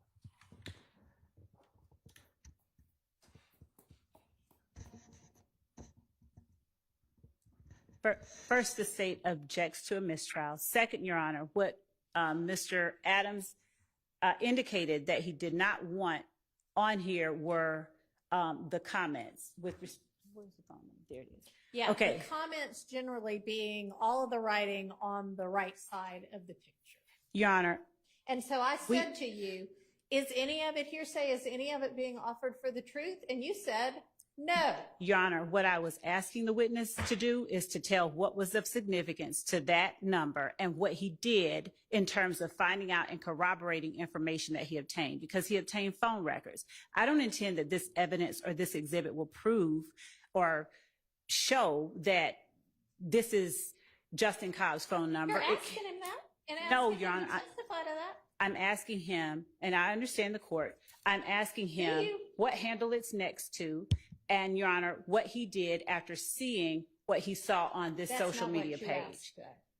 You represented at the bench that none of this, that being the writing on the right side of the picture, which we're all squinting at because it's tiny on the piece of paper. And so I am relying upon you to actually be honest with the court and opposing counsel so that we can deal appropriately with the evidentiary issue.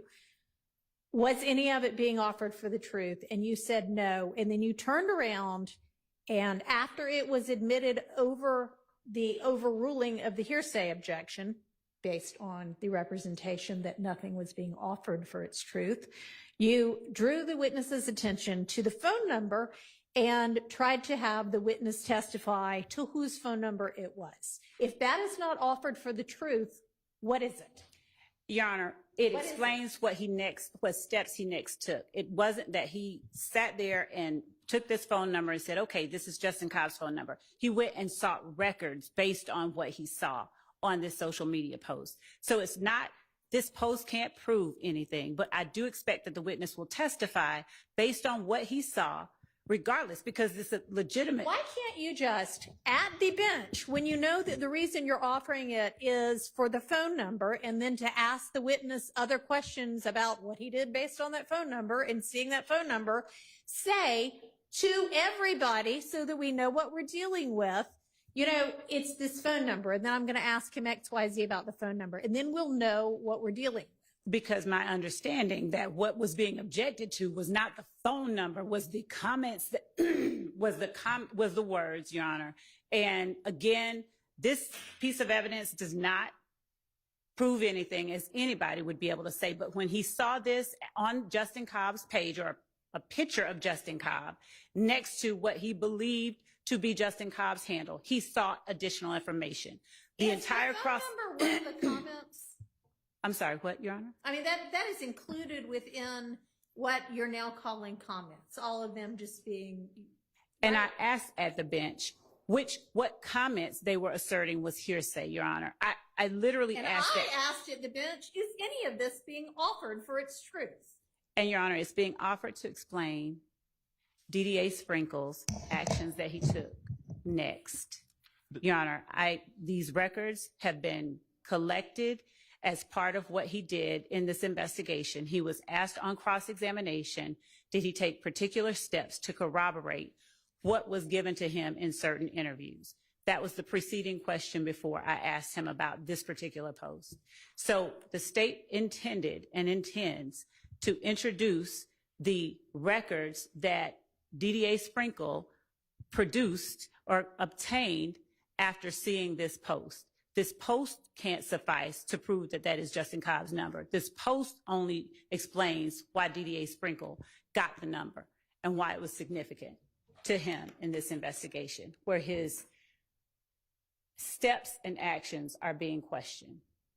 But you know, Judge, we don't get there I hear what the state's saying, and it's disingenuous because we don't get to the second step that they're talking about, what records he procured and why he did what he did, unless we go through the hearsay statement that's contained in the portion that I objected to. And the court is accurate.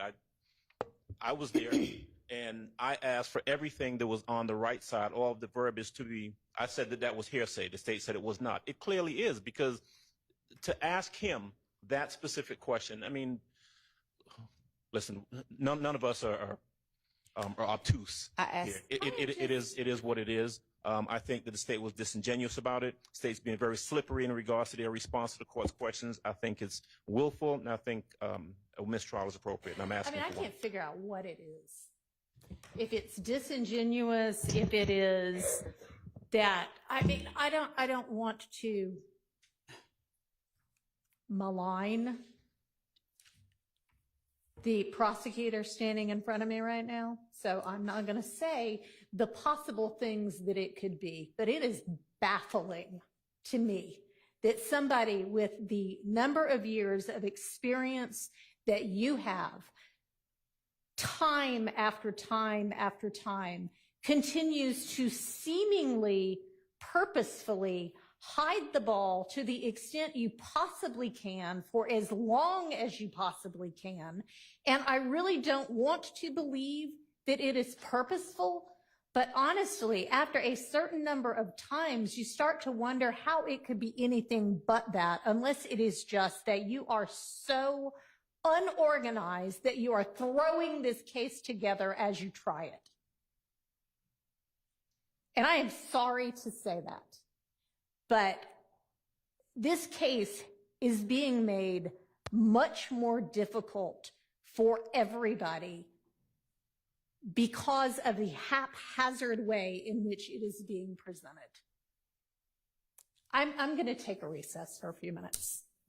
I'll have a ruling when I get back.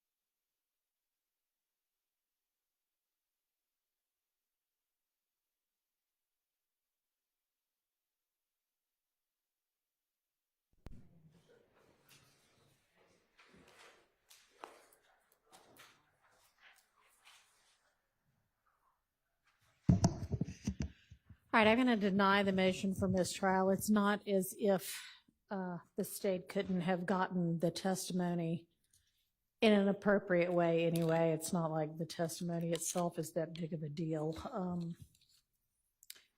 But I am going to, I'm going to exclude that statement and just tell the jury to disregard the statement and any testimony that had anything to do with the statement. So let's get Mr. Sprinkle back.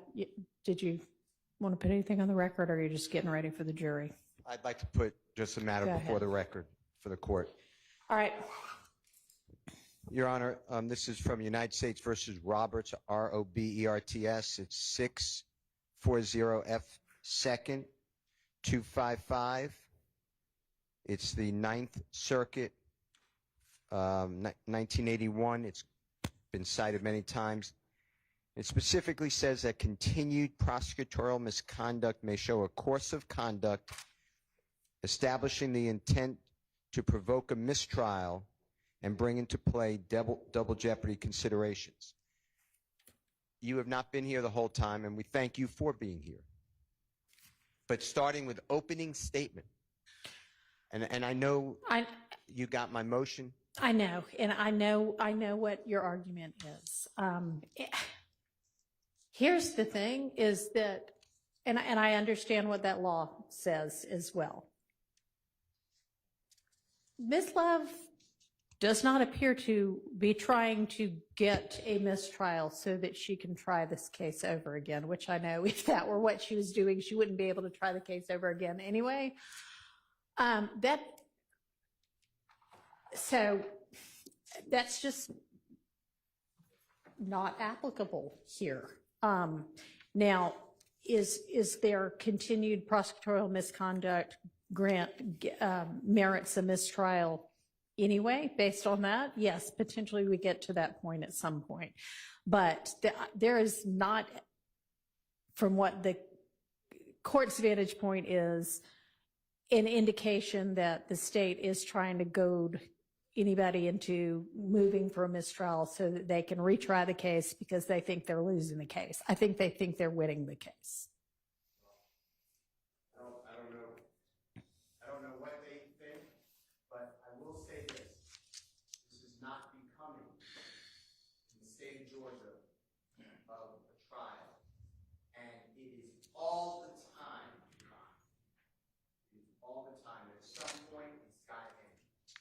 Because this is not fair to Mr. Williams, and I assume the other people on trial will agree. It is this constant hiding walls, citing law that does not stand for what it stands for, not giving over information, not answering the court, arguing with the court, and I think that it does rise to a level now, but I understand what you rule. But I think that we're well beyond it. And the reason I said promoting statement is it's literally from the Oh, I saw that. I know. I mean, I think my frustration was apparent a few minutes ago. But I truly am struggling with whether all of this is purposeful or this is just really poor lawyering on the part of members of the state's team. Either way, it's really unfortunate. If it's something other than poor lawyering, then it is more than unfortunate. But at this point, and we're going to just move on with that exhibit being excluded. I don't know if I can stress any more than I already have how much the state's lawyers need to make an effort to be upfront and forthright in the trial of this case. So let's get the witness back in. Your Honor, would you allow me to either renew my motion for mistrial or consider that my motion is renewed before the asking of the next question, please? Yes, it's renewed. Thank you. Yes.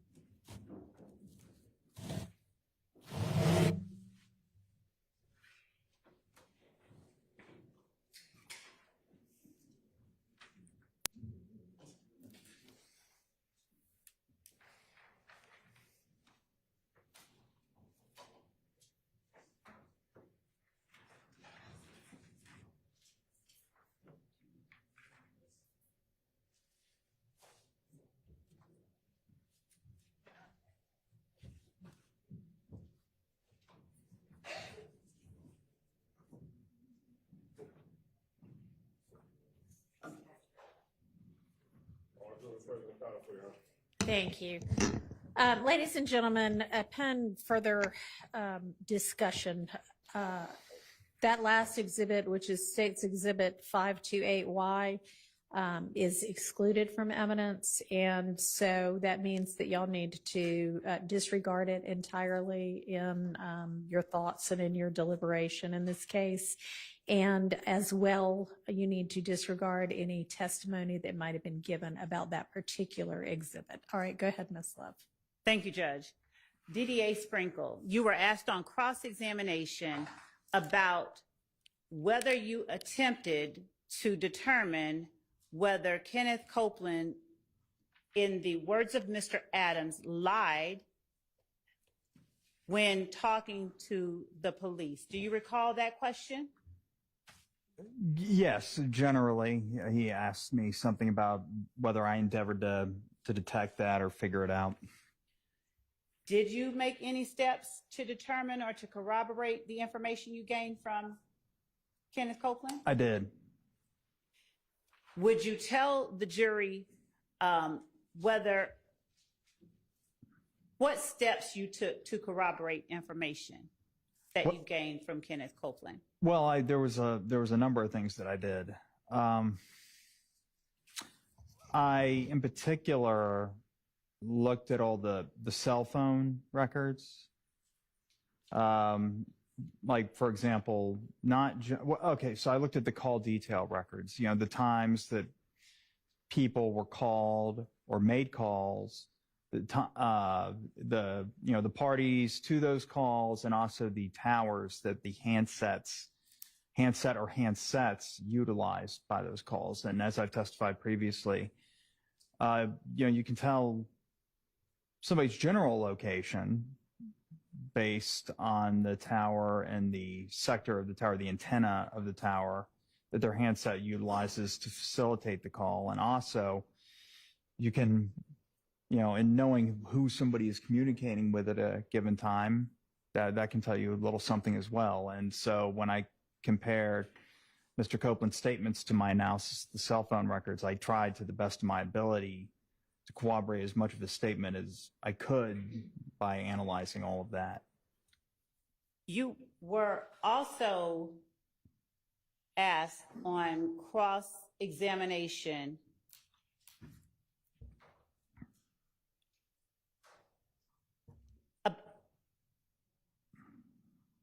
the power went out over here. Just keep on all of the screens. On what? I can't see any of the screens, so. They're black. The monitors themselves are out? Okay, well, do we need them right now?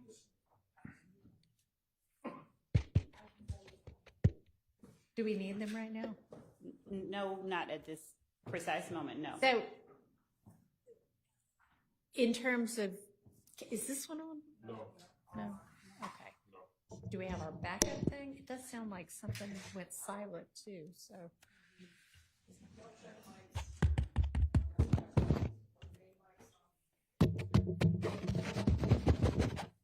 Just to be clear, Your Honor, it's not the monitors that have lost power, it's whatever's feeding the monitors.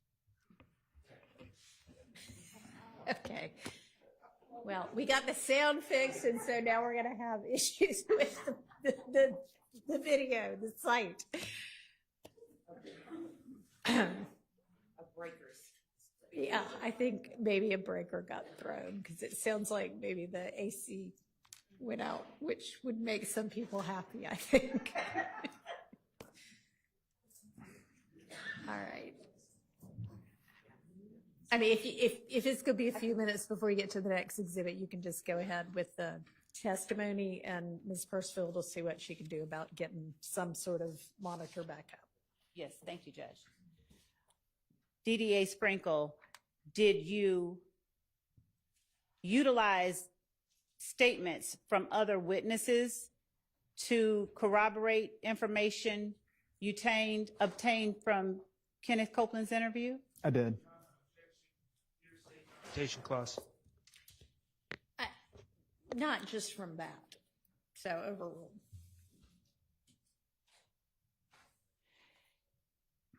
You were asked on cross-examination whether you obtained a wiretap for Defendant Williams' phone. Do you remember that? Yes. All right. As it relates to the Donovan Thomas murder, would it be something you would expect to be able to get a wiretap for a year and a half later? On the grounds of speculation. Overruled. As it relates to the Donovan Thomas murder. So wiretaps are for evidence of things that are going to be talked about in the future. I'm trying to think. I don't believe I've ever obtained a wiretap to investigate a crime that happened in the past, solely to investigate a crime that happened in the past. That's not to say you couldn't. I have heard of such things, but I've not personally done it, and I did not do it in this case. You were also asked on cross-examination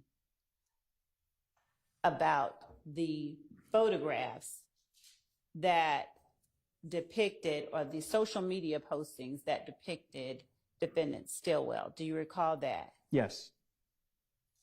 And did you testify that you obtained information about the photograph from a person you spoke to? Yes. Yes. Apart from what was just available in the public internet form, that being the website from which I obtained them. Yes, I did. I spoke with someone about the photograph. Okay.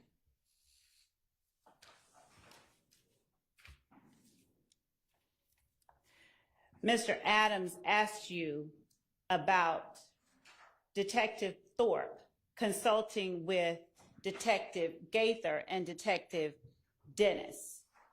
Do you recall that? I do.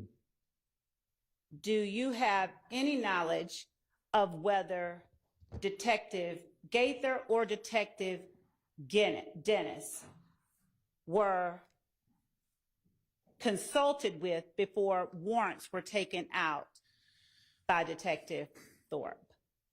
In other words, did he seek their permission to take out the warrants? No. Do you have any knowledge about that? No, I don't believe he did, no. Okay.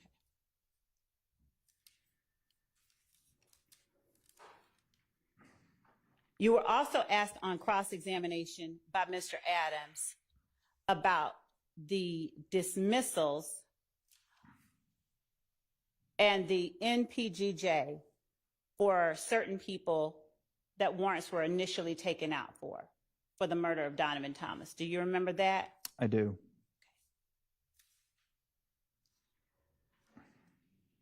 Were the dismissals of those warrants in any way based on the additional investigation that you did with your investigator, David White, into the murder of Donovan Thomas? Well, no, not the one with Sledge. That was the Mr. Antonio Sledge. That was the preliminary hearing judge that threw that one out. Mm-hmm. So,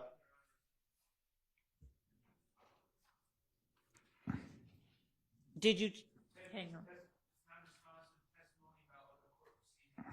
All right, I don't know if your mic's on at all, but I'm sorry. It was non-responsive, and it was testimony about other court proceedings, which I believe is inappropriate and hearsay. overruled. Did your investigation into the murder of Donovan Thomas lead you to present MPGJs for people who had been arrested for his murder? well, yes, for the people that for which we didn't, the people that we didn't prosecute for the murder, yes.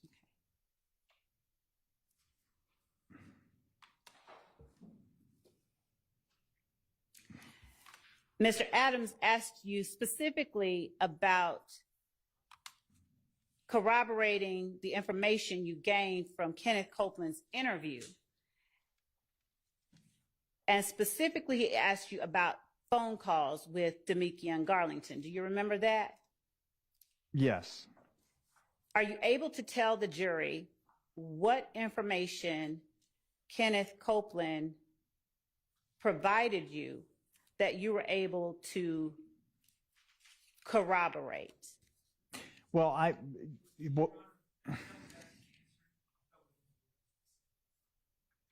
Okay, I think your mic's still out, but sustained.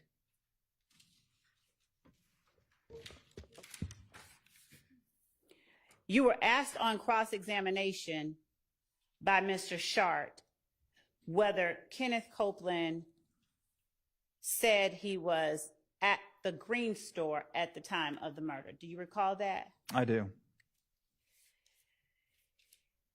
When you are looking at cellular location information for cell phones, do you look at a static point in time to determine what a person's handset is doing?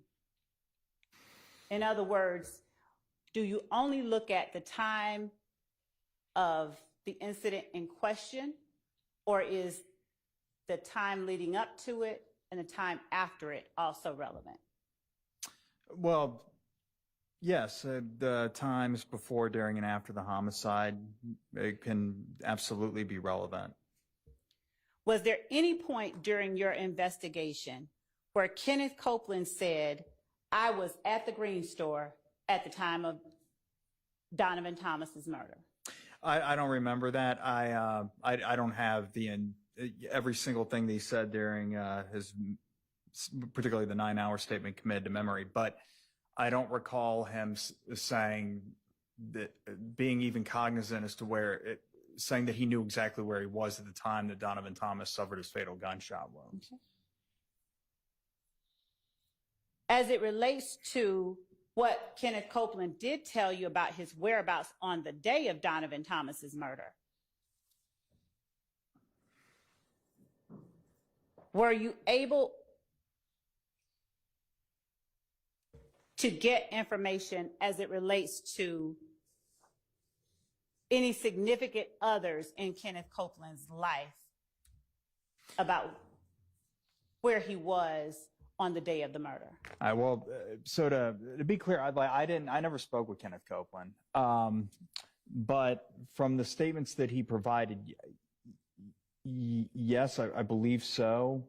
I definitely, because he would reference people that he knew, I sought to identify, for example, phone numbers for those people, because again, that would go to my corroborating his statement based on, among other things, his phone logs. Okay. When you testified on cross-examination that you were looking at big things for inconsistencies, what did you mean by that? Well, so, a big inconsistency would be, as I cited, if somebody were to say, for example, I witnessed a murder and there's a video of the vantage point that the person cited that they stood, and then I look at the video and there's nobody there, that would be a big inconsistency that I would seek to clear up, and indeed I did that here.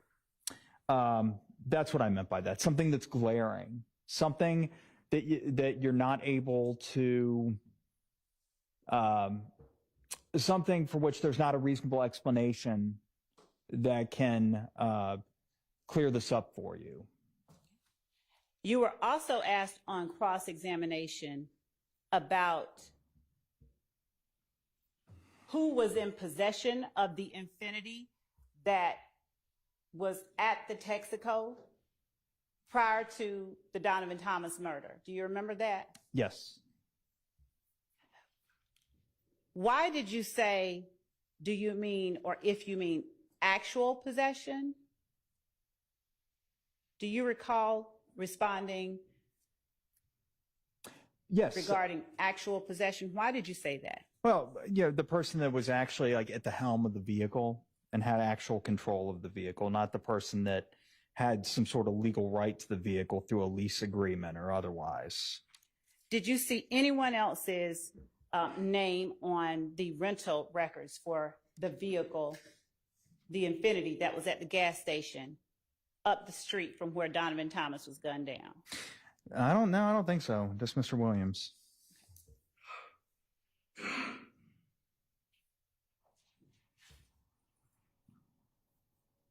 Mr. Adams also asked you about phone calls between Demise McMullen, Kenneth Copeland, and Demekion Garlington.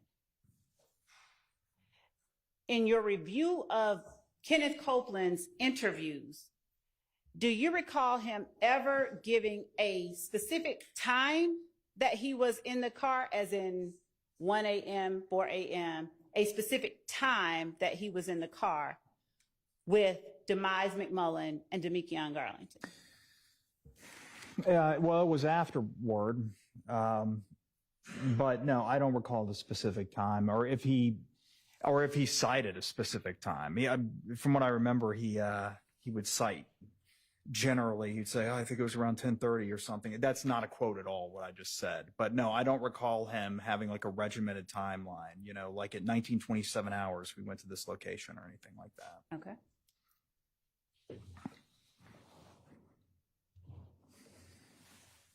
You were also asked about the absence of phone calls in the phone records that you obtained as it related to Defendant Williams and Demekion Garlington. Do you remember that? I do.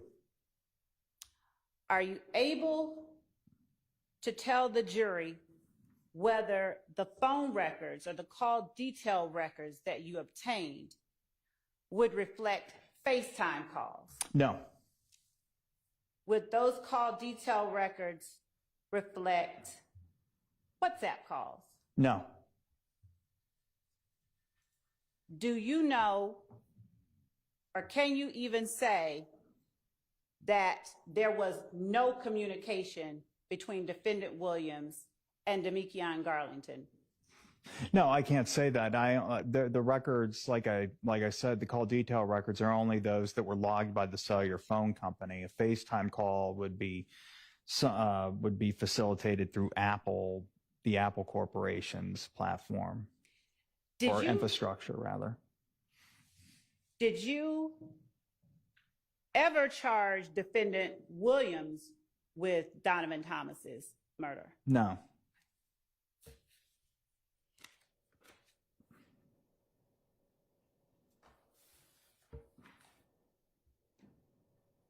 You were asked about the headliner in the Infinity, or obtaining gunshot residue from the Infinity that you found a year and a half later in a different state. Do you recall that? Yes.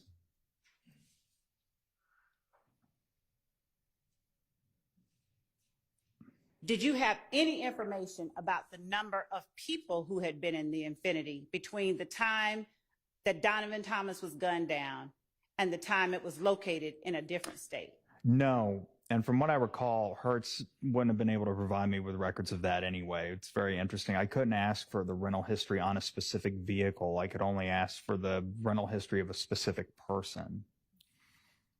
And did you have any information about the number of times the interior of that vehicle had been cleaned, laundered, or anything else in that year and change? No. Not that I recall. No. Without that information, why then did you seek to obtain a search warrant? Well, I primarily wanted to obtain the data from the vehicles, the Infinity's infotainment system, you know, the system that you might hook your phone up to. I thought that if we were able to get a search warrant, we might as well also analyze the interior for gunshot residue. I mean, I was aware of what the probative value of that may or may not be, but I thought better to have it and not need it than the other way around. So that was the rationale there as to why I did that, or was contemplating that. That ultimately never happened. Mr. Adams also asked you about not getting cell site data for the phone number that you determined belonged to Demekion Garlington, or at least that you testified on cross was Demekion Garlington's phone number. Well, I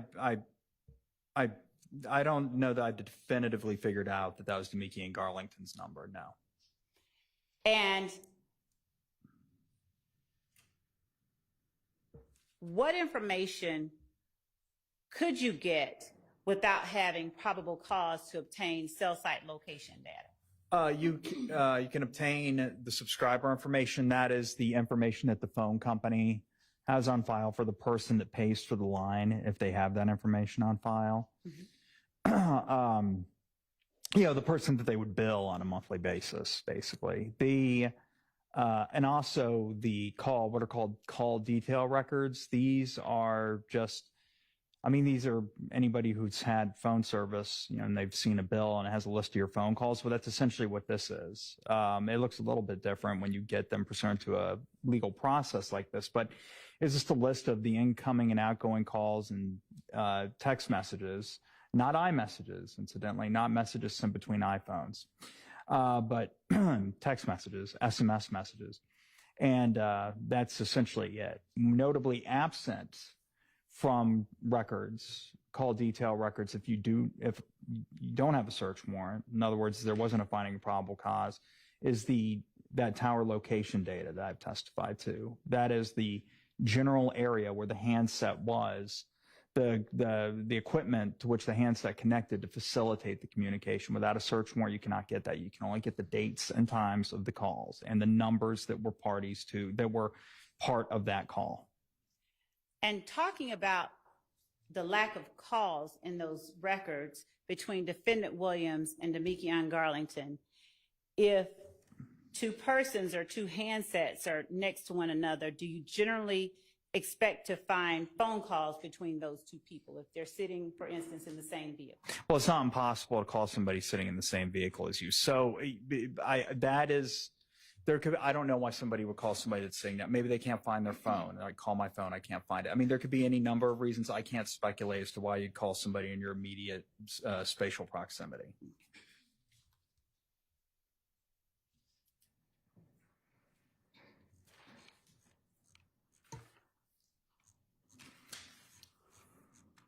Who was it that gave you the information about the photograph where Shannon Stillwell is depicted?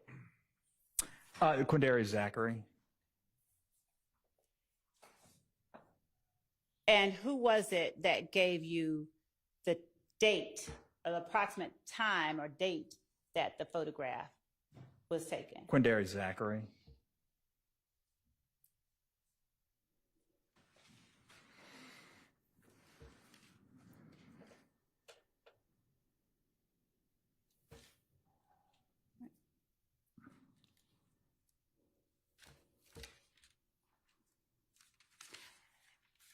And finally, you were asked about the length of time people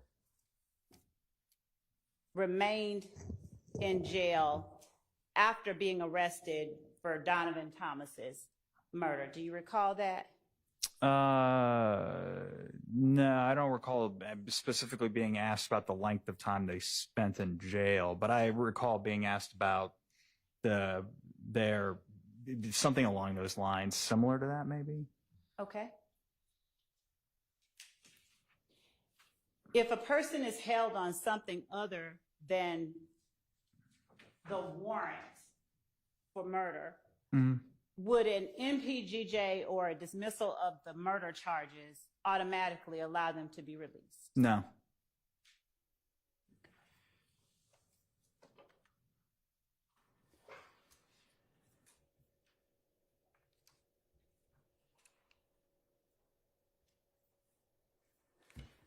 All right, just 1 second. Sure.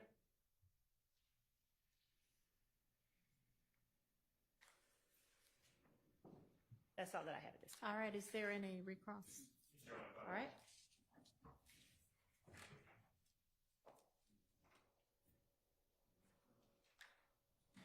Mrs. Sprinkle, picking up where the prosecutor left off in regards to that NPGJ, what we do know, though, is that Mr. Copeland's NPGJ, the charges or the document that dismissed the murder charge that first put him in jail in 2015, that NPGJ wasn't done until 2017. Is that correct? That sounds right. I didn't file that, but and I don't recall who the prosecutor was that did, but I was aware of it. But I don't know that he was ever actually booked into the Fulton County Jail on the murder charge, though. You don't know that?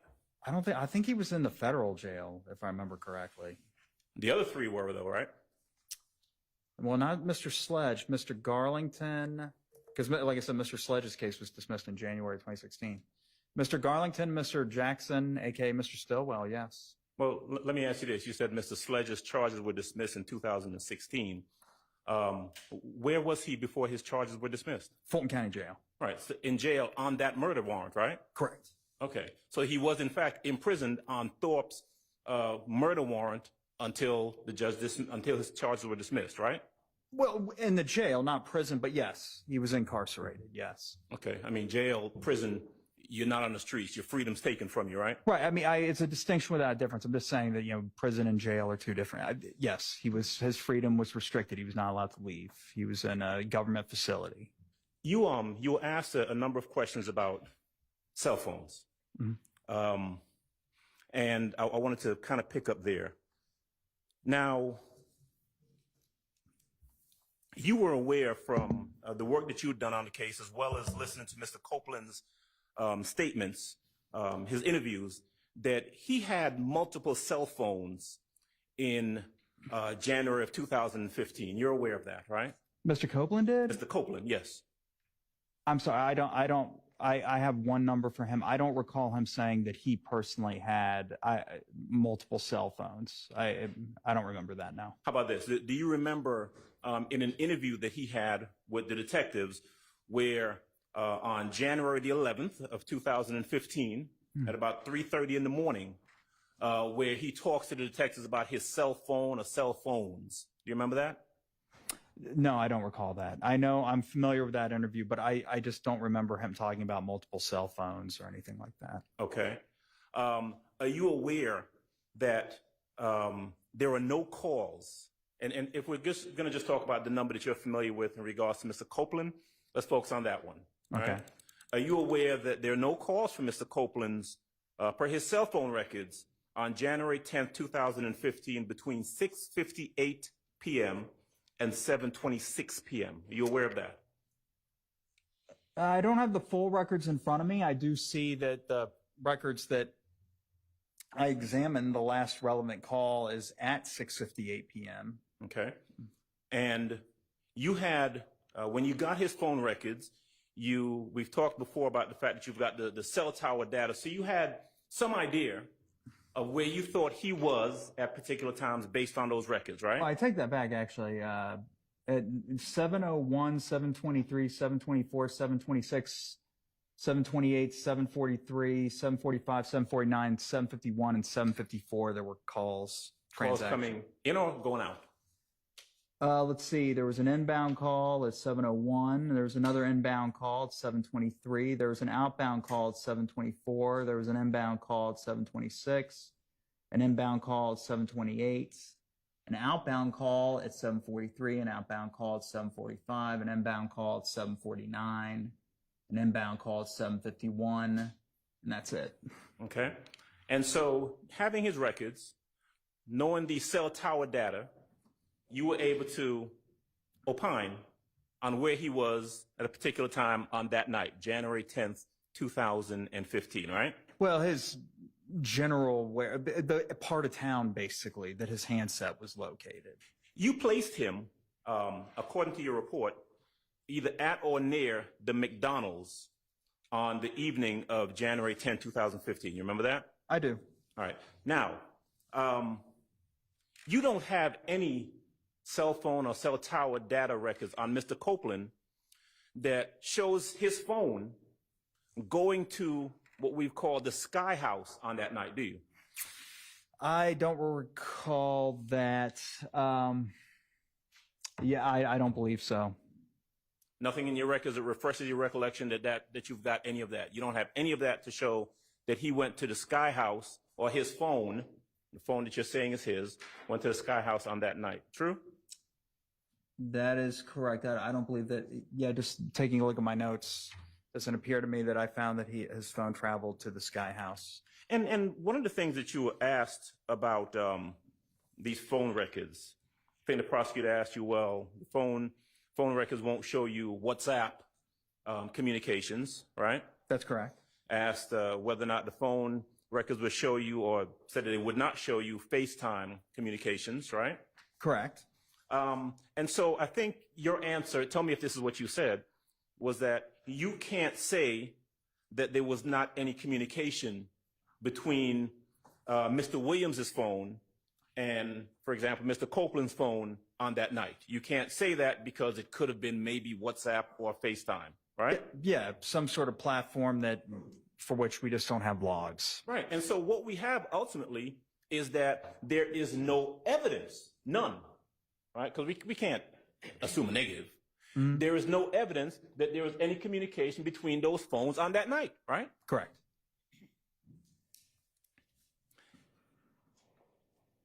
Prosecutor asked you, said, you never charged Mr. Williams with Donovan Thomas's murder, right? That's right. You did not. That's correct. Because you had no evidence that he committed that murder, true? Well, yes, but I also can't charge people with crimes. I'm not a police officer and I'm not a grand jury. But I think I understood what the question was intended to elicit. And yes, that's correct. I didn't think that there was evidence to charge him. You,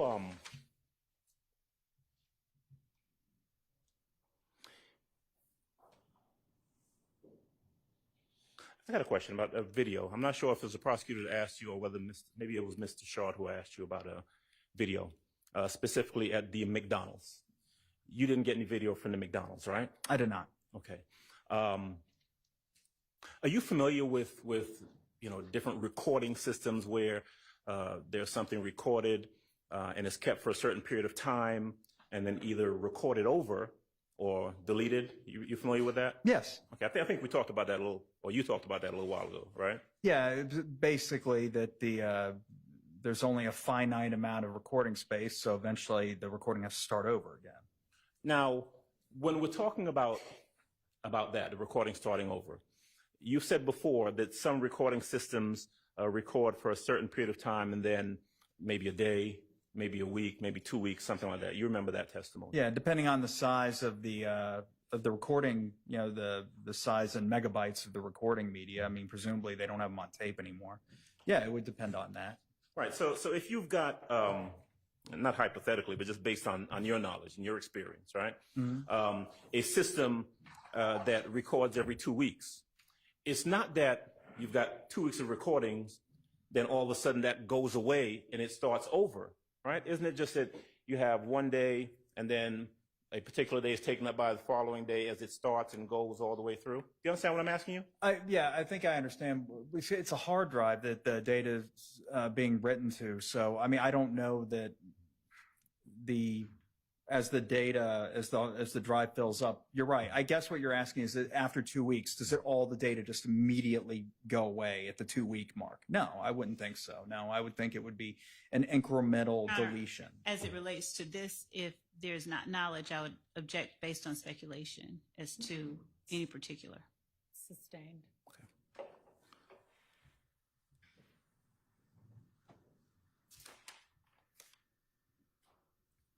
All right.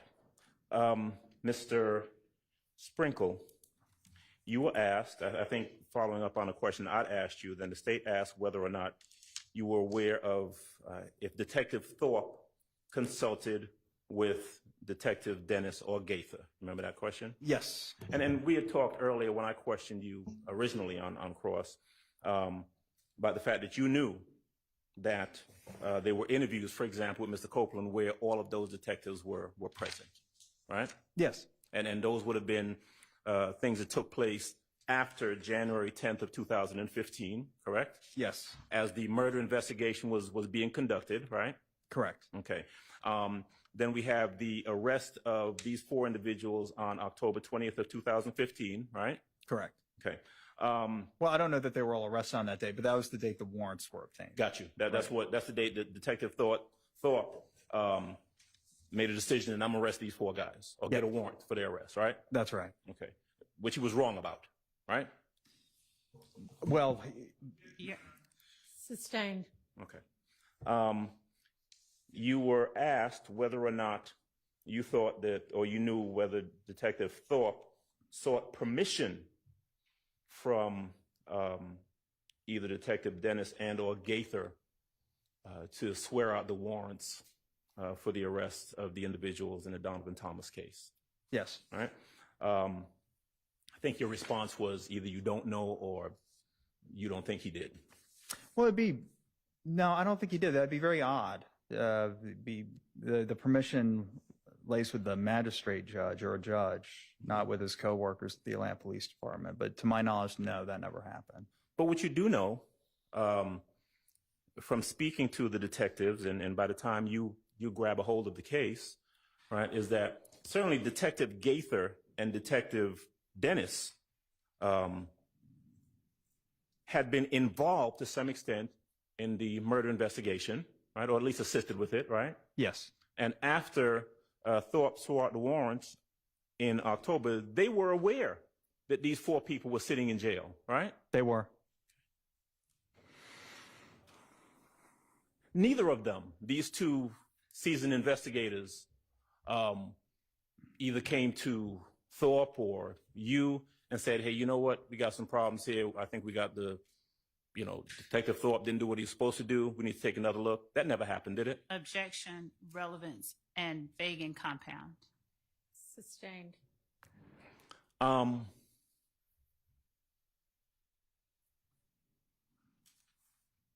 Okay.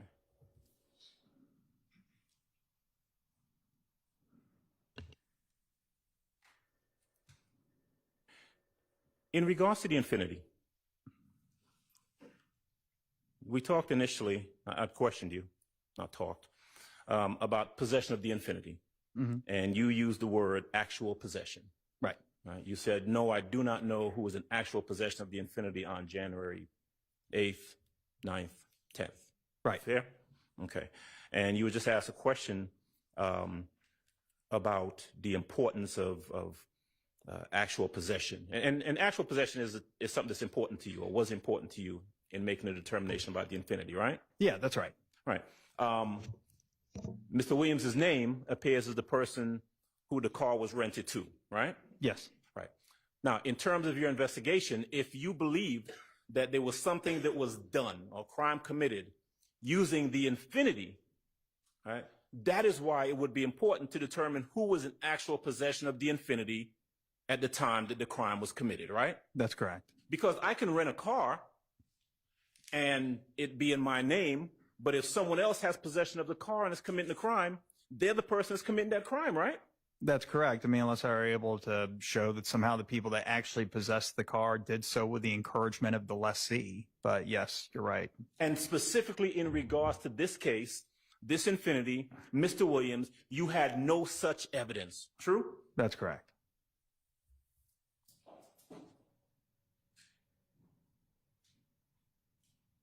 Your investigation, I use the term investigation, your work on the case led you to recognize that there were inconsistencies and you couldn't trust what Kenneth Copeland was saying or what he had said in his statements. True? Well, no, I thought that his statement, there were a number of things that I thought were accurate about his statement. And some things were inaccurate, right? As far as you knew. You would have to, his statement was there was a lot in his statement. I tried to, look at his statement generally based on what he was able to remember when he provided that 9-hour statement and primarily, compare it with the phone records. And when I did that, I didn't see any glaring, I can't recall seeing anything that was just wholly inconsistent or impossible. Like, for example, the first witness, Spencer Wright, what he said happened was impossible. He wasn't there. I didn't see anything like that with Kenneth Copeland. Did your investigation on this case, by the time you picked it up or got involved in it late 2015, 2016, seeing everything that had been done or not done thus far, also lead you to believe that you couldn't necessarily trust the investigative work of Thorpe, Gaither, and Dennis? Well, no. I mean, yes, there was Detective Thorpe made a mistake in not taking a look at the video and checking to see if the witness was actually where he said he was. Okay, but would that mean that I wouldn't be able to trust anything in the entire investigation? No, I wouldn't make that sort of blanket condemnation such that I would just disregard everything in the entire file and every finding of fact made by the police. No. I mean, I can see that a mistake was made in one part of the investigation, but there are other parts of the investigation that were not as erroneous. His mistake put people in jail, though, didn't it? Yes. That's all. All right, any other defense attorney have redirect? I mean, I'm sorry, not redirect, recross? No, Your Honor. Okay. All right, Mr. Sprinkle, thank you for your time. I think it sounds like we might see you again at another stage in this case, but you are free to go for now. Thank you, Your Honor. And it's a little after 4. Do we have another witness who's going to take hour and a half? If not, we'll just get started with somebody and go as far as we can. We'll get started with Okay. Detective. Yes. All right. Anybody need a break before we get to the next witness? Y'all good? Okay. Your Honor, and as it relates to this particular witness, there's been a ruling as it relates to filming. Okay, so no filming of this witness. Thank you for that reminder. All right, we can go ahead and get that. A quick bathroom, like 5 to 10 minutes. Okay. All right, try to be fast about it. We'll be back at 4:15.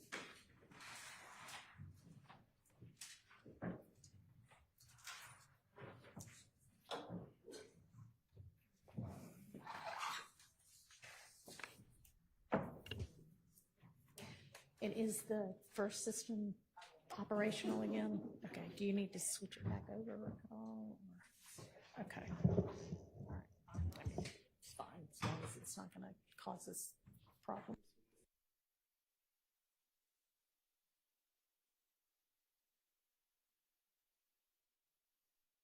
And to use the primary system, it seems like it's back up and working again. All right.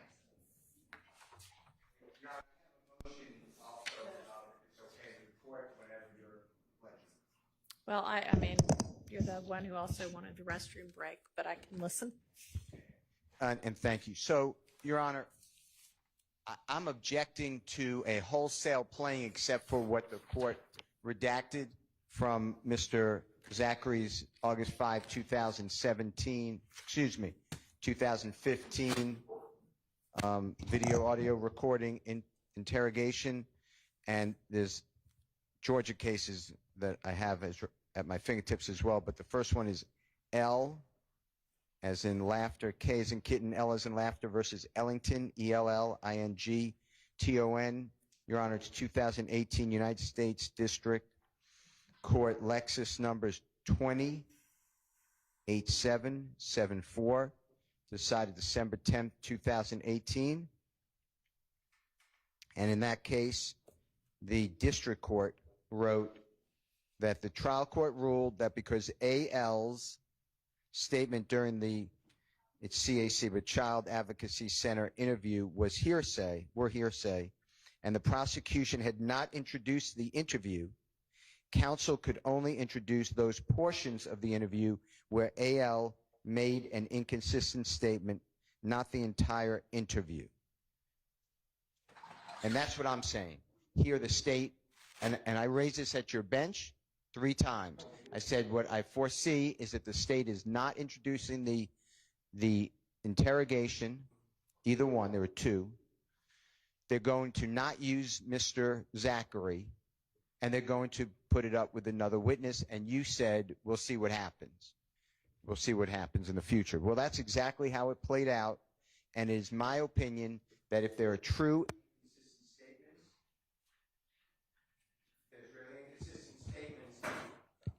then I understand that. And it comes in under 24.8.801 D1A, because it would not be hearsay, because it would relate back to OCGA 24-6-613, prior inconsistent statement. But the state does not have a Kenneth Copeland where he would just say, yeah, I don't remember if I said it, but I lied. They have Mr. Zachary saying, I said that. I am a liar, but I said that. And that's different than the just, I'm a liar, I don't remember, I don't recall. So unless the state can go piece by piece on what is an inconsistent statement, I'm objecting to just having a trial by prior recordings. The state then puts it on the accused and said that, well, we objected to it taking so long, to the state going through the entire interview. The state was asking about, how old are you? Do you have a brother? Where do you live? I mean, all this just page by page, but they did not hit the specific statements that are now deemed inconsistent statements, and I'm objecting to the wholesale playing of a recording and the witness is gone. That's my objection. I have a Georgia case too, and that is Gibbs, GIBBS versus State 340, Georgia Appeal 723. It's in Division 2A, as in Elisa, 2017 case. All right, thank you. Ms. Love.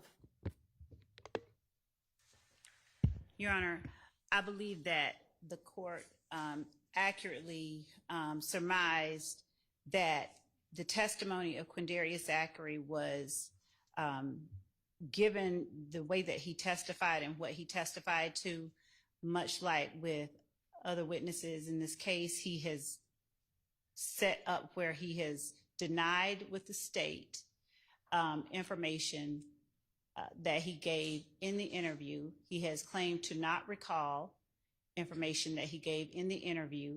He has claimed to have lied about specific information that he gave in the interview, even to the extent that when asked identical questions by opposing counsel, he would give a completely inconsistent answer to opposing counsel. For instance, do you know this person? To me, he would say, I can't recall. 5 minutes later, to Mr. Steele, he might say, yes. Or to me, he would say, I can't read. 5 minutes later, he's reading a book placed in his hand. So, Your Honor, I think that the court had it right. I would ask that the court allow us to present to the jury this pertinent information and relevant evidence. All right. Yes. I just respond. The part I disagree with is the state has already presented this evidence. When when he's asked, did you say Shannon confessed? And he says, yes, I did tell the police that, but that was a lie. They've gotten that information out. He has confirmed that he told the police that back in 2015. And that's the whole point of using extrinsic evidence, as I understand it. The whole point of using extrinsic statements or prior statements to prove the point, it's when the person's denying it and you have to bring in that statement. I'm sure if we look at the transcript, there are going to be a few times, especially towards the end of, I believe, the second day where Mr. Zachary was frustrated and got into I don't recall mode. But other than that, he acknowledged what he allegedly said and said it was a lie, and this is why I lied. And I don't believe that lays the foundation for what the state wants to do. Okay, so I think that by and large, he said a whole lot of I don't remembers and a fair bit of, if I said that, I don't remember saying it, but if I did, I lied. To the extent that the statement itself can come in as substantive evidence as a prior inconsistent statement. And if the defense has particular parts of the statement that you believe that actually were sufficiently handled such that the extrinsic evidence of that shouldn't come in, then please let me know. But I think by and large, it can come in, subject to the redactions, of course. Can I respond to your request? He certainly acknowledged making statements about Mr. Stillwell allegedly confessing in both statements.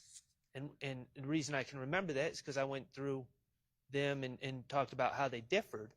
But that was standard impeachment comparing two statements, but at no point did he deny making those statements. So I think that's pretty clear that he did not deny those.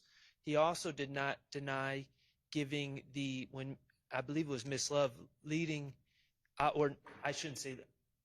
Miss Love was asking questions and getting into alleged facts that Demekion Garlington allegedly said. I believe that Mr. Zachary acknowledged telling the police about that as well, except he just said that, Garlington was a play. Garlington had given him the play was his ultimate explanation, but I don't believe he denied that either. So I think, sure, there's a lot of tangential points that perhaps a foundation was laid, but on the main points as it relates to Mr. Stillwell, at least, I don't believe that he denied making those statements, and therefore I don't believe it's appropriate to play the prior inconsistent statements because they are not inconsistent. By the same token, Your Honor, he also did not deny having said in his previous interview that Mr. Kendrick had admitted to being involved in that murder. He said that it was a lie, but he did admit to having said that. All right, I'll consider those over the break. Your Honor. One more, Your Honor. Yes. He admitted that Jeffrey Williams, that he said, I'll tell you the truth, that Jeffrey Williams gave the infinity vehicle to Shannon, allowed Shannon Nard to up and drive as well as Mr. Copeland, and he was never even asked about giving Jeffrey Williams a gun, so it can't be inconsistent with being asked about that. Those two I object to. Asking about giving Jeffrey Williams a gun. Yeah. Give me a little bit. And it's in his statement to the law enforcement. About Zachary giving Jeffrey Williams a gun? Yes. But he never was confronted about that. Okay.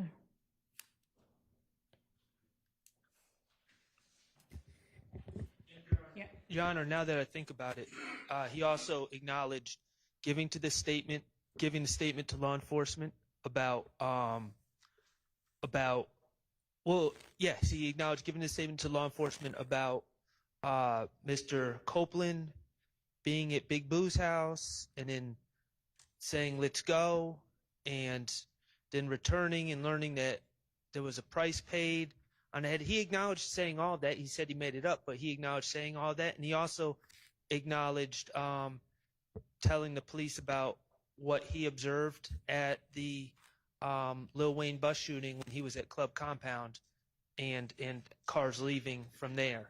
So all those things were touched upon on his direct and acknowledged by the witness. Your Honor, Yes, ma'am.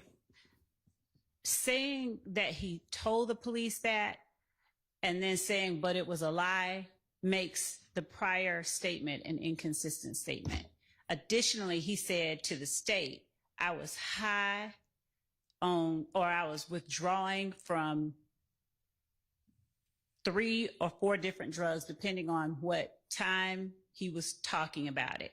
So his intent was to suggest to the jury any way he could that anything he said about any, and I specifically asked because anything he said about either of the 3 defendants in this case that he talked about, he denied were true.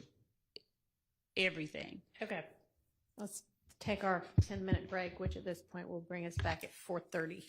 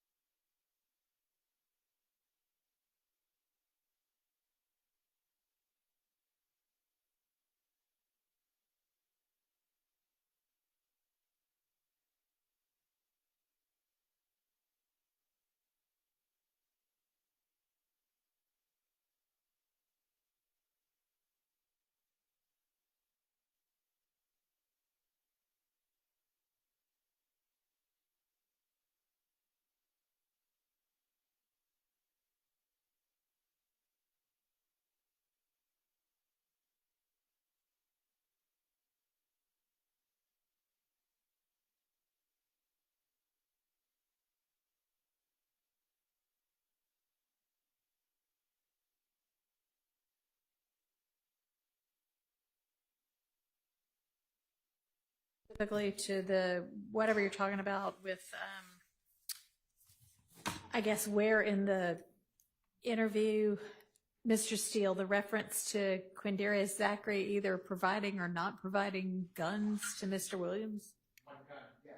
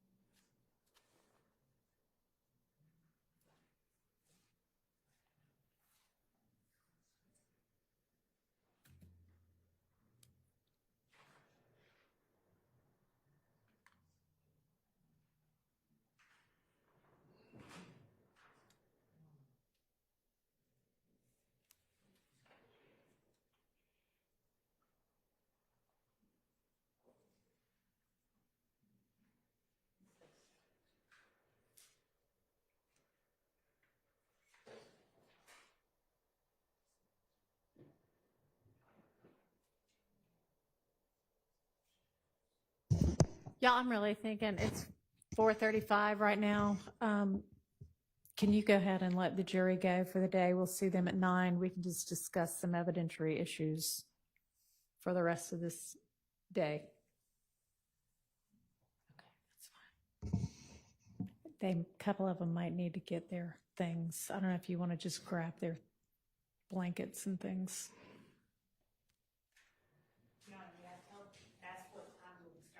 We will be starting at 8:45. Can't somebody else do that? Because I'm waiting for Mr. Steele to get the reference, so I think you need to be here for that. Somebody else can go say that. But the witness needs to be here at 9. What is it, Mr. Steele? I believe it's on transcript page 149 of 275, line 16, and it's a lot of unintelligible. This transcript is not the way it's unintelligible. Yeah, it's not. When I listen to it, it says, I told Buzz and stop messing with everybody. He might find no guns for no crime. So I know it doesn't sound bad, but I believe that later they say if you bought a gun, reject it. That's what I'm looking for. Later, there's.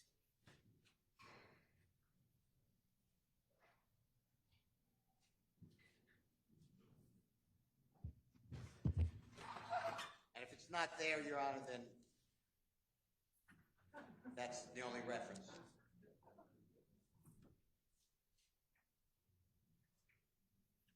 Any response on that? I mean, I don't recall that witness being asked anything about that, but it's not really saying anything anyways, is what Mr. Zachary's saying. Yes. Judge, I know that the line 19 is out, and I just ask that the court allow us to play it up. What I have is that he said,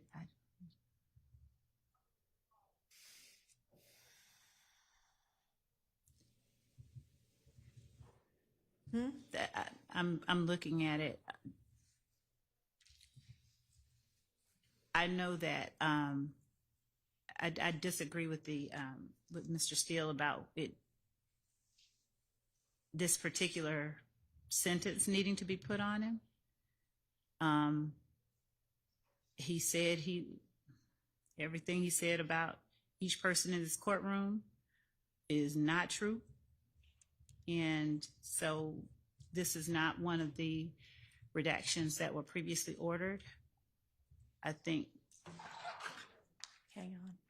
it's admissible, and I'd ask that we be allowed to play up until line 18. So that's not Zachary saying anything about Mr. Williams, right? It's just him saying, here's what I said to Mr. Williams. No, it is that Mr. Williams didn't have buy any guns to commit Hang a on. crime. Sorry. Okay, go ahead. Mr. Williams did not buy a gun to commit a crime. That's what it says. It's exculpatory, I understand, but it was not asked about, is what I'm saying. So it's not an inconsistent statement. Read the entirety of what you think it says for me.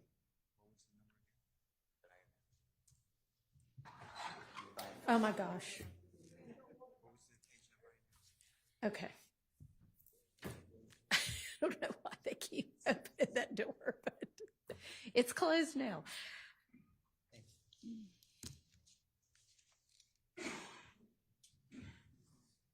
I think you said that you thought it said, I told thugs, stop messing with everybody, like, don't buy no guns for no crime. No. Okay. That's not what it says. What does it say? Find my page that I lost. Does anyone remember the page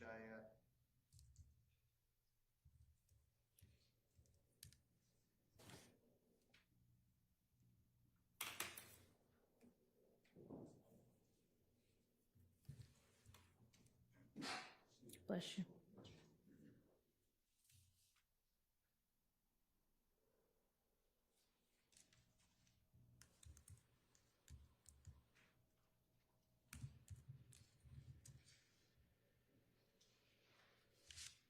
Your Honor, it's what he says, according to the audio. It's Mrs. Zachary.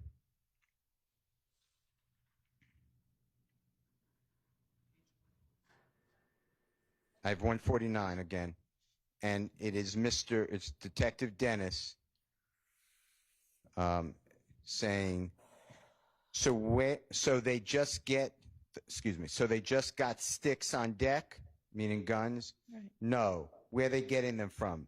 Thug got a check, so it's not, put a date on this and it's unintelligible. Then the next person says thug.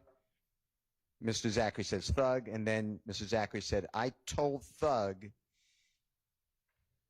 had to stop messing with everybody. He, like, buy no guns for no crime. That's what it is. Then the next line is out because it's about this illegal search of Mr. Right. Williams' home.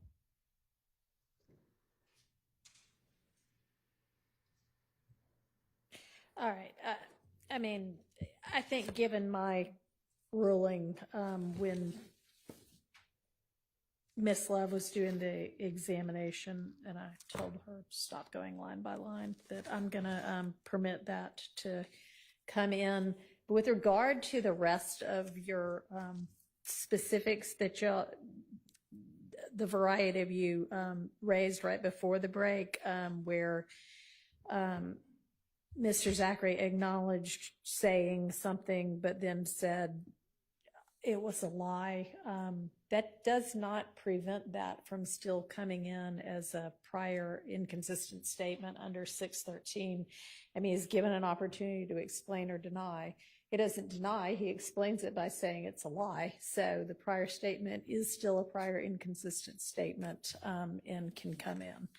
So when we start with Detective Gaither in the morning, that'll be my ruling with regard to all of that, that it can all come in subject to the redactions that were already made under 613.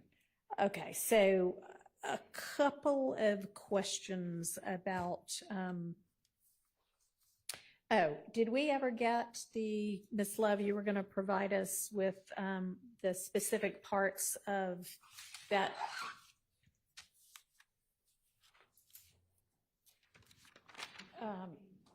Mr. Zachary's Twitter that you wanted in? So I do have some, but since I didn't push with getting them introduced with Mr. Sprinkle this time, I instead. Right, but we still want to know what they are, so yes. we'll know what needs to be dealt with.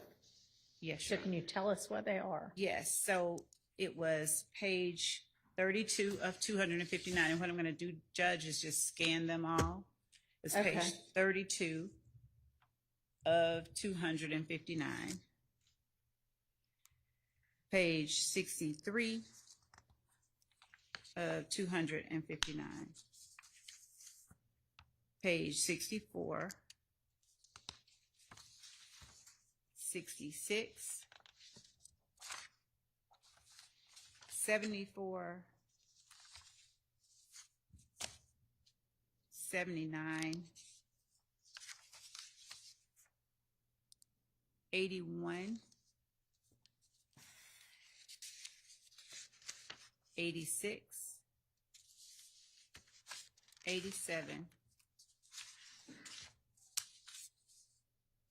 92,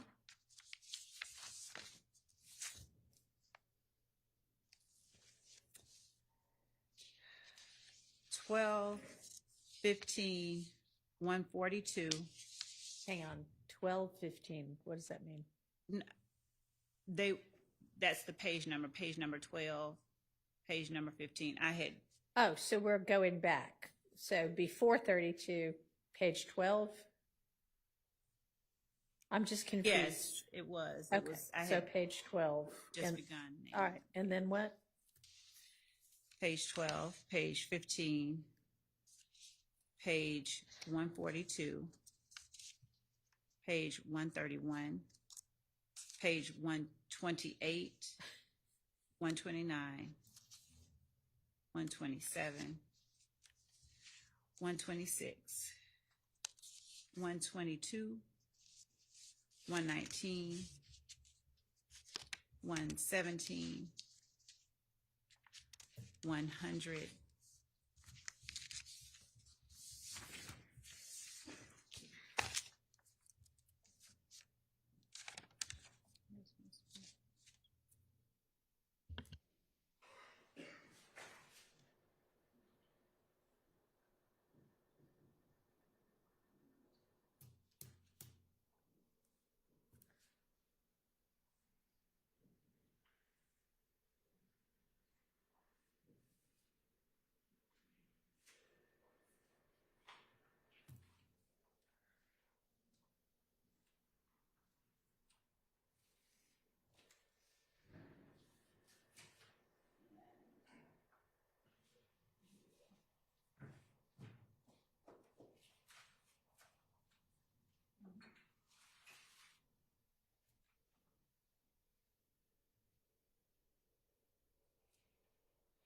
Is that it?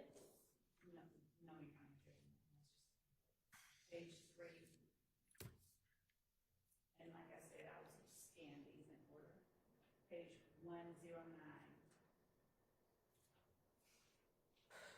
175,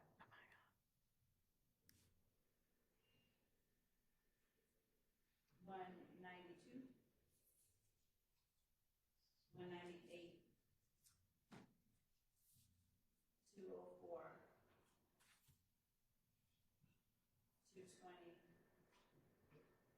221,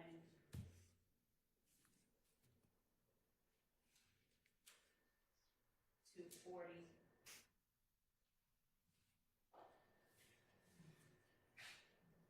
And Your Honor, at this time, that's what I have to present to the court. I'd ask the court to allow me to just scan any additional ones in that one or chronological PDF. A chronological would be wonderful. And then share that with everybody. And you now intend to introduce these the next time Mr. Sprinkle testifies, which will be how long from now? Probably not this week, given the not. After we get back from our. Yes. Okay. After the non-jury days. Yes. Okay. All right. Then that'll be yet another item for us to take up during our non-jury days.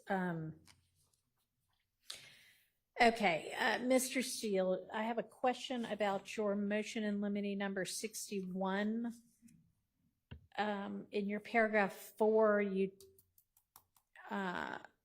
raised the issue of text messages captured on the wiretap. Are there text messages captured on the wiretap? There are line sheets.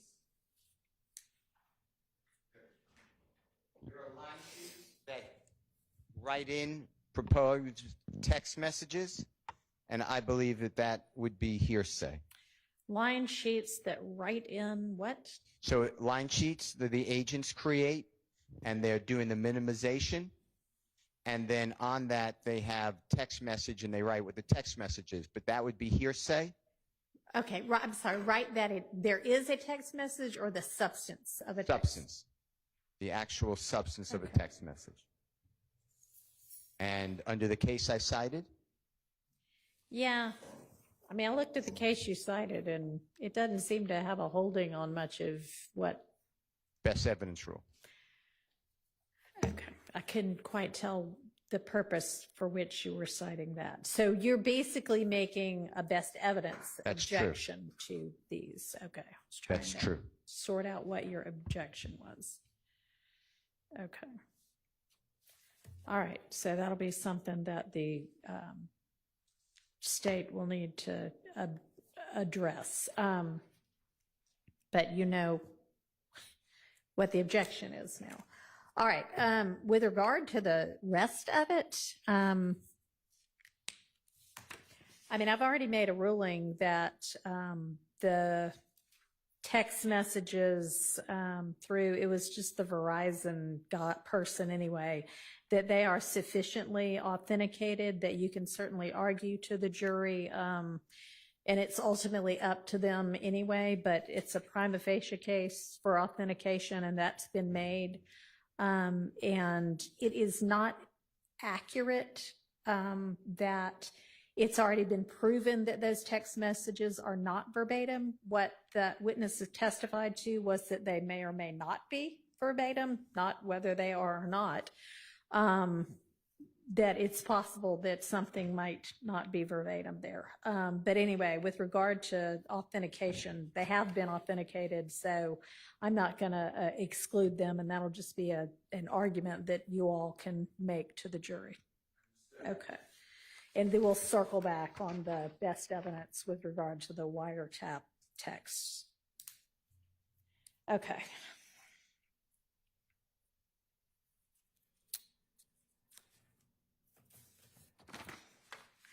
Your motion in limine 62 deals at this point with Mr. Kendrick's guilty plea potentially coming in and Mr. Ryan's conviction potentially coming in. And I don't know, we had discussed before that if that did happen,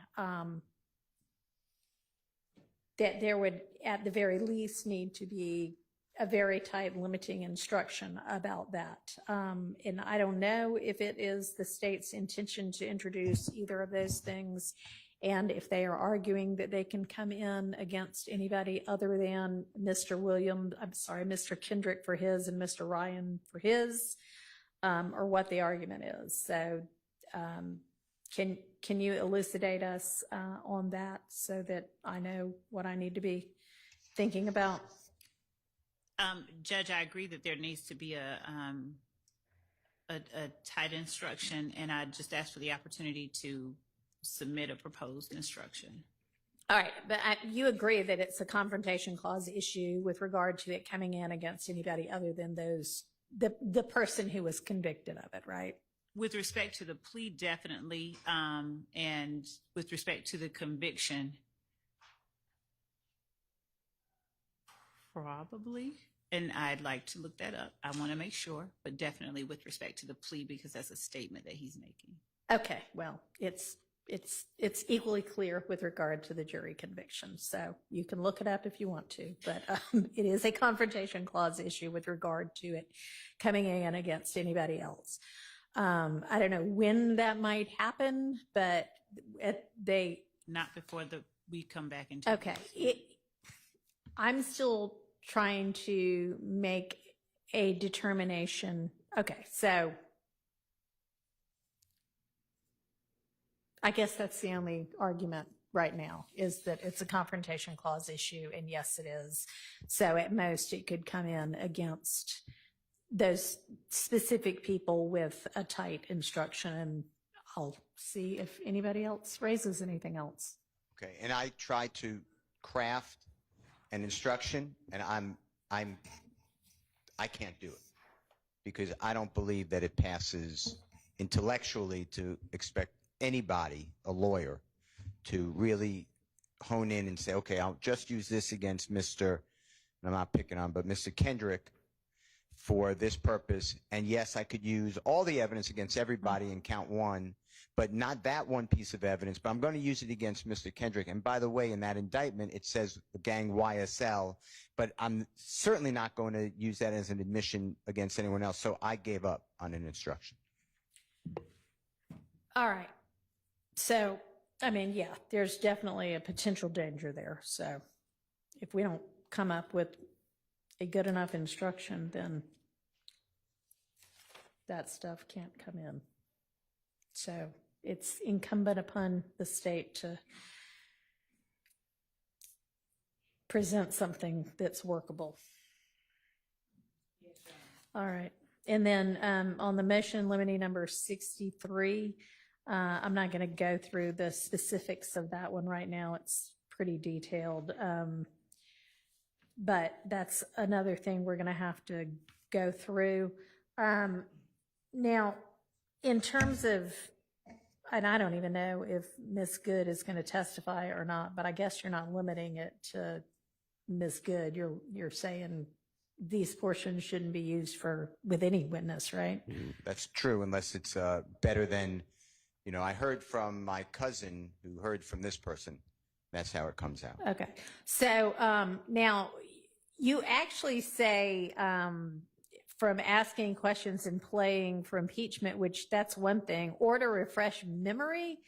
And I mean, if you're refreshing memory, you're just presenting it and they're supposed to be looking at it silently. And I think something doesn't need to be evidentially admissible to be something that could refresh somebody's memory. So I'm, I was once trying a federal case and the witness couldn't remember, and the prosecutor, U.S. attorney, wrote down a piece of paper in his pen to refresh the memory, and I objected, and the judge sustained it, but said, actually, it does say you can refresh memory with anything, but the judge did still sustain it.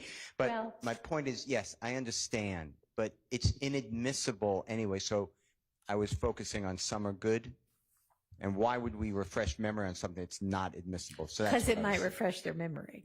About something that's not admissible. So, I mean, they may not then be able to testify about it, but I'm not going to limit them in what they can use to refresh somebody's memory. All right. The rest of it we'll take up later. Except for a lawyer writing it out on a piece of paper. If that happens, we'll take it up at the time, but I suspect my ruling would be the same as that judge's. Okay. I just want to inquire, because it's been quite a long time since well, I did more than suggest. I ordered the state and counsel for Mr. Ryan to get together on what they could stipulate to and what they agreed, what maybe not stipulate to, but what they agreed was in and out with regard to all sorts of different evidence. Have y'all done that yet? We Okay, great. So y'all be able to present that when we get together early next week. I'm trying to think what else we need to think about or could discuss or could get out of the way right now.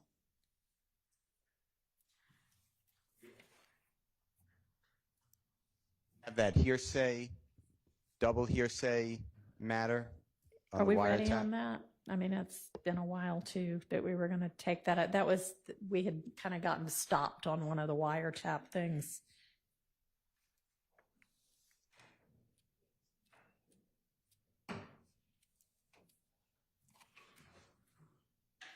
Maybe we won't get bogged down in that right now. So I had asked a while ago for, and maybe I got some of it, but on the unindicted, because they were subsequent to the indictment and allegedly intrinsic acts.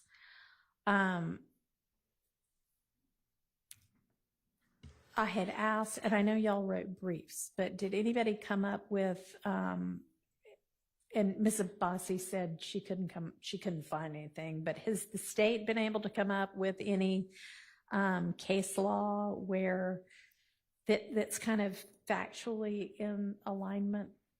Or So not on all fours, but I Okay. did find cases that's in terms of the way it's just outlined here, but I did find cases that spoke to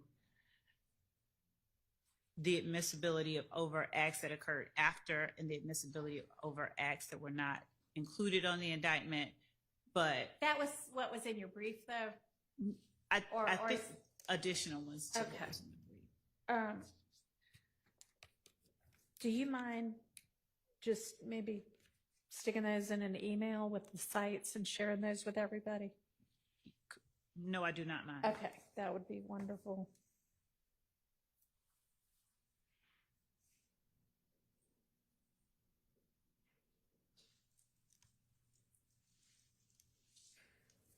All right.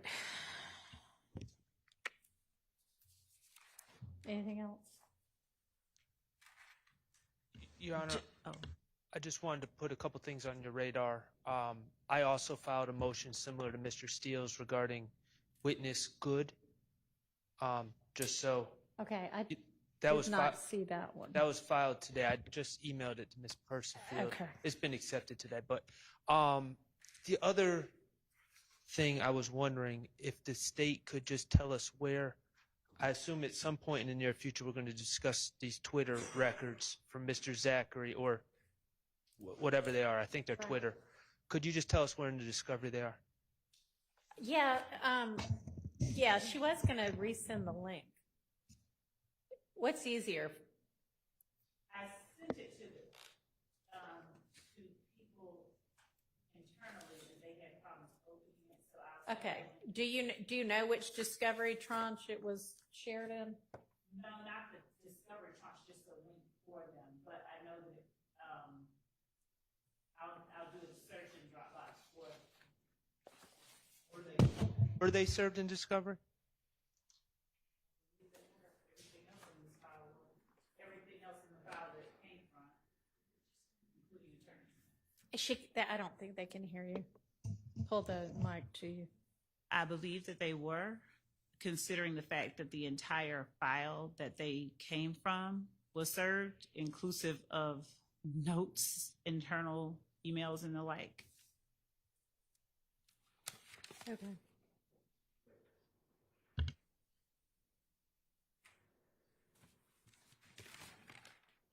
All right.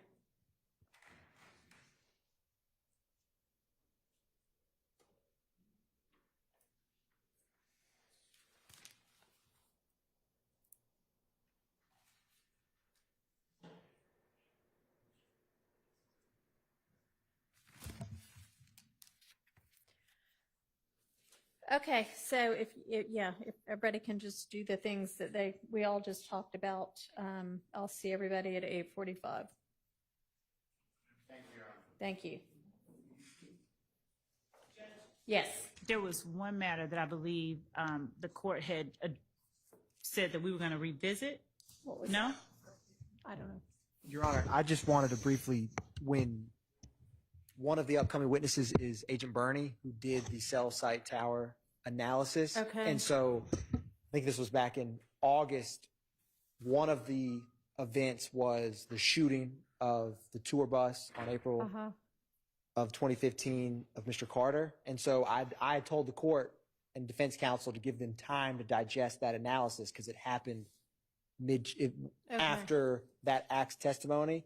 So the state would prefer to, because it's the same calendar year, it's 2015, to walk through those slides with Agent Burney when he testifies. But I wanted to, make sure that with the court's prior discussion now almost 2 months ago, before asking him any questions about that. And so I wanted to just raise that now. Okay. Any issue with, is it Detective Burney? Agent Burney, Special Agent Burney, testifying to that incident as well, the phone records with regard to that incident? Y'all had him for a good bit of time now.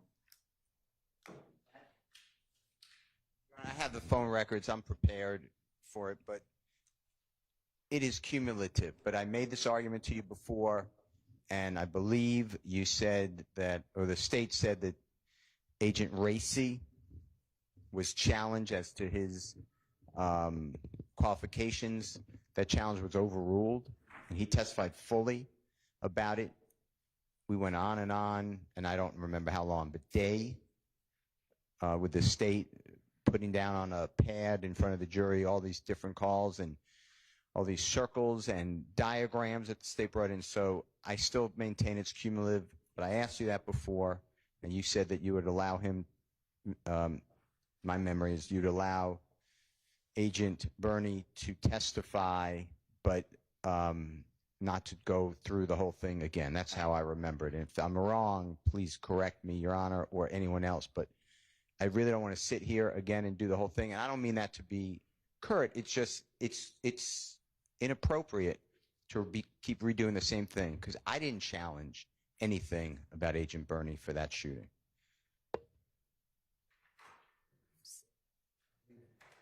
Okay. Y'all understand the parameters? Your Honor, I do understand the parameters, All and right. the state's intent is to, with Agent Burney, that slideshow that I'm referencing that he conducted, that's going to be the extent.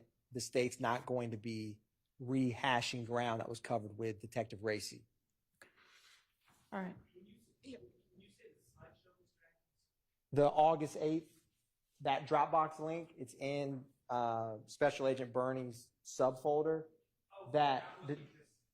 No. And what I just sent, Your Honor, to be clear, there was a toll analysis that Agent Burney did. So there's an Excel spreadsheet that was in that August 8th Special Agent Burney. The state visually, there's some physical boards printed right behind that witness stand that we did with Detective Racy. It's the same data. Phone X called phone Y for 30 seconds at 7 o'clock.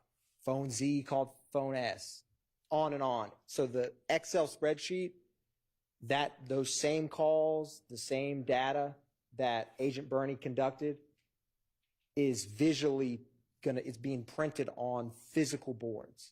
So Okay. they're not physically built, but I sent the template that our graphics team is putting that information on. So it's the same information. It's just going to visually look a little different than just an Excel spreadsheet. Okay. All right. So tomorrow we'll have Detective Gaither and then who? Okay. So those will be ready by tomorrow then? That is, yes, Your They Honor. either will or they won't be. Correct, Your Honor. Correct. Okay. And then is that going to carry us through the day, those two witnesses? Yes. Okay. And then the next three, this is the same crime scene tech, Jenkins, and then Sanchez and Lewis. And will that get us the whole of Wednesday? We can. I mean, I don't intend to. We can. What time did the court say that we were ending court on Wednesday? Is it 5, the normal time? Normal time. Okay. We believe that it will, given the length of time that these 2 witnesses are, but if they don't, we would. You'll be able to evaluate at lunch and scramble and get somebody else. No, we'll call probably Mr. Sprinkle. Oh, okay. As long as you got somebody. All right. Okay. I have the location for where it was served. Okay. It was served in Discovery 1-2